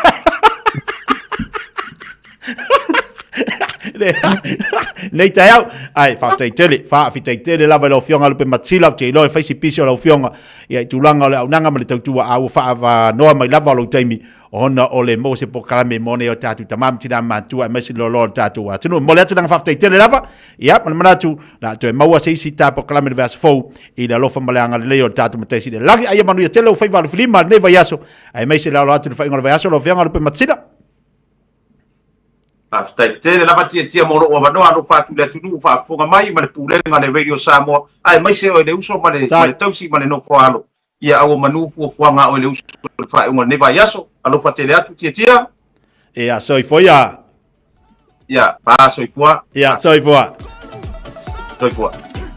ia la le ma fitaba le tatu wa tunu le te batayao io e lo se ba te vale wati e a fa malulu atu tua ia tu se tatu faringa to tele la tatu o e va iva minuto te nei ia le tu la se follow Beta Drive Doctors I le taulanga fa tau I mangele fa pea manrua o le vainga o so ngase pe amana o mia e fa tino e foi ma tupui o le fana witi o tupui le ko witi sfuluiva mo I la tau e sfuluon tau sanga malunga atu fa pea ma tupui o le flu pala au telefoni 255 iva valu mo so no e fa tino ai nei au nanga o fisa fo mai mangele I taftafane o McDonald Amanrewa e taftafane o le faletusi po le Public Library.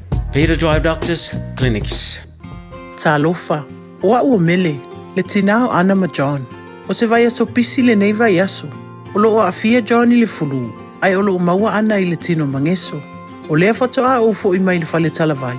Masa maua I le fisoso ani mo nei fa afita auli. O fa matalanga ta ua. E pei o manu anga I titi. E iai ma o sia o le tino. Ma fesili e winga I vai la au.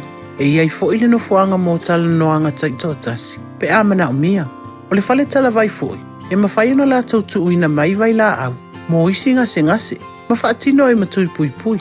O lunga o le healthpoint.co.nz e te maua I whamtalanga o le fale tala vai. I le tau pitonu. E te mana o e maua se lumana I manuia o la wātali I polo wā whawhine. O se fulu nei tau sanga o whaatino le Pacific Advanced Secondary School lea au aunanga. Na whaavai le nei a onga e Sir Michael Jones. E whaonga ina e ngangana a le Pasifika I le NCEA, STEAM ma le waka ama. Maua fua o fua onga tai le aini pili a onga. Ua uti a wanoa mo le lua o lua lima. Mo nisi whamtalanga wala au loa le pass I le o valu se lau valu o fitu lua fitu. O valu se lau valu o fitu lua fitu. O e silafia e iwa te si ma le tolu wha miliona tā la le se leni a le UTOS ua toe whaasafua atu i ona sui whai unite i le lua o lua wha. Whai sau teo ngā tupe e teo wha whainga luenga ai lau se leni ina ia vave whautau nuu se wha moe moe tā ua a lau a inga wha pe e ka le sia. Wha o ngā au nanga le ANZ po le talofa voucher, le M tā la, ma le My Cash e ala i le Click X. Wha afso tai mai le ono valulima lua ono iwa wha iwa, le www.utos.ws, po le emaili o le info@utos.ws, po le Facebook, le UTOS, le wha putu ngā tupe teo wha whainga luenga o le mawaenga tau sia Samoa, teo wha whainga luenga e mātou lau se leni, ai sele sele e oe le manuia. Radio Samoa, tasilima i watolu, amo. Radio Samoa. Tasilima i watolu, amo.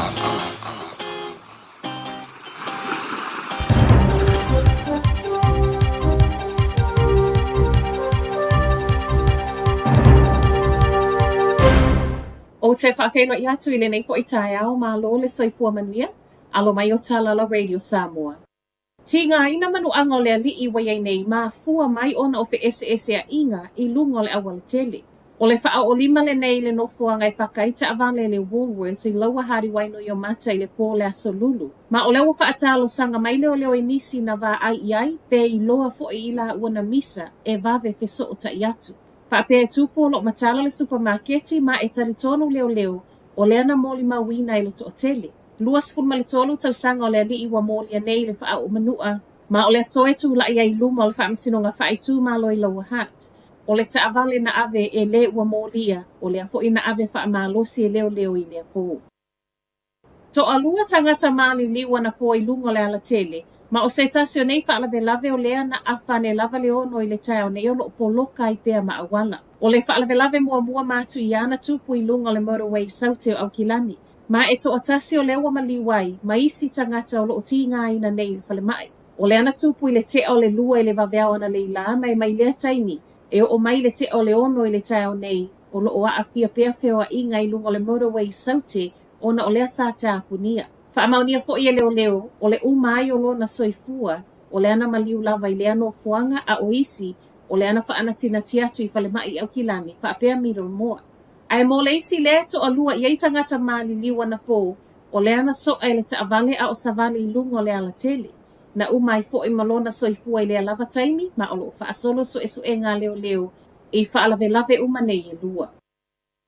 Wa yailo fesili pe le tatau na whaawau pea malolo ngā whana wa o ngai le so, le aso wharaile le umai o le aso malolo le waitangi. Ma ua talafowe tu sa mali se fulu lua o ngā leolo o whaawau pea mai le so malolo ngā whanau. A o nisi wa avea le so maso e mō na o whaia o ngā ai malolo pea whanau. O se fesili wa sa wai e ui i saunoanga le minister lango o a o ngā David Seymour. Wa tatau na una ia le whaamalo losi mai o whanau ia o ngai le neitau sanga. Ma ia whaamuta nei loa aso mō na o whaia o ngai totono o kuata ta itasi o le tau sanga. O nisi o a o ngā watoe moli mau i tala le tio whaavau malo ani usila. E mauti noa lava i le to o tele whanau e toe fo i atu i le so. Ma e sili e le toe malo lo o whanau a o ngai le so. O le tele wa o ngā lo tāpuni e le so e au fiele telo kolisi e le ngate au kilani e whaapea kala i sete. Ma e se mai a o ngā le malo e whaapea fo inisi o a o ngā tūtu atasi. Pai tau wafe na whaatasi tasi waitangi ana nafi a o whaamanatu e ni usila, le se lau valus fumale lima tau sanga talu o na sainia le nei maalienga. Sauninga nei ana nafi e le i awai e mpa le mia Christopher Luxon e pe ona mua i whaeilo mai a te semo le tau sanga talu wai. Ma o leana ia talia ina le vala aulia mai le nai tahu i akoroa, ma o leana whaatasi e malakova na Sili, Cindy Kero. Saunoanga le pale mia na nafi na ia tā uai, e tā ua le ngā lulue whaatasi o le malo matangata mauri. Ai i sauninga i le malai waitangi ana nafi, o leana vala aulia umata ita i o pāti ta itasi matu ufo i ai le avanoa, mana awa yaisu o isi uma pāti se i a vanga nā le New Zealand First, ma le pāti a maori. E pe ona masania i tau sanga ta itasi i aso malo lo le waitangi, o leana whaiele tele o sauninga i so o se vaengo ni usila. Whai watu i tala mai le atu kuki. Hua fua le solo te e le atu kuki ona e le o fia tangata i le a fianga o iai nei whea ngainga i le vao le atukuki ma New Zealand. Whaamaoninga mai le taita i le pāti whaapolokiki a le United i tāna le One News. O le wata ule solo te e whai ai malai o le pālemene. Ma o le nei solo lo o whaatalo sanga i nai lo whai ngā malo. Ia whaamuta nei loa mea o lo o ia whaia. O le atukuki o le ua iai nei se tūlanga whesili ngia le whaawa u pēa o le lao si ngā whenga inga ma New Zealand. O na o le ua mana o e whaia lavala na ia tūsi fo lau e ui o se whainga e soli ei whainga whaavai o le whenga inga o lo o iai nei. Na uma lea e whaeilo mai o le amalangal palemi o le atukuki Mark Brown i Saina. E sainia le isi whainga whaapaanga le atukuki ma Saina. O le aso se fulu ma le fitu o le masina le nei le o tau e whai ai le solo te e. Whai wa toitala le nei fo i tae au, manu ia tele le nei aso.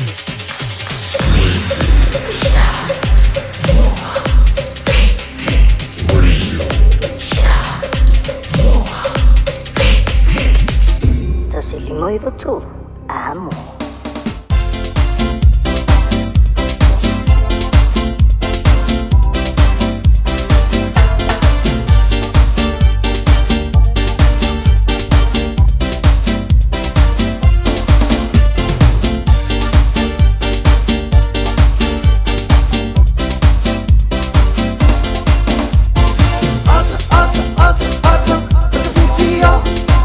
Sfulu fitu minuto leo tēnei le tūla e sfulu pere whafonga wa iai le toi whasalawina o tātu tala i vai whanua.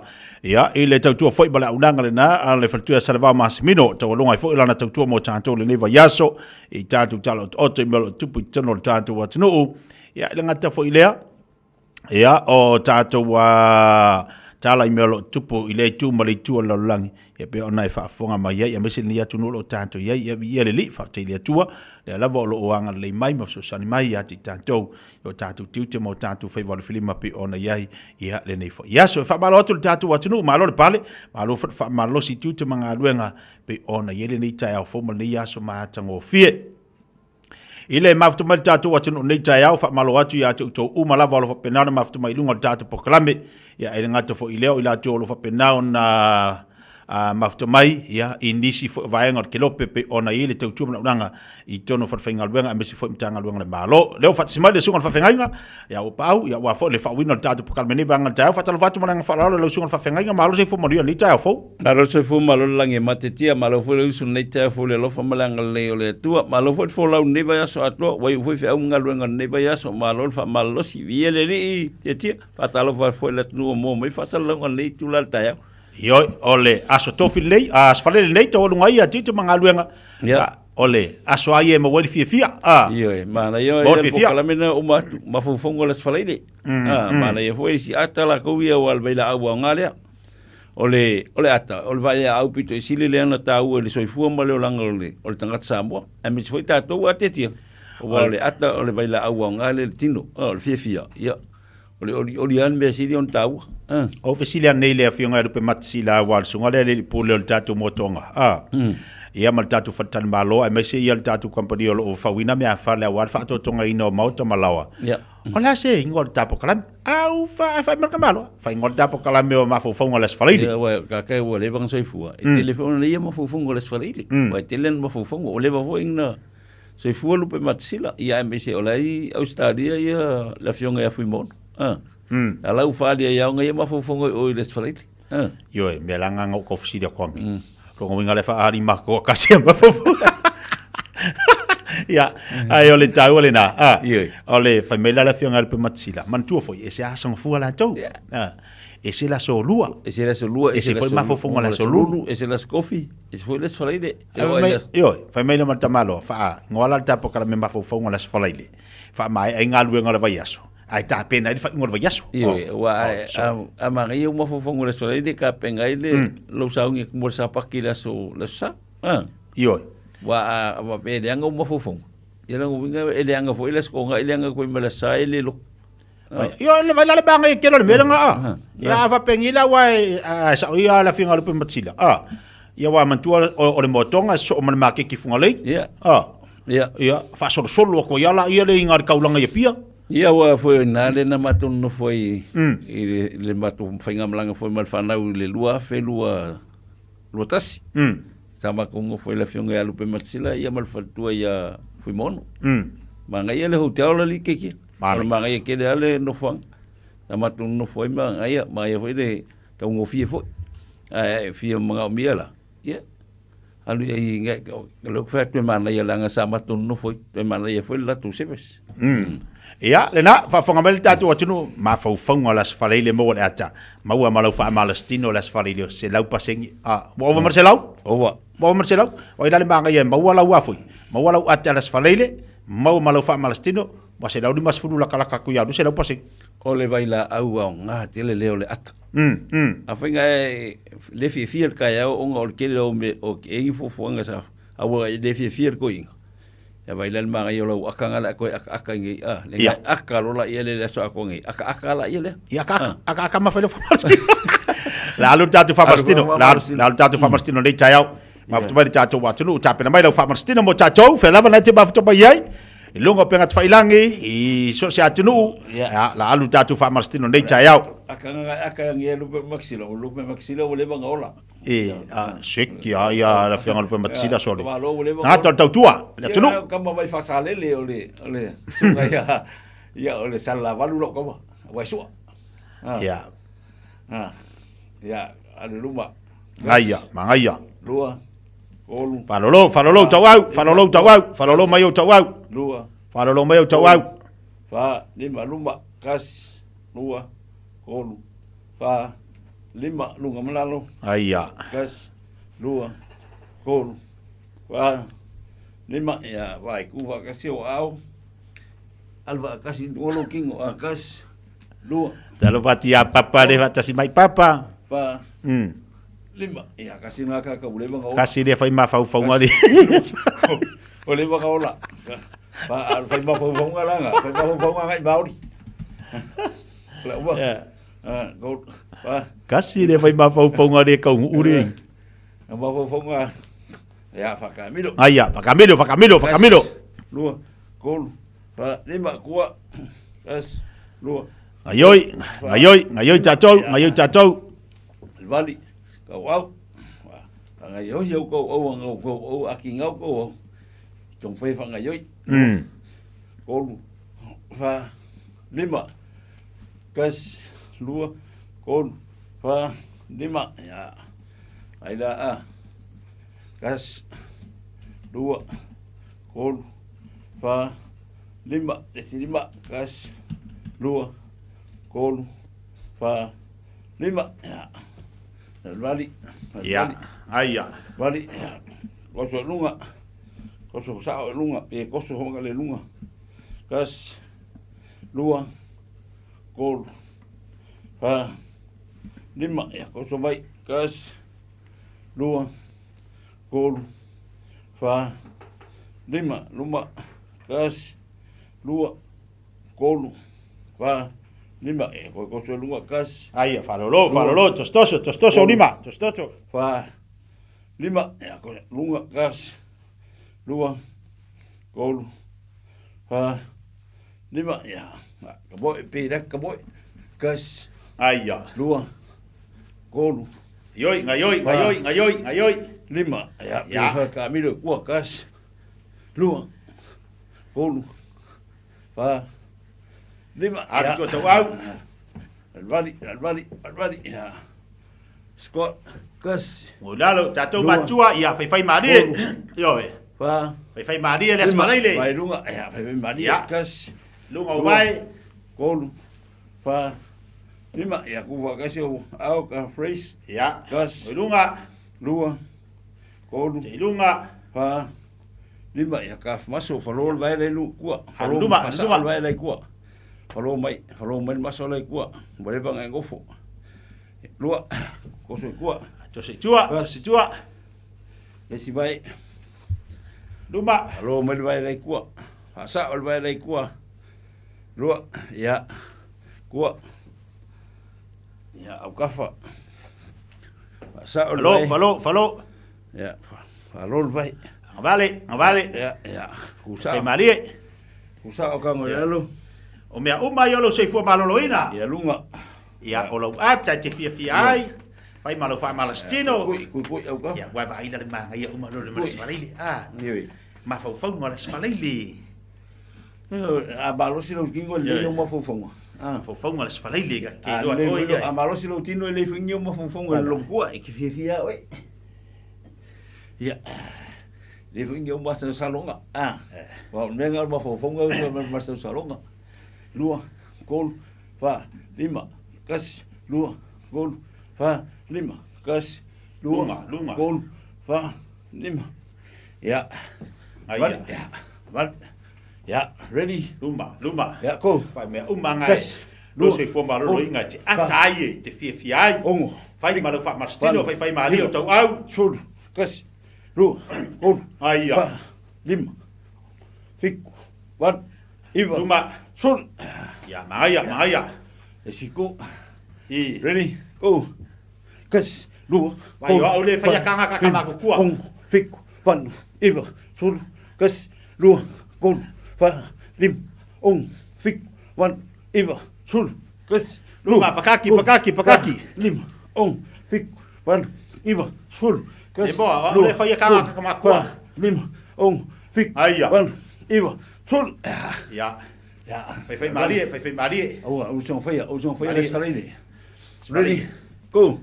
Kes, luma, go, fa, lim, ong, fik, wan, iwa, sul, kes, luma. Fa, lim, ong, fik, wan, iwa, sul, kes, lunga, kol, fa, lim, ong, fik, wan, iwa, sul, kes, kol, fa, lim, ong, fik, wan, iwa, sul. Ja, lual. Ja.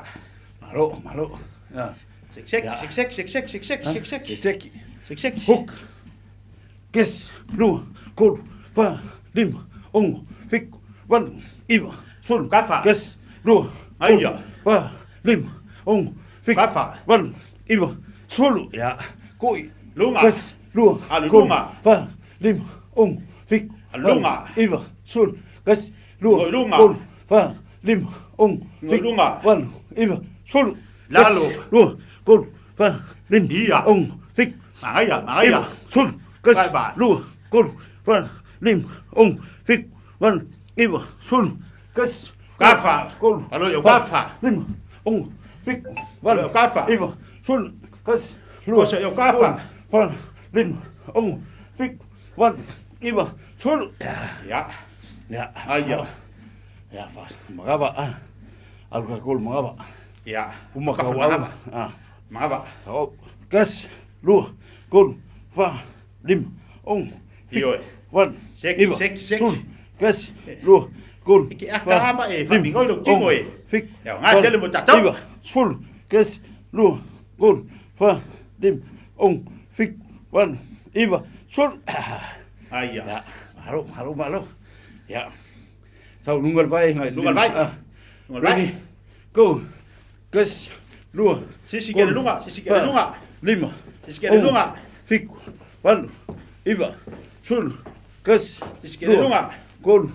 Ai ya. Lima, ong, fik, wan, iwa, sul. Ja, malo. Pai am fat kolengi. Ja. Pai am fat kolengi. Ja. Ka pe lalu. Pai am fat kolengi ya. Pasao lo kua. Pasao. Haru ka pe. Ya. Ready. Kafa. Kafa. Kas. Lua. Milo kafa. Fa. Lim. Ong. Milo kafa. Fik. Wan. Iwa. Fulu. Kas. Ai ya. Lua. Kol. Milo kafa. Fa. Lim. Ong. Fik. Wan. Iwa. Fulu. Ja. Kafe nga alul. Alkilla. Ja. Kas. Luma. Kol. Fa. Koso luma. Ong. Fik. Wan. Iwa. Fulu. Kas. Lua. Tau no longo aia. Mau alo se fua maloloina. Fik. Mau alo fia. Fulu. Kas. Lua. Mau alo ata. Fa. Mau alo fa palestino. Fik. Wan. Iwa. Sul. Kas. Lo se fua maloloina. Kol. Fa. Lim. Ong. Fik. Wan. Iwa. Sul. Ai ya. Tau lo mal pese. Ya. Tau pese. Pese wadwaku. Mama todo. Australia ne kuna mama ye. Ya. Ayoi. Luga. E ponga yo, te que te ponga kukure. Oma fau nganga, oma fau nganga. Hai vai. Ma fau le lele, oma fau. Dalo.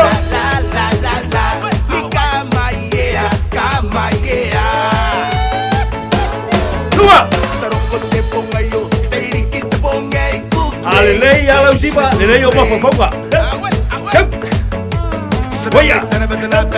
Toma. Ya.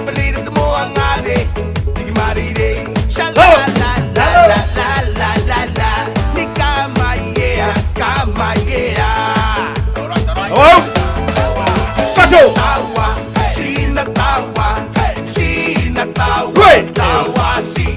Awa, será. Toma. Vale. So.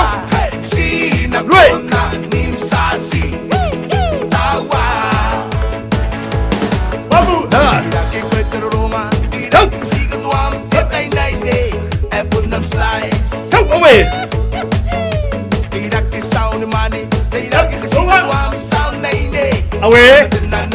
Apa? Oso.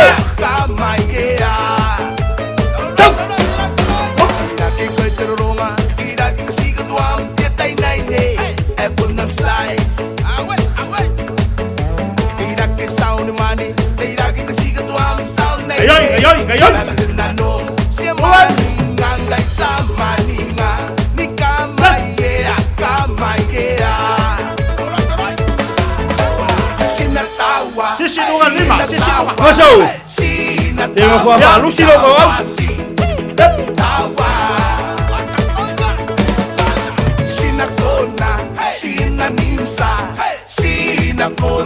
Masuk apa lu? Ayo.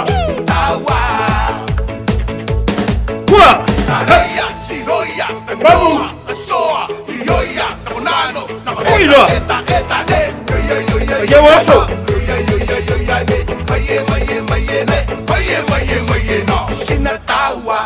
Lek. Sunga. Awak bakal bela. Sau gua kaso. Saya.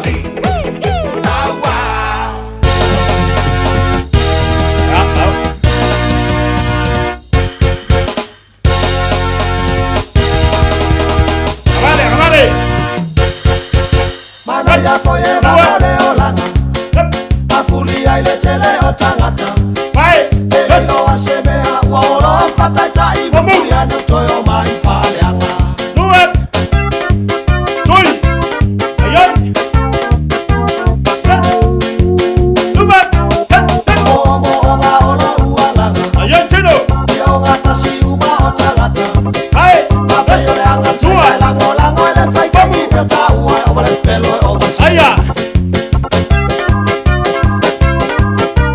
Halo, apa? Babu. Jalu ya Amerika po sama. Amerika tau sini dan file bu po sama jeli ola tau lama. Halo. Apa? Bape ala lima. Dos. Tau ngale fai tau dos tau lama. Soya to te lupiam to aya. Tom. Ele no pele wa e ba mal fa tanga ale la ba wa e o ba. Babu.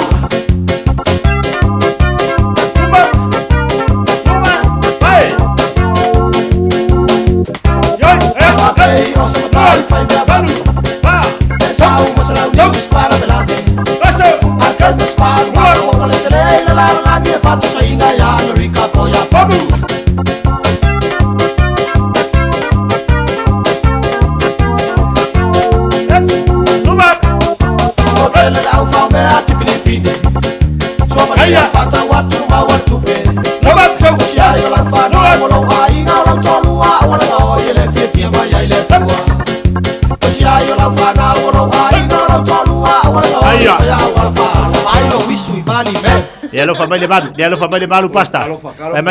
Mai causela mai ia fai fiau. Eu sei acerto, ela vai pera.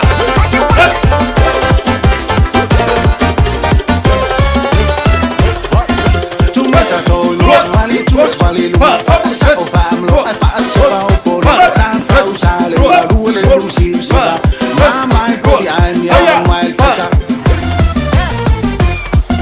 tu me sa to lu smali lu fa sa o fa mlo fa sa ba o fo le san fa o sa le lu si sa mama ko ya mi ya mai kata so som tu veula fasa lu emos musa si sa mai ti fa pisa mali e tau si vam fai tamba so on me ai vai sme mawa yo so som tu veula fasa lu emos musa si va sa mai ti fa pisa mali e tau si vam fai kuka so on me ai vai sme mawa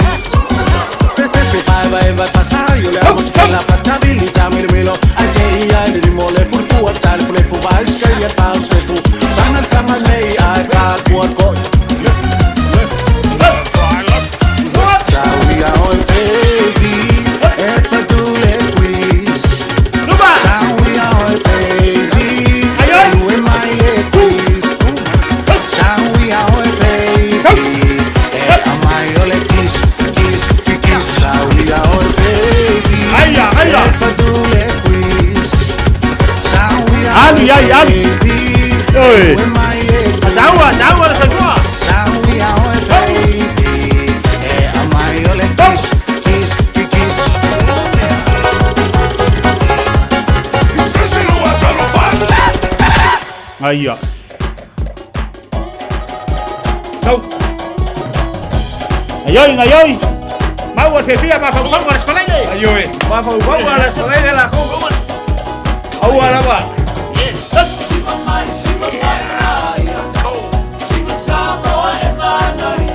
Ai à. Ai ơi chú đâu.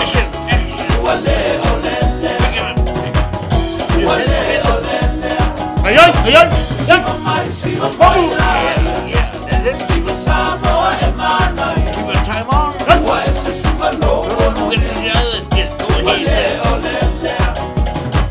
Mày mà đi em. Bắt kìa. Vamos. Ahí hay un chino. Chú, anh qua mạng sao mà đắt rồi vậy? Keep the pace.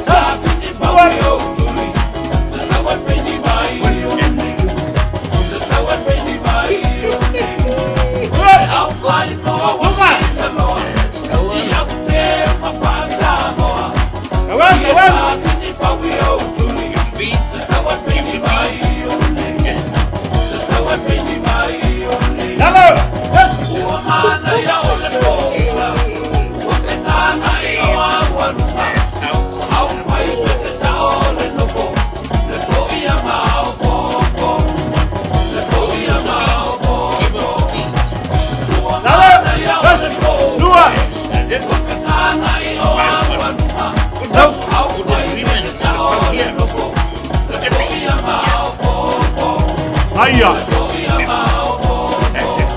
Tuma.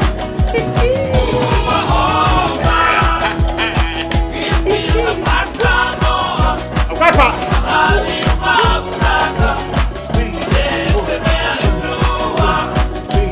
Tuma. Aia, aia.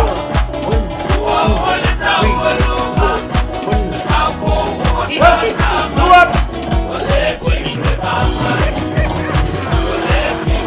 Aia. Zau. Via. Tuma. Zau. Apa? Yes. Dua. Tuma. Yes. Balon mulai.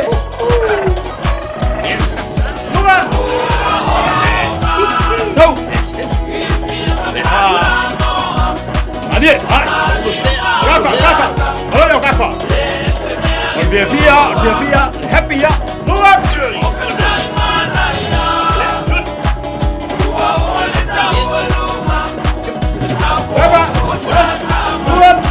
Aia. Malo, Maya. Iya, malo. Lah culur kita tu pesa lah. Pesa buru-buru lah bercacau. Lunga.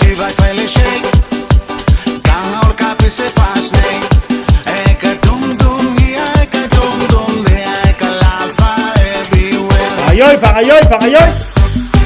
Shake my love, she vai falle shake. Gang al kapi se fast nee. Eka dum de eka lava everywhere. Dum eka dum de eka lava everywhere.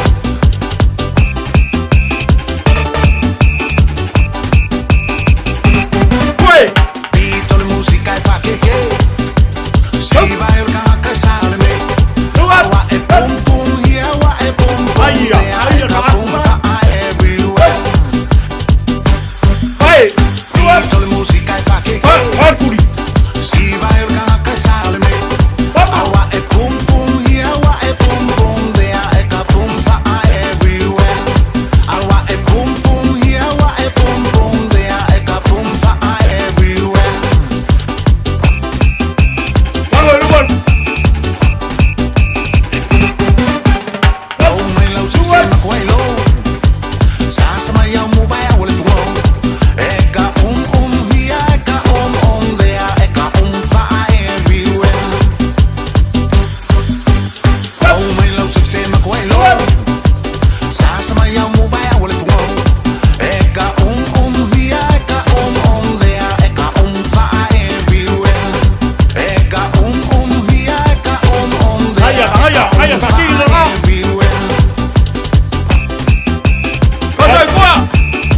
Ya, faham tatu.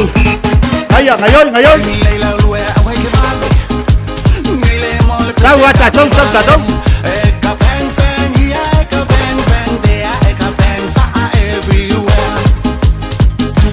Lua. Masa lua.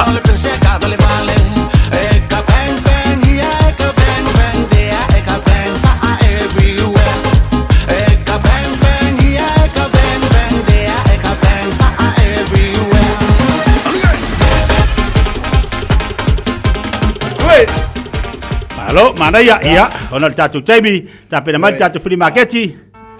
Kalau lo masuk tatu lima tatu baik. Halo, Pak. Cai tatu Pak Cino ni cayau. Ya. Lalu. Fai ngocho le loahe le tama fusa. Lalo lunga malalo. Aya, mangaya. Ya, lunga malalo. O chicho. Talo fa ya ana moa sama-sama. Kung eki mai lunga tato Zoom mal tato Facebook, lunga YouTube mal Facebook et sumpa mayai. Faile maba. Lua. Bolu. Oleh lo. Lua. Bolu. Afai. Ai mucho. Lua. Lene yola. Ya eloa. Ya. Mangala. Lua. Sini pak. Mauna fai Wajah wajala Oke tuta selili sama iyo Tafa Afai la foye le taya Ave olela Maraya. Alfredo la sofua.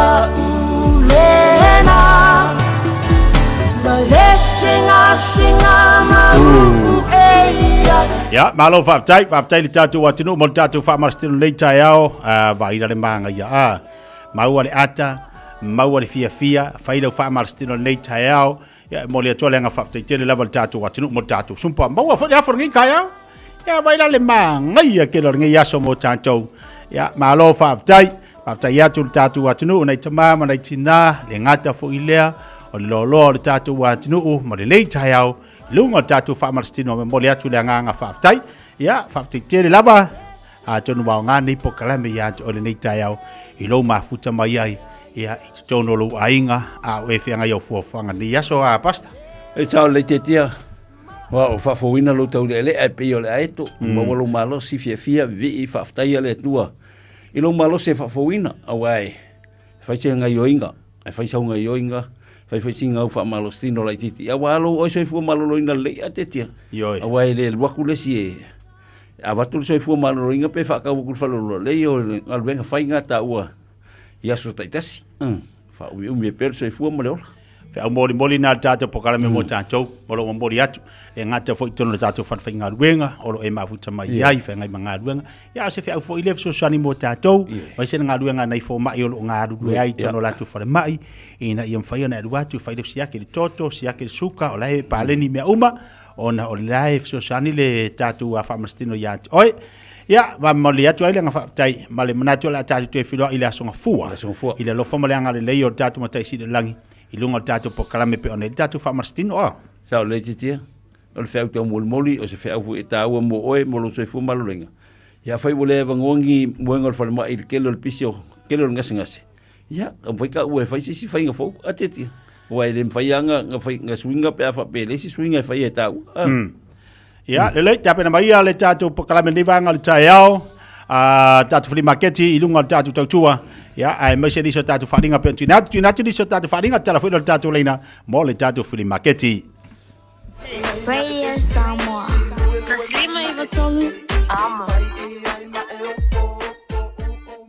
Finau mo so manuia le Unitec o le alango malosi le Unitec mo oe o wasanga luenga le leile lumanai fatupla ia lo to mai le architecture engineering ma le social work a ta wina oe se matata fo pe o le pisinisi mo na bainga ese esi dia ma le se lau mata upu e pula lava oe tu sa lava pe tele i mautonu po le asa mata upu e ave sila mamao mo so rumana i manuia le sitara nei loa i le Unitec tanga iane i le unitec.ac.nz a fai lo sa ili se a onga a matsa mo lo walu au aloe te toi popole o le Galaxy Childcare e tele ona la lai au kilani i saute e toa tele fai a o ngā waa o le a o ina le whanau e ia inga whapitoa pe a le sitala lo walo tolus fulu i tū la free a vanoa le vēna le a onga mo whemalanga inga le whanau free maua mea ai le whanau free e ia inga whapitoa mo nisi whamatalanga whaafso tai le o lua tasi o valu tolu lua fitu lua iwa fitu Tala falava Samoa o foi nei o eni ma le tatou whale tā wale la wiloa o le Car for You.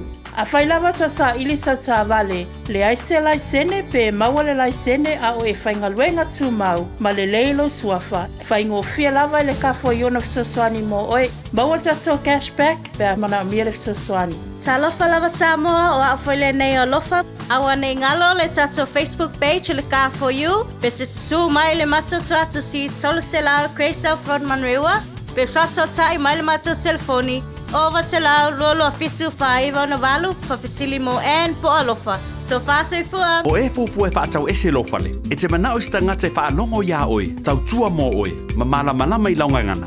Wala au mai loa le malu mawhatau Bob le malu. I le olua lua, tolu ono o, 5 lua iwa pitu. Olua lua, tolu ono o, 5 lua iwa pitu. All I hear is Radio Samoa, Radio Samoa, Radio Samoa. Tasilima iwa tolu amo. Radio Samoa. Ya, lo tala tu tatu leida tolu fetu taslima tolu fetu taslima tolu tatu leina lo avono atu mo tatu free market leita yao. Ya, fela vana tiba futa mai yai tatu telefoni lo avono atu pasta mole. Ya, mafuta mai fo tatu watu leita yao. Ya wa ya oloa e fai on tina ilunga tatu. Oloa lelei ya ma sa peng sa apetu sen ngumbela wele kusia ke kiema. Ma uia le numera fa mole ate sa pasta. Lo tava la leita yao. Free market lo fa sa no mai. Ya, lo so. Yo le quiero se double mattress, le leia kokoa. Yo ngale o musuka la va, ngale mattress la, double mattress. E ve quiero double bed kasi. Ya e male single bed. E mala ma wio so sai su fare ya le leia kokoa. E le TV ka o le via no kodulua. Le e male remote, le leia kokoa e le o smart TV o le normal TV. E ma ofu la lea kia o le 9XL. Ke loa ngongi ofu e o alu kore. Tua se la uat. Eva koe kaungo fia eva kumase si la poa. Iva XL. E a ese se mga o i vidi maile o lua fiku fa, 5 fiku 5 o ngo iva kot. O lua fiku fa, 5 fiku 5 o ngo iva kot. Mo lava. Dai. Limba ke ti talo fa sa no mai.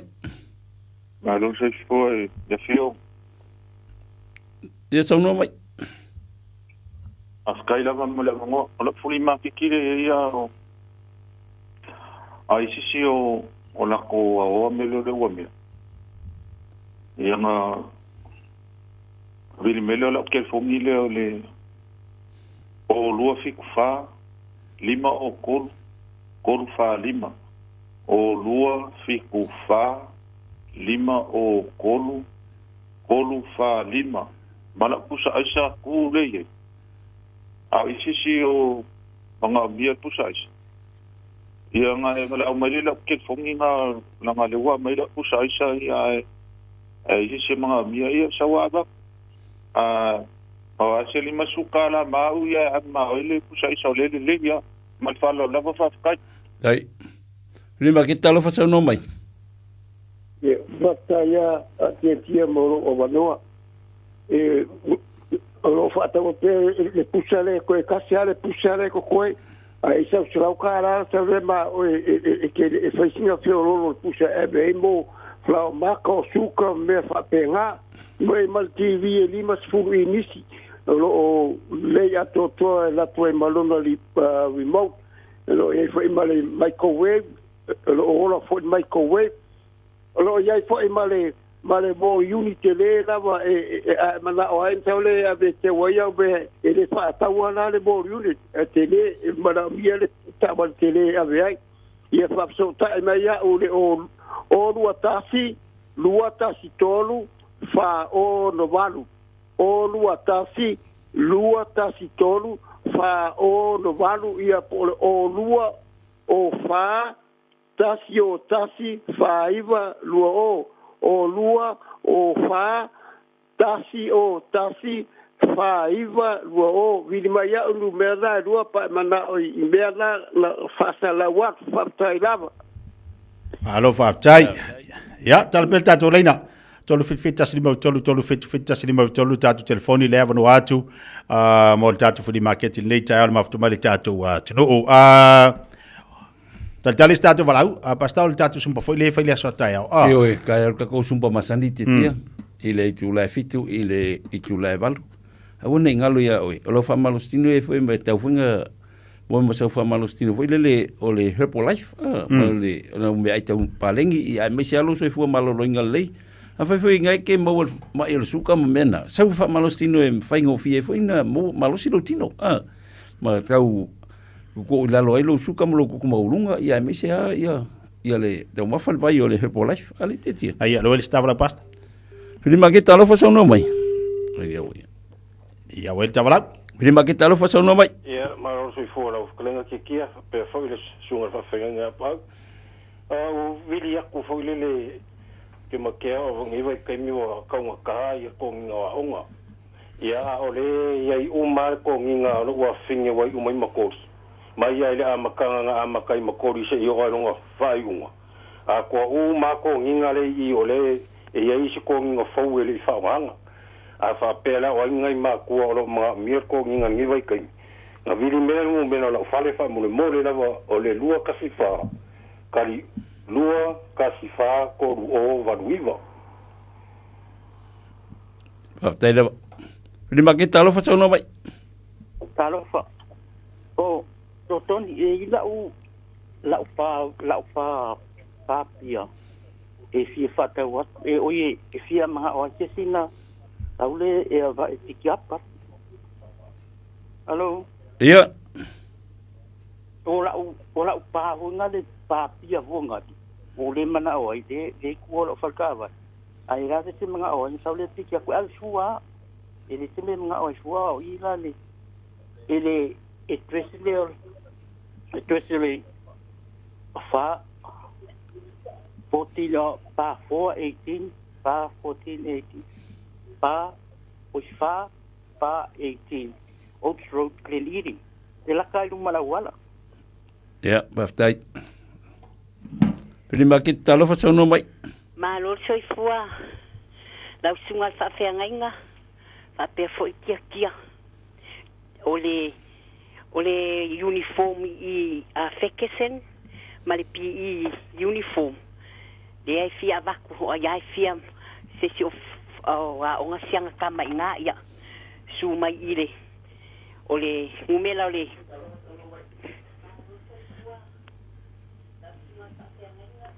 ia tina ia sono mai ya malo se fu John o Luisa le telefoni o konginga la ukentora le wa umama i la onga le afekesen o le uniform o le lava male mikiafu ia whapea ia o folipi ia po ai fia mga o mia o ia sanga songa alo whainga wa o nga ia sumai ile ngumela sifuru kolu tonu kor flat bush ia o le ngumela telefoni o le o lua kasi lua kolu iva lua iva o lua kasi lua kolu iva lua iva whafkai lava mole avangoa tai prima que talo fa so no mai Hello, pa.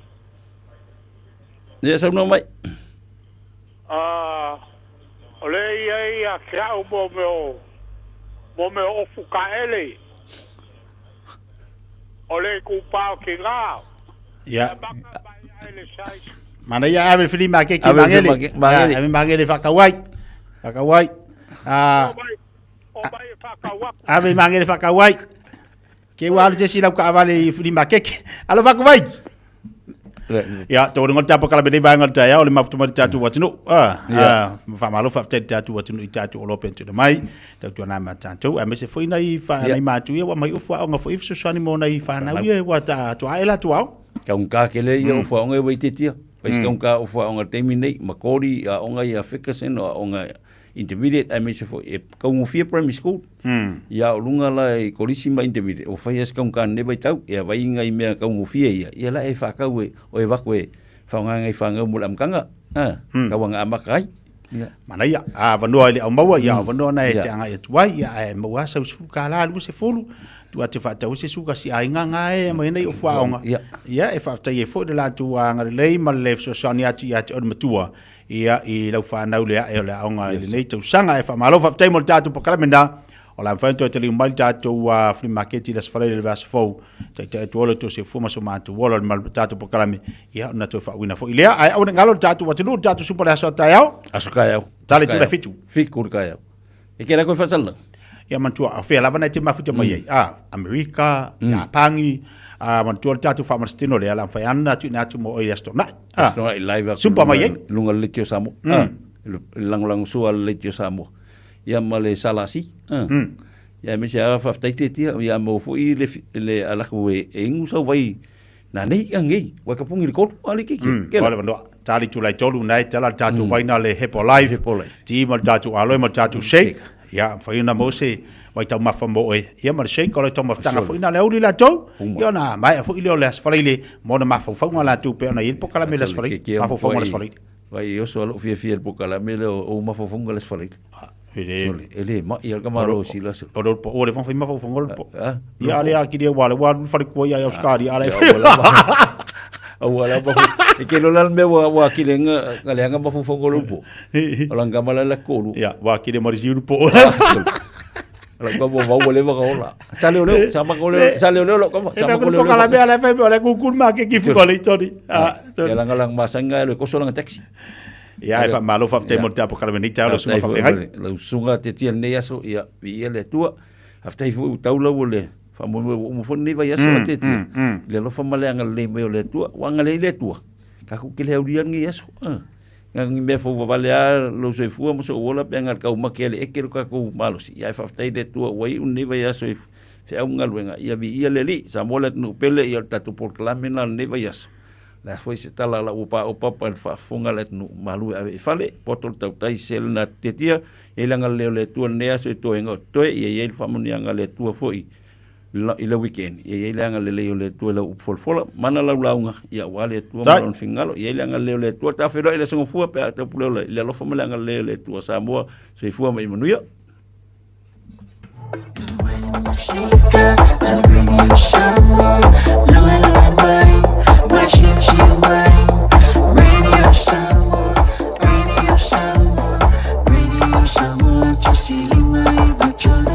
Radio Samoa.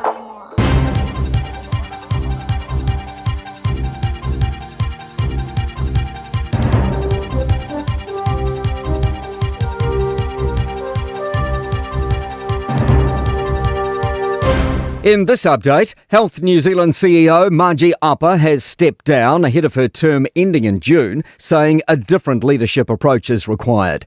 Simeon Brown has been recently appointed Health Minister with widespread cost-cutting in the sector. APA says in a statement this morning that Health New Zealand is at a point in its reset where a different leadership approach is required. Brown thanked APA for her service to Health New Zealand. He says he looks forward to working with acting CEO Dale Bramley, who takes over immediately. The government's appointed an independent arbiter to determine financial redress for Lake Alice survivors. A Royal Commission report released in July revealed the harrowing neglect and violence in state and faith-based care institutions from 1950 to 2019. In December, Cabinet set aside up to $22.68 million for redress. So far, 77 survivors are confirmed as being eligible for a share. Lead Coordination Minister Erica Stanford's appointed retired High Court Judge Paul Davison KC to oversee the payments. Winston Peters says he's tried for months to get information from the Cook Islands on its potential deal with China. Cook Islands Prime Minister Mark Brown is expected to sign a comprehensive strategic partnership when he travels to Beijing. He says it's part of a strategy to strengthen relations with all key partners and won't include any security aspects. The Foreign Minister says our government and the Cook Islands people have been told nothing. I can assure you that the New Zealand government has done its best to find out what's going on, and to say this has been discussed with us is absurdly not true. Meanwhile, Peters says an Israeli hostages claim of Hamas links to the US Relief and Works Agency will be investigated before a decision's made on New Zealand's next payment to the agency due in June. A man's missing in the Southern Alps after falling into a river in the Mount Aspiring National Park yesterday. That's news. In sport, snowboarder Zoe Zadowski-Synnott has secured another World Cup title. She's won the Big Air discipline at the latest event in Aspen. Australian women's football captain Sam Kerr has denied using colour as an insult in a heated exchange with police, which saw her call one officer stupid and white. She's on trial, charged with causing racially aggravated harassment to a constable during an incident in London early on January 30, 2023. Kerr's defence argues the words were a comment on perception, power and privilege. The episode escalated when Kerr and her partner feared that they were being kidnapped. A cab driver refused to let the inebriated pair out in a row over compensation for vomit in the back of the vehicle. Roger Tuivasa-Sheck will miss the Warriors' pre-season match against the Sharks in Sydney tonight with an undisclosed injury. That's sport. I'm Malcolm Jordan. Jana whanawau tia roa, ua te talaina nei le waunanga e veni, mō whaatau ai au ki lani New Zealand. Numero tasi John Coulter Drive, i le Auckland Airport Shopping Centre. Tau whatawhatonu lava le warehouse ma le countdown. Lau whale o kula wiloa le e veni, Auckland Airport Shopping Centre. O le talo fa voucher ua whaingofia a inga i New Zealand au se talia ma Amerika. O le tutongi whaatau ia a Licky Wholesale, Farmer Joe, Frankie's, Bluebird, ma le tele o whaleoloi upolu ma savai. O ma whaiona tongi ai leu tuina o Valley Pampenisini e tole foi whangalii, sa valalo ma fasto uta. Whapeale amatanga petrol station i Salelolonga malalo malava. Lafo nei lo se talo fa voucher mo loa inga i Samoa i le Pacific40.com. O e mo mia singaluenga le customer service, hospitality, po le avea fo i maleo leo. E te leo mautinoa, po o fea amatai. I le MSL training, mātou te fesoa soani atu. Mātou te malamalama, o le amataina po le toi fo i atu i aua. E mawhai ona whaawhaina tā. Ai olo o iai le mātou au sosoani wha maoni. E taita ia malangolangoina oe i lau malanga. O le MSL training, o se ainga. O se nofuanga i langolangoina oe, e wha malo si au, ma wha manatu atu lau sini wha atu. Asi i le msltraining.co.nz. Pevala au loa, le o valu se lau, lua, wha, tolu valu.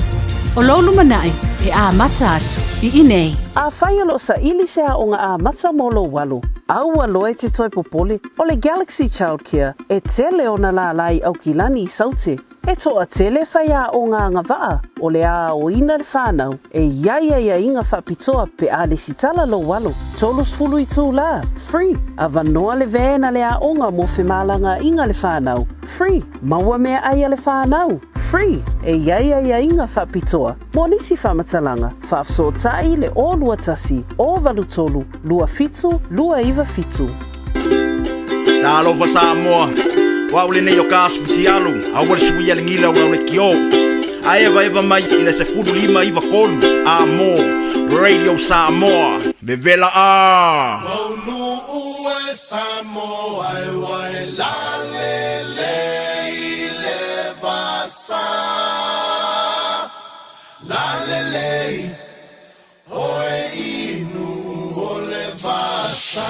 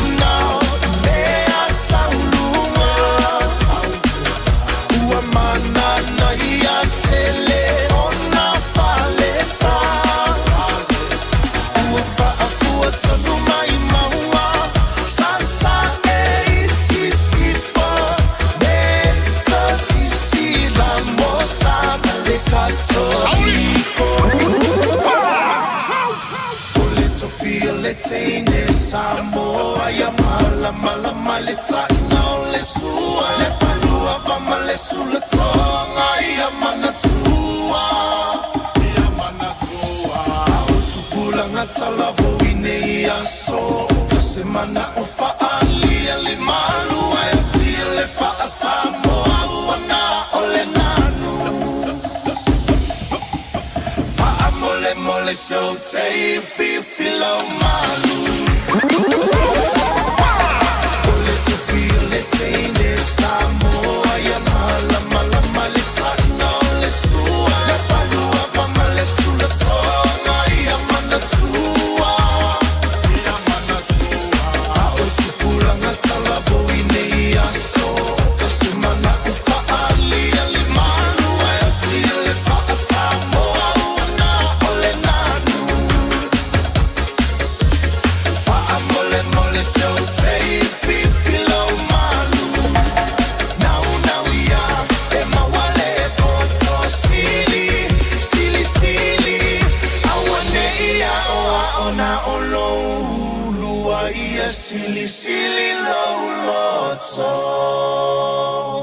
Jana whanawha tia roa, ua te tala na neile ua unanga e veni, mo whaatangwai au ki lani New Zealand. Numeratasi John Coulter Drive, ile Auckland Airport Shopping Centre. Tau whatapatonu lava le warehouse ma le countdown. Lau whale o fula wiloa le e veni, Auckland Airport Shopping Centre.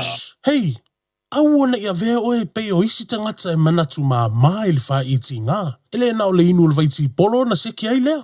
A le vave tonga fitia le wha iti ngā. E ono o le tūlanga e maua i le fever rheumatica, ma e le ai lava se tasi. E mana o e o se pele le nā tūlanga. Aia. Ave loa na i o walo, e whaile siaki le fō mai whale ainga, o le tausi mai le aonga, po le whale talavai, e vave, whaingo o fie, ma le mea sili o na tāua, e le toto ngia, e ma whai foia na whaile tui le bicillin, e ki lia atoa ai. Saula ia Samoa, i le neiva i tau o le tau mawhanawhana, i e tausia le leina i o tātou alo ma whanau, whaile siaki, ma whai loa le tonga fitinga. Mo nisi whamatalanga, sa iliana i lunga le social media, Stop Sore Throats, pe asiasi i lunga le upenga ta whailangi, stopsorethroats.nz.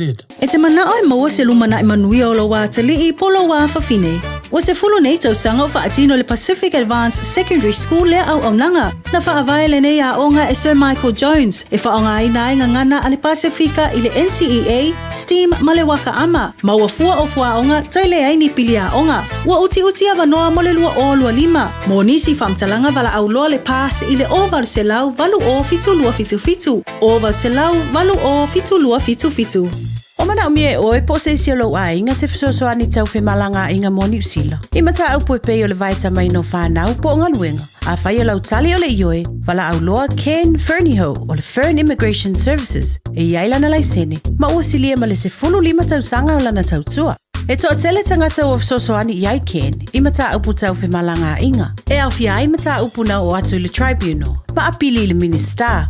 Tanga iane le mato Facebook, ma le upenga te whailangi i moli mau. Mo nisi whamtalanga, wala au mai le Fern Immigration Services, ma tala noa ia Luisa, i le oiva, lua ono lua, tolu lua lima tolu. Lua ono lua, tolu lua lima tolu. Po le o lua tasi, tasi lima tasi, o lima. Talofa, we're the Katinas, and you're listening to Radio Samoa on 1593 AM.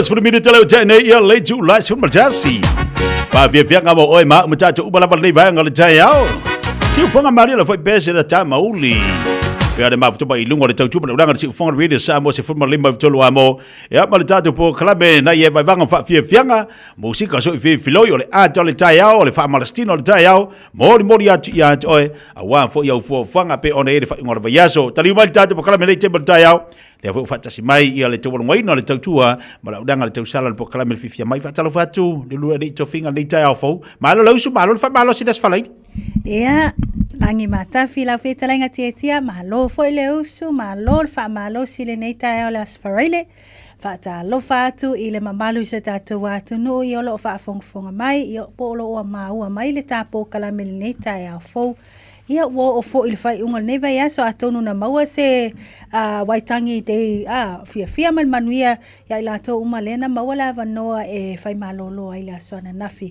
ia wale fa amna tuino le aso ta watitia io ese le mani o le ia so malolo le aso nafi ma mori mawine fole malolo nga le leia na ia anai tangata ia nei o tatu tangata sa afe ngai mga duanga deiva ia so malolo ia le fuko sungi bai ma we peanga fa pe ia ma fainga sui io o le ngei lenga foi lenga pa u waila le waitangi a kiloanga o ka sanga fo pa u sa o le sfalele ro kalanga ia albambia o le onu sa ia po fe lava pe pa u la songa fu pa u la solo pe pa u la stofi ato ya elisi aso ia fa malosi au le fa vai ai sa pe pa u la sa ko fa ku la songa fu io me o manga ya lo manga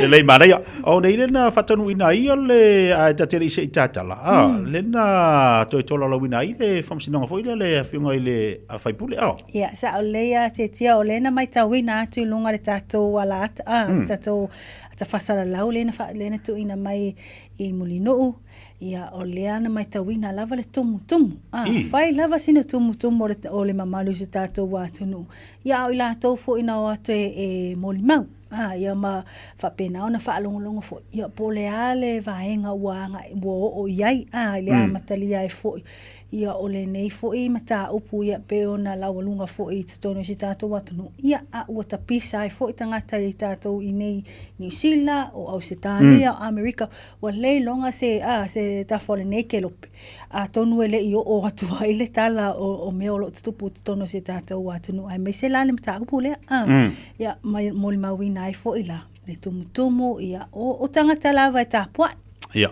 ia mafia ilo po le ase tau nuunga ia ai mese fo ile tau amatalia ai fo o suenga ia ai mese ole o tau lumanga o le famsinonga le ni le mta opui i le sunga fo le i fai pule ia pe ona tato maua fo i tala mai samo ele mauala se tala ai o le terminei o atono o lena toe atono se taimi o luma fai mai se update ia o se tala lata mai fo ia ele sunga ia li luma yava ia tu sai fo i ma tulanga ia ona mai tau fo ele ma fai ona ave tato kamela kongu tato cameras i totono e na ole no fo la fa longo po le ale vai ngole o iaile fanga so longo le tapu ya tono se temi o luma ona mai ato aila ia me se foi o report o ale finga ngal man ia itatu telefo e po la se tu langa o ia le maraya se mari so tatu tala lo ba ia to lo fa ma ni al kabinete ia le finga fa vai ia te atu ni so yo so ngatu la fono ia sa le te tia o nisi o vaenga o lena fai ona fai loa mai te mai tai pale mia ia pe ona ma ua foi la sona na file na fata no ina ia le se fai loa inga te mai tai pale mia fia me na o imta afa ia ma le vasenga o tu stala ia po se press conference le alana ia tu mai ai foi la nisi o vaenga o ngaluenga fatino ia me se foi pitola au foi el parliament al capeneta inisi foi o fufuanga ralu iloma o long term short term goals ia po plans po o fufuanga foi ia lewa wa ia pela ona ia tulanga e pe ona e folsia o leo fa mautu le fai unga fa monia ia fa nga fa vaile mo le te atula so nga tula fono ia o le peila o taula muai le mtanga luengo famsinonga mtulanga tau famsinonga ia po le Ministry of Courts and Justice and Administration ia e tūlanga iai, ia ma le la o tūlafono ma le amio tonu, po le law and justice sector. Ia lea la ua iai le whainga whaavai lea. Ia una ia ai le vave fofo whitauli, po o ni ngai o inga fo i lea. A ole i o ni tūlanga onga, ni tūlanga fona le ave ai loa masor ngā tūlafono. O nisi la i o vaenga pe o na talatala mai e foi, pe na saunoa ai foi la tamaitai pālimia. Tu sa ai foi la mafuafuanga ua iai nei, ia me se foi o tūlanga o whainga whaavai. Ia ole isi vaenga o tūlanga iai i le mta upulava lea, ina ia tilo lava, ia whaamalo sia au iwi o tūlafono, ia olo o ai ia sor ngā tūlafono. Ia me se ole si iti ai o au wala, ia e tilo mata fia e foi la ia sor ngā tūlafono pe ona iai, ia manisi vaenga e tilo iai. E ngā lulue whaatasi lava le atunu atoa, e le ngata le malo, ia o mtanga luenga ese, ia whapena, ia whalatonga, ia le longa ma se vaenga o le atunu. E au whaatasi, ngā lulue whaatasi, ina ia mawhai o na whaataunuina, ia mawhaanga solo le ia tūlanga ia i le whainga whaavai lea titia. Ia, le si o tātou tala pe na wawa ia tuwai, o le ua manino mai i ua ieli marienga a mo whanamai fo i e lua. Ia, wātonga whatinga po ngāse le la uina atu ini tia roro wingala. O lo whatu mawina ia tātou whanamai ia o la uina atua ia nisi o tātou mai. Ia pe a watu fo i le tono intia. Sa ole ia wa ole isi leo vaenga o whainga whaavai pe na ia matulanga o iai o fuafuanga ua whapena on whamoni et stoner ka peneta. Ia ole isi leo vaenga ia po ola sanga ua teutilo iai le malo. Ia peila ona folasia fuerte mai tai palemia. It's one of the plans, one of the tūlanga iai policies I whainga whaavai. Ina ia teutilo ai lavala ile atinae, ia ai mese lava o tūlanga o sefua marorina tatou atunu. E peila ona iai ia le vaenga lea ua sainia ile malienga, e lua malienga.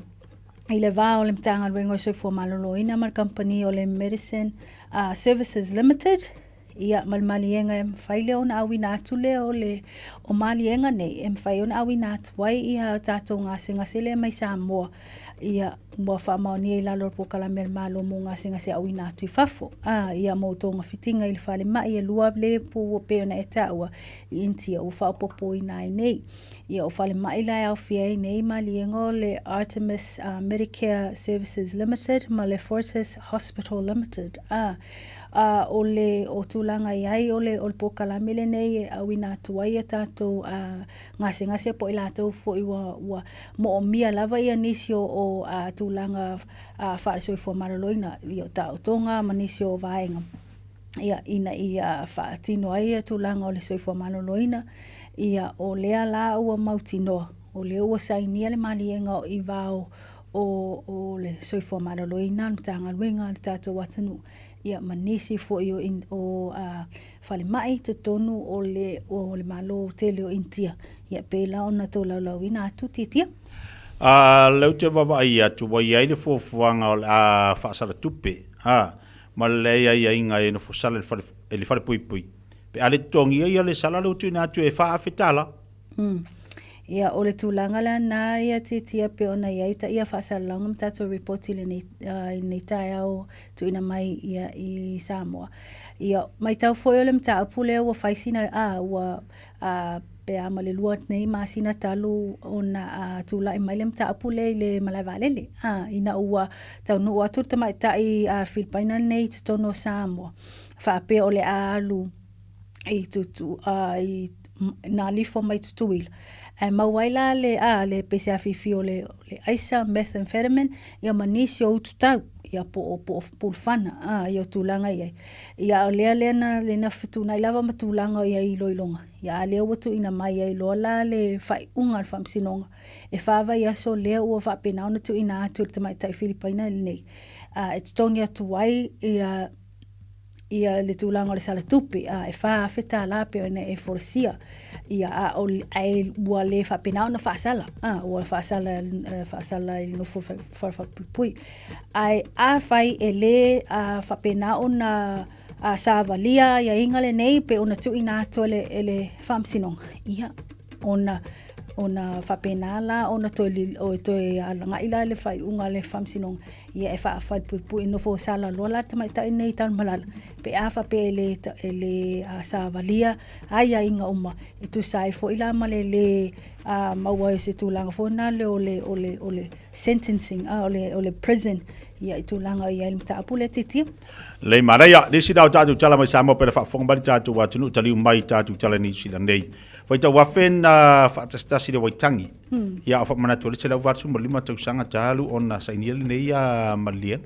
Ia, sa ole, ia pe ona mai tau foi, ia le asoana nafi, le ena whaapena ona malolo mai to tele lo ave ai maso malolo o le famna tuino le waitangi le nei ia le ala mai ta ia itulanga ta to reporti ia faita wafe ai ila to na fatastasia tu waitangi la sona nafi ia famna tuina ai ia le nei signing alima taua le vau tangata maori ia manisi matangata fo i Beretania pe fo il nataimi ia le ua whamawina ua se lau vasfuli manei tau sanga talo na sainiel malienga ia le vao o nei fui i tu ia o lea lana whamawina o le ele i whapena ona awai le sauninga ne le afia o le ananafi ele awai ele le pa le mia ia e peo na mo i whailo ai le masino te sema i tūlanga iai ai o le toa tele lava sa whapena ona awai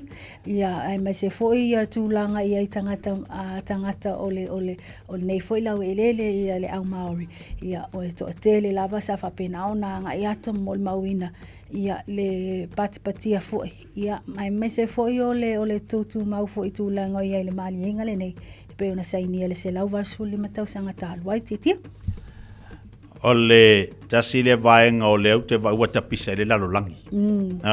Le ua tupu mea le atukuki. Le ala whai mai. Le la tape nantu ia le atukuki. E fi ia nisi o tangata. O tangata ni le fi o la awhaia se a soro te tei. Ona, o le awhia ai ia le whianga inga o manisila. Mana tua le tala le lenda, o nei ele malanga i le parimia le atukuki. Fo i le, e saingi le whianga inga e ma i whia. Beijing, i o i saina, Sa lei o tūlanga ia o le mtaupu lea tia ua whaalia ia tūngalunga ia po oni finangalo le malie fo ia to tele o le moto o le atukuki. Ona o le tūlanga lea mai tau fo o le mtaupu le o nisio se tasio mtaupu o la olunga nei tutono o le atukuki. O le mana o le i tūlanga ia la mai le li ipalmia ia Mark Brown. O le mana o le e whai ia iai lava se passporta ale atukuki lava. Ia iai lava se latou tusi folau. Peita, ia o tūlanga iai i vaenga whapena, lena mai tauina, lena whaailoa fo e New Zealand. Se i vanga na ai ua tūto atasi. Whaato ama whai ona whaatino le vaenga na. Peita, o lea i lalo lava i tūlanga iai le i le malienga, mar whianga inga nei i lalo le vaenga New Zealand. E le mwhai e la ona whaatino le vaenga. Ia peita, ia atonu wali li whai ia tūlanga o il mawhauwhau o Mark Brown ia pola foi nisio vaenga ua hanga ia ilola ia saina o saina la le titilo o nisio vaenga o nisio atina ele o le seabed mining ai o le tasina o atunga lungo tangata ua whapena ona nga ilava ia le palemia e whaatino ia vaenga e au noa ma se fatala noanga se consultation o fai matangata atukuki pe tala whianga le fai fatino le vaenga ua fai lava molona fai talia le fai o le fatino ia decisions o fai o ia fai unga ai le I whapena o na tala noina ma tiutilo. Po ania a whianga o le ai mo le atukuki lava ia. Wai e inisio o reporti ia mai se lava le tato tala nei. Na whaalia ai lava inisio o au sue le environmentalist i matangata whaasa inisio i tūlanga ia le wha natura na latuta ua. A tonu e le ongu iai se tiutilo a le malo le temine i a whianga o le sia manga le ai ia le atukuki. Pea whape e taunu le vaenga lea. Ai mai tau o tia o le mai i reporti. E le o mawhai o na whailoa mai e le li o Mark Brown. Ia le malienga le la saini. se i vanga na ai wo mai ona saini fa to fa ilo mai e po ava enga ia ole na saini mama li ai ole sila va enga na ole o fa pena ona tunga luai ia fina ngalo to tele la botanga ma le la ua la to botonu ai ole a fai tino la to sorte la so sfumar fito masina ne ia fa ilo ai le malo le ai e tau la vona fa ilo atu tangata ole atunu tu langa ai uma ia tina ia ai le ole fai to tasi la vol fai unga na ia oi titia le vanga umanga sangiri ka ko visa fo ile masenga ai o nga fia sa urole New Zealand ia la tukuki ia tukuki le la anga ia kultatu para mi yo tatu tilo la ia tatu tilo le temile ile anga i mai o saina anga i mai i atu motu i atu nu atu nu al Pacifica temile e la wa tatu tilo le la anga ia tu le para mi aman tu ia fa mo anga ia la tukuki o le ila lo va inga New Zealand pe ana mai tawina ia anda fe na ufarongo ai fa maninonga ele parmia a Samoa o le feanga la le tatou ma saina e mafai ai ona malanga ia tatou tangata ai mai se ila to fo e faingalunga le malo e mafai ona malanga i saina manono fo i saina le tolus fu waso ma e ono mafai ona fa popo atu i le iva se fu waso e le ngato fo i le visa fo i le e mafai ona fe malanga i tatou tangata ia passport Samoa tatu wala batangata ia martele lava vaanga pena fa manino mai a ole lava olo ia le atunga lunga o mafu fau manatu le tunu ole mo le vano fo ile e malanga tu tangata saina i tono Samoa ai e ia inga pe fa manino ele parmia ele aso nafi ai inga pe amalanga tu tangata saina fo ia o lo no winga a tono ole visa ai don't think of saying of maula levang ita iloi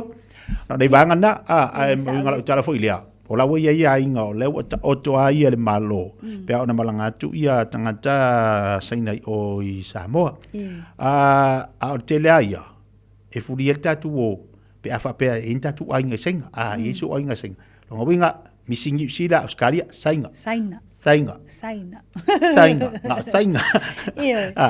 pe ona banga na fa manino mai le te parmia ia le visa la le wa fai ona tu na mai mo tato le va tato ma saina le la fa manino mai ia siringa ia e ka ke o so sainga pe le ai a se visa fulini silam Australia e ia le manatu o New Zealand langa fo to tele tato New Zealand e malanga mai tato tangata sa le tia ia wa pe o le tulanga na e pe na eta wa to tele lava na feeling ia ole ako kele ngai la au senga nga ia ku Samoa e pe o na eta wa ole leina ole to fa amnino ina mai ole to tartala mai te mai tai pale mia le au nga ato ole ia ole fe nga nei le smali nga nei o visa free visas le na ia fa manino mai tu langa la nei ia la ni so ia inga le pe na ma wa tu la son nafi ia e tau e ilo le lei e ilo le ia tu langa ia o tangata le apala ilo na visa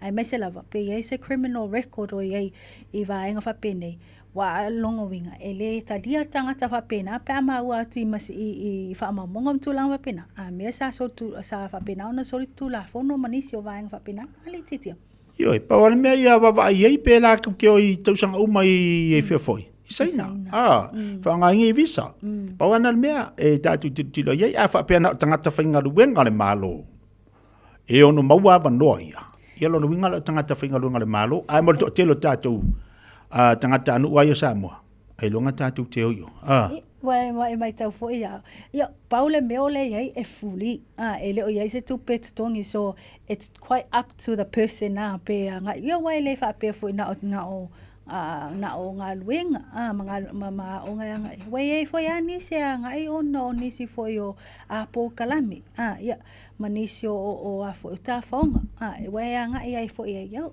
paula han be ma ia wale ai las ku pe alo fo pe le visa yo fai ko visa se ima wa ke kalangwa se ima kalangwa ku ya wo te lo le ke le po ko ya ongi maka ya oli tatu palo ta fu le statu sui tau vale fa funga mai ele tatu wa tunu fe la vanga ke ma fu ka mai ai ta fai fa le la langi e ta ua i o lau lango le tatu sui tau vale e wanga ia tu tama ia li tara ia e ta ua lau tango e seale ia le fa moe ia ma o lau palota fo le na o lau lango fo le na ma lau ta talo le na i lea alo le tatu watino toi lau te lope to o nei matai au ia ona fa muta lola ia lea ai o fa fonga mai ngei ia o fia lava na te mafuta mai ta o te le taulongolongo le tapo kalamelu le tofinga se atu ia le fa moi le alo le tatu watunu io sa le ai mai tau oe le o mia le like pole hata le reaction i ata le se tangata le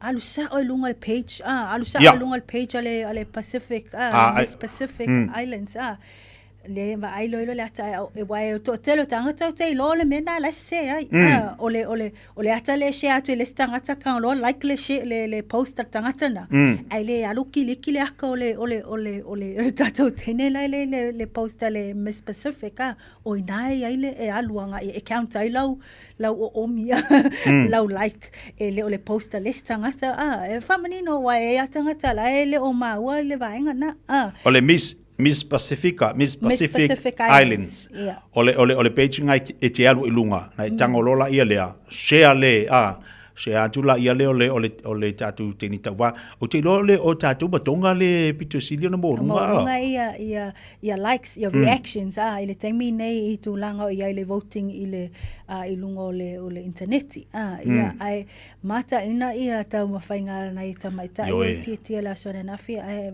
tō whalo pūlau e whaftai fo le tātou teine le tamaita ia li taura I le toa olona ili ate le maua le toa malfile ia te ia I le whaatino ai o lana wholasanga le aso nafi maana ia so maana ia lana wholasanga ia e whamanuia atu ia ma e tatalo atu fu I tau mawhainga si tātou si alo leo si tātou watunu ia tālo sia ia tau mawhainga ia o le atonu laso atai au maua I loa la ia wa pe o tai au le whaatino I le competition le actual competition ia mai loa I loa la ia po ai o le a whapena ona tu lai mai ia vea malesi ma le tau sala Pasifika lua lima mana ia tau lau lango te o e to tele atu tatu tangata ia tonga iyo tatu to tele atu tatu ia tonga a tatu tilo le o le lava feltau vanga la lea o tātou matonga I alo tātou atino ia maritama I tonga I palo te lunga o penga te whailangi awala na ingari ante oe ni te ua misi alu lunga tātou Miss Pacific Islands I o ina I te alu iai ia waila le hata tamaita I ale alitara ia le tanga orola I le share ia ma o mema le like ia ma e whailu wainga o miange share atu ia o le tāua le na ia mo tātou ia awase fsosani pale mai fsosani fo ilia ia mole alo tatu watu ole tau fo ina ai mo tatou tau fo ina ai mo tatou mo tatu tapo inga o malolo fa mo afa pe ho o kai o a wakil o kai ia bi ia le li ia ato no la mawale manuel to fa ngole fa monia fo ina le pulenga luile sa mo ma tau tu le to luile sa mo ni New Zealand au kilani ia bol mole atu mo tau fa ngal tama ta ia li tara pe ona tamo fa ia ai ia ato no pole afa o le nga to no tau sangala o la wa ia tu fo lista vang na share fo ile o to tau le share ma like ma la la ka vanga le fa mole ko aka ua kwa langa ile fa ka ngai fu ia fo e ka un ka vang ia ole amato tu ta ia la po la le taimi e sawaila lo swafa ilunga ia ma vi foi lo wata ia ma tu foi ke like ilunga se lengi oi ia yo alanga ko ma se ilunga e no ka va fa me ia malo le ai e alanga nga ko kongi e share kupela ngai fu ke unga e fa ka ke unga ma fa ka le malo e ka ka ala so e sponsors wal mea ngai ka kaunga whae ma wai ava kule le fiwa su kampong le mo se kampong ia sa oleo ia le uai e ma whai po wai le vai le utata noi foi le vai ai oi lava te mai tai Yoi. O lea lava se tau vanga o lo anga e lo ma foi fat se fatino au wai te ma foi fa pe le ama le ai avo e loe oe e te ma faia alu au ke ma fa fu sisi vai wa te le vai ngana yo ole o wa ma fa nga ko ai o lalo Alu rava oi. Ia maeilo. Ia e whaatasi la valele ia te oi. I mea uma. Te wanganga wa whailo wa inga i re kaunga ea. Awa e wa e kaunga. Ngova e whai kamegi. E warungal po kalame ni payaso. Tēnei dua ni tō whinga mo lau tō tātou atunu. Ia, whaktai lava tia mo lau awanoa. Mana tua e maua uma lava tātou talafou. Ia po le au te lengo tātou reporting nei. I lungo pēnta whailangi le website o le Radio Samoa. Ia, me se foi lungo le Facebook page o le atu ina atu inisio tātou tala au tu. Ia, o le aso mo le aso. Ia, e manu te leina whaivo le nei aso tia. Manu ia te le lava whaivo o tutoi o le nei aso le malu se tātou atunu. Manuia le weekend, seifua mai manuia. Ua mawhai o na aura tula polo kalame le leimo o ia so taitasi o na o le langolango malosi le whale maliu a se alo le atunuu o ese tātupu Funeral Directors i Manukau City. O kalame leimo o e tālo whalawa. Le tele o loa ua tātou wha atawina ua uma o na iaio na aso wha atapula aina e o ngai. E te alo le aso ua tūsia e o ngai. O na uma lea o lo na o ngā. O le tele o mea tau mawha e na o le ono masina le umi te tau wai o na whata atia i tono o pusaisa. O le mafu anga lea e te lei aluatu e whaatau se ta vale. E tu mai le warranty pe ono masina po le tau sanga.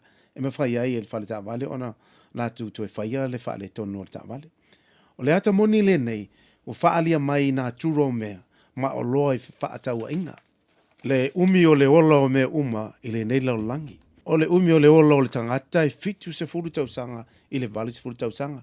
A valis furu tau sanga lo na wina a ua ia ile si whamaniina oe. Ai ole to tele, ua le ausia le fitu se furu tau sanga. O le ata le whamani ai, le mole maua ia kopo.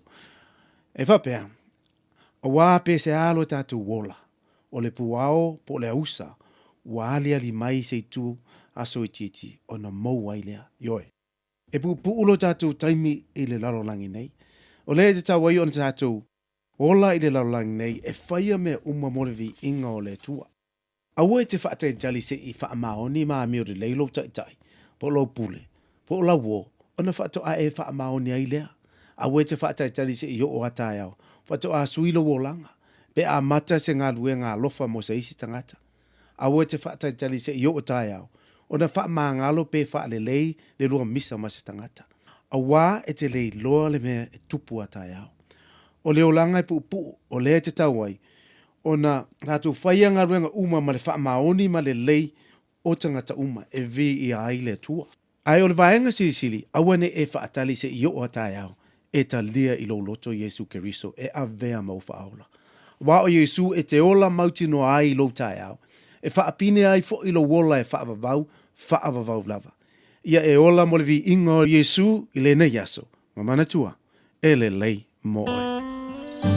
O le ese tātupu Funeral Directors o se whale maliu Samoa o le tali foilea o taimi whaingatā o na o le malanga al maliu ma le oti. E mawhai foi o na lātou awina atu ma awina mai tino maliu o e pele mai so o se atu nuo larolangi. Mala auno le ese tātupu Funeral Directors i le lua no lua toru fitu o o. Lua no lua toru fitu o o. Pea fiu ane i le se fulu ma le balu Norman Spencer Drive in Manukau City.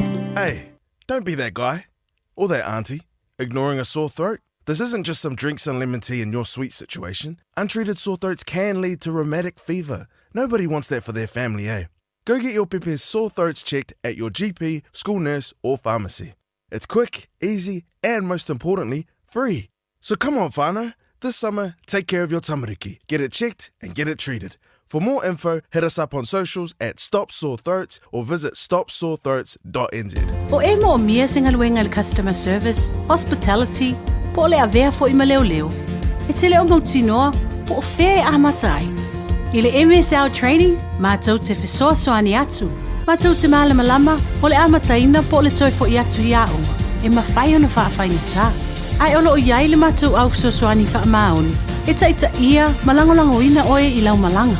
O le MSL training, o se ainga.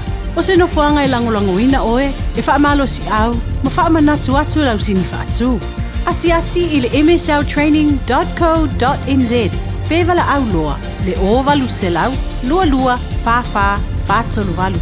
O lolu manai, e a mata atu, i inei.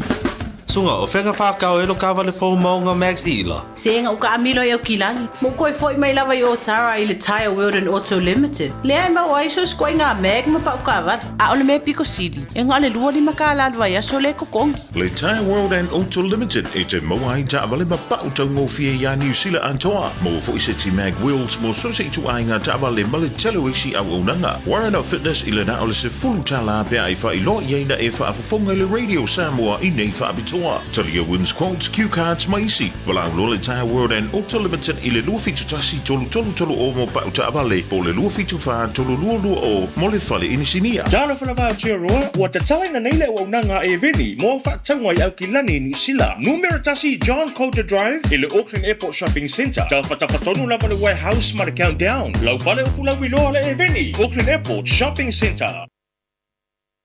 Tai pala wate lewa to es fulu minuta da ta leo leitu la sfuma lua lewa fatsi mai e le sunga le pula le tatu faltawala le meka kasa le sunga tongsia mo tatu le tayau i la to unanga ma tu to ngai ma liva ya so fatalo fatu ma nganga fifia le sunga le pula tongsia ma lo le usu ma lo fa ma lo si fa ma ngalu nga liva yaso ya langi matasi la sunga le lifa salau ya po la sunga fo e po le tatu fo le tatu po kala mi fifia mai ya wa fa fo anga samo po kala me fantasia le Radio Samoa. O si fonga Samoa, ta si lima i tonu amo, fa malo so fo mornia fa malo lo su le nei aso a ke tia. Pa malo le on sa itu te manga luanga mo le va yaso pe tatu sa valia vi eleli le on fa on tatu se email as fa le nei ya fo ila va vi inga ile tu on malo si mo le ola emergency fa o wina o tu te manga luanga pe tatu nga lu ai le sunga le pule te wolunga mo le va yaso emergency fa ngol va yaso oni va nga wanga ile tatu tatu. Ya, nga va sa ta ki mo fa sili ya ki la se ilo te man manu na tami. Sunga te tia ia la se le sa lo me ka ka se ne tu la le ta ya ia Samoa ia temi o solo ia wa na e ona fola le sunga te tia le fala ia e no fantala to fatu lima pa i molu mo Samoa ia pa pela tong sia o ia fantala fala balea ale me ka se ne tu la o le ta ya Samoa na le fantanu tu la wa tong sia o ne ia o le babi tu la nga ani e sai ia con calante ia pa temi foi le e fai el talsanga mana tua e le ya te sili me uma ia martinoa ai le fatu mua la talsanga Samoa ia ole mafuanga ia tele la bai tanga fo ie mulmuliane ai to e complain tu langa fo fa pesa ton fa mama tu langa uma ia to tua tongsia ia fa pena ona fa mama malu la tele la tinu ka su mama tala mai au me tu langa to finance male mafo angole me male mafo angole me fo ili down fight male me down fight tulanga ia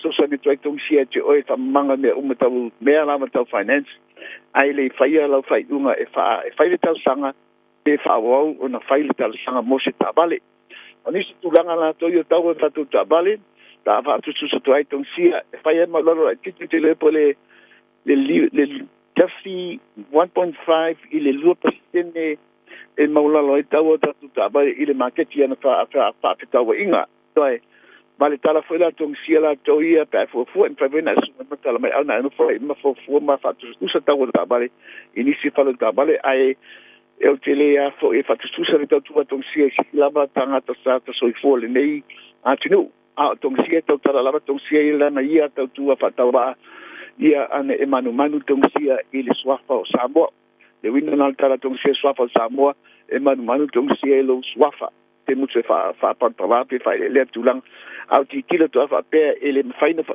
fo e faina ta pe ta sanga ona ni te to fa po pe linga ni si tulanga faina ta ona fa nga tu le fa tuanga tong sia e a me la to vale ya su mental mai au tele ta vale faila fi pilinga Samoa al so swangi nga tong sia te fa mama uma ele ma faina nga si me ta si ina o le te bi se ni la ton kanate ya wa mai ona e si le fia me uma eu nisi tulanga la to mea to tabale o family bands, commercial bands, o mini bands o tato piki up for Rangers Toyota Hilux, Mitsubishi Triton, Nissan Navara, Mazda PT50, tato piki up ia o mai ono te trainer tono tato fantamale, two-wheel drive, male four-wheel drive o mo tono tato fantamale, ilang ese fo ia, tato SUV, tele SUV la po, ama tamala vaya tato Toyota Highlander, or tato Hyundai Santa Fe, ole afo I ole Holden trailer place ia matele no o to yo Land Cruiser tel no tabel la po fela tutinga a mese mo ainga to tel mana bia tai fitu no 4 a SUV nisi tu nga ni tabale ia tele tabel fela tutinga ta su mai matala mai ero la mes po kas mo tu planga tele bo su mai tala mai out ile lu se la ke ministra ngi papa to po man ka ta we nisi lu se la ke ministra pai foi na pala aumenta te foli a foi ole oiva lua fitu di mabalu te sigo oiva lua fitu di mabalu te sigo awang ngalo samol de ramba fanga solo tato to sanga tele to pole le to sanga elisa met tonia they want the fitness le stalaina la tabale por registration ole afo male afo I mal servicino la tabale to sanga ele foi mola mi fefi e a felimba sala tala to se tabale lua fe fefi o tato piki apu one nalo ai fa pitu ne fa sala mo fa business na para aumenta te foli te fon fe ai ole olo tashi pa tuono lima fantasi olo tashi pa tuono lima fantasi ya so foi mai mania tensia a me a tia vai ngalo met tia lo fa ya oi para lo fa ya o amakanga ko e kalongoa o ya oi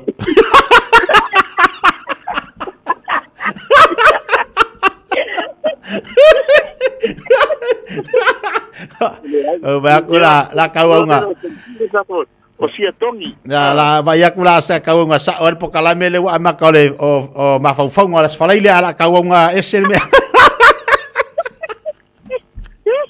ya man mira tai so tai ya se voya ya lele ola una ka tu tu sunga tungsia sunga di pule mo ta tu le nei va yasa a misal ni as falaile to lunga ila na tu una nga mo ta to vala wan o lo tasi fa fi tu no fa tasi o lo tasi fa fi tu no lima fa tasi tolu minute chalo tu la suma lua na tu fa mana tu lava ta tu at no tu na ma oe ia ta tu tama fa ndau o lo o anga ia tu sai dingo se Miss Pacifica lo anga ia tu ta tu wanga pi ona yai ole ta sa lingo le la le lei ole tawala na vanga e na fa mana tu ia na wa mana watu le tu langa pi ona tanga e share ilunga ia le alo tatu wa no ina ia fai ona watu I sau palota ma ia watu I malau lango ia ona vanga na te loa o te nei mata yao ia tatu tau fi talo fa tasi ia tau no manuia tong fainga ia altamata ia li tara io tatu umalava na lango ai tatu wa tunu umal tom fainga awani ngalo tatu sumpa de fa aso atayao tatu sumpa ba sama sani tali tu lai fitu le aso atayao man tu ala te so tu I te rangi o ina le fai to alo fa ngai na mo tatu tayao e te alwatu tatu sumpa lo winga tau na tale onu tatu o amata foi tatu fa mastinga masani ia tatu na awani ngali at o tatu matu te alwatu o te ngayo ia ngayo I masani ina ia fai ona fa ngayo ia le tino le aso atayao to longa to se tatu te tia mo leiva yaso e mo le toleng fa te le lafsa mo le tunu pele mo tatu maftanga neiva yaso antoa ia ilunga po kalame le fia mai mana tol na wa fa fonga ni so tatu po kalame fa ngaso mo leiva yaso ia pe ona ia ni so tatu unanga tatu ni so tamari o tatu watunu ia lewa fa po tatu po kalame mo le tu sanga ia fa te le tua o le vaso fo te le vaso fo la tu am tari el tatu po kalame tu asin sina ta mam tina matua pe ona e tatu po kalame masani ia te utou ta mam tina matua ia to am tari ai ila auto fo inga ruengo fo I moto malawa tap pai ia ao se po kalame ta ua le fai mai ai se ta ua o to foi vai taimi ia a o fe anga ai manuia I tono ainga le o manuia le vai taimi ia tatu fe ila so fo le lo fo le tua mawale malosi maleola mai le li a want you te manga luenga fa ngai vai yaso te ia to le tua le to se fua ila sa mo mo se sa pati manuia le lo fo le tua ia fi ai tatu fatua na ini meu tutu por nei vai taimi lo tatu iai o ni ngalo te talo lisi ainga mo lisi ainga ma te talo mo tatu wantunu mea te tupu le olanga sa ini mai le ia te tatu su e lale fina ngalo le tu o tatu tangata o mea o le lei male marie male anto toa o fo fata ulanga o tatu tangata ile tu mo lo fina ngalo lo fatu sa mo la tu pele te tira to una nei soi fu mai manuia Ua na ole Radio Samoa se furulima iwa toru a mo e tau tuaina o e ilangu ngana fitu aso le vai aso. Usi mai alau whaafafonga. Telefon mai Samoa ya su taitasi. Ua au mai amo oe ona ole langolango mai ale talofa voucher. O te whatalofa le tātou utunu, tātou mafuta, ia wafo I le tau alunga le ngā ruenga le nei vai aso, tala taulongolongo mai lo tātou tano. E uina ese manatu malangono le tōtere le tūlanga wai ei nei, le pūlenga malo le vaenga wha upu whai o lo tū i le foe, e mafua le sifuru lima o whai pule lo tō o veina to finga min star, o le pūlenga wha tonu e au fiai le pāle mia. Ma le lua se furu o whai pule, o le wha tua i le atua sa moa o tasi wa lātu ulanga longoina, le wha amuta o le toi a vea masui o le lātu uvaenga wha upu whai o le pāle mia, ma min star to lima. Pei tai o lo mau pe le fina ngalo le tamai tai pāle mia, o le whainga malo o le wha tua i le atua sa moa o tasi, o lo tu i le foe o le malo. Na whairoa le fina ngalo le tamai tai pāle mia i le whiroa inga matu sitala le stofi, ina ua o i le teimi o fesiria tu sitala. E se whai atu lau tala en meleta o le minority government. E leo se mea fōu le meleta o le minority government. Na tasi al mea o fōu ai fōu se matati a Samoa. O le tūlanga masani o minority governments, ona o le tele o pati, e ona tu whātasi la e leo pati, o le pati au tū aia, e leo atoa o le majority, ala o le malienga, a isi pati, o la tau le la whaawa wina i le maro. E tau iei foi la se tūlanga whapena al mele tupu ia tātou. O le mela le whai isi na ese o tātou. E le whape ono le tele o pati. O le ese esenga o le majority party. E whai foi la o tele lopo fel tūlafono le te whai mai ei. O le whawai po le tūlafono whai ngā parot. O le tūlafono whawai. Le ma fuaina na whaonga na whanomene. Le tūlanga le wai nei. Mantua koe le na awhape anwhape e to te lela tō numera nei lo e o mai whatu le vote of no confidence. Ia, o te loa koe o e lea se talavani ai. E para ai mai tō e fo i whaina pālota. Lea lau atu mai ata i ta ingai lau fioma. Le winola ofisi. O le ale i tūlanga sa tau, na wape o tūlafono le wa. Lea tātou te tāia i whatūlanga ina te te inga malo te nei. E mwhai fu ina whapese tala. I le tūlafono ai, poi le tatano i le mela i tūlafono. O lau vai i le tūlafono, o lai pui i le tūlafono, i le meta o le malo. Poi le whaingofie, le avese ina o se malo. Mai o le si foi moni mau i le namea. Apa u le malo. E le avanua i le taitai. E whai atu loa le whautuanga i le ao le malo. E toi whai le si whai ngā parota. So, i lau titilo iei whaat mawhau whau. E pe iei le anganga foi lea o le tūlafono. E pui le meta o le malo, o i le malo, o le pule whaatonu. Ai sa oe. Awa o le awhai le tala, o le mele tupu i tai, o numela. Ma me monia, ana atoa le numela, a le sivaenga o le matou, ia wa e swing. Ai, i le nafo ia swing, a pa ule malo, o la ia i le avanoa, e whai atu ai loa, ia taktoi o loa e sa ili mai fina ngā o le atunu. Ia, pe ese ala le au wala. Ai tasi al tau nunga e ono o iai, o le toi o i whalparo. Le fionga le tamai te pāle mia, le fionga fia me Naomi Mataafa, i le whairoa inga matu stana. O le whatoa ato e maua leo se hawa noa le tamai te pāle mia le au tu stana ma le au whaasara lau. E whairoa ai nisi o mata upu e tala noa ina ma pasia e lana kāpeneta. O se whairoa inga fo i maua i ma le hawa noa o tu stana i ni fesidi, i isi mata upu e fia maua i eise whiringalo, o le taitai o le malo. O le whaatali nisi o nu o le atu sa whanta se ia mai a ngā ruenga, e ave se aisu au mai le manuao o le mana wanui o lo ngoto i o latu ngā tei whale. Ai o sa iri atu na ise fesoa soani i le malo saina. O le ua whaeloa i se li ponti le leiti o ni usila le whailoa i ai, o ni sui o le fio anga ma sui o le ofisi o le malo saina i Samoa, ma whaatala noa ai pe whape whea, ona whaatino e saina se fesoa soani mo ia fio anga, wa a fia ngā tei whale ona o suahau mai le manuao. O whalia se tamali o le tu malo i leli ponti, le fionga tu ia pai le toa. Po yeire nau nau ta ingo seina fia fiso swani, ona o a fianga mai le manu au uangoto ai o latu ngā tai whane. O lo tu mau peo na tapu le whangu taino o ngā samio nu o lo a fia, i le ngā ruenga lo whaatino nei o le ave sea leo suau mai le manu au.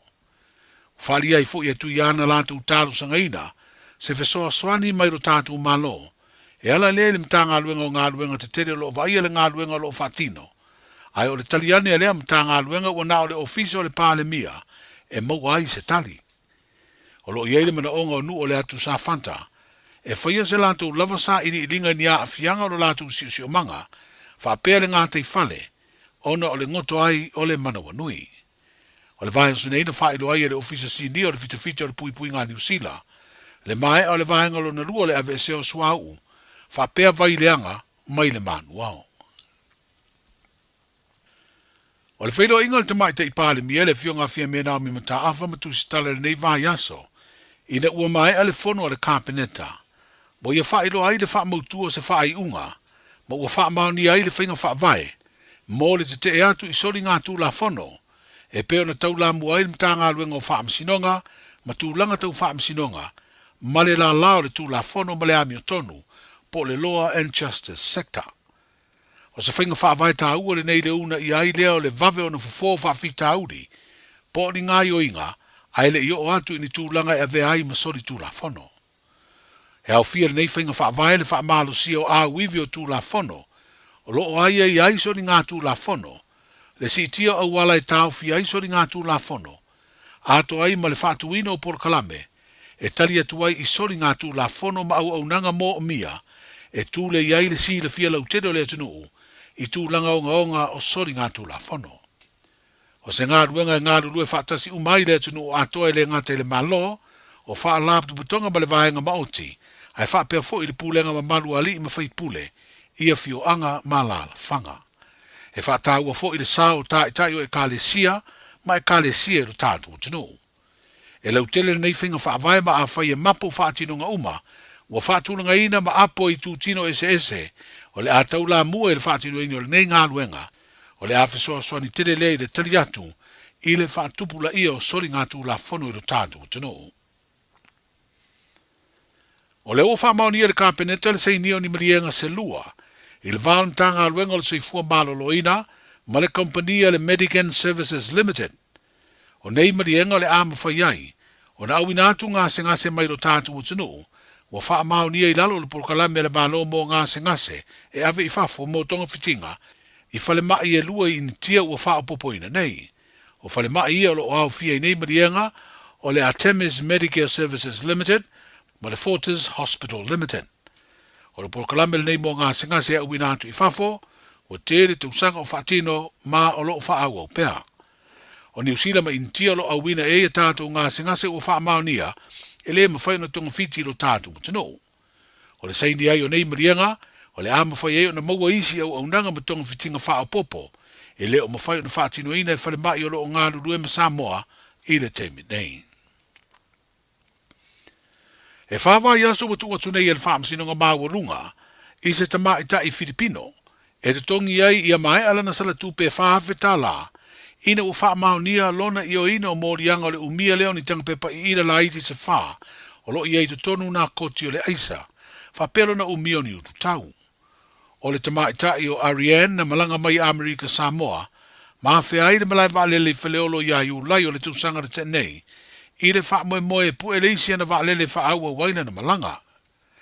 Pe tai o le toeanga i a siaki o na pepa malanga, mau i atu ai le vaenga o le puipuinga o le malai waalele, ai maua i masini whaata, le ato le tamai tai o lo iei le aisa mautu tau.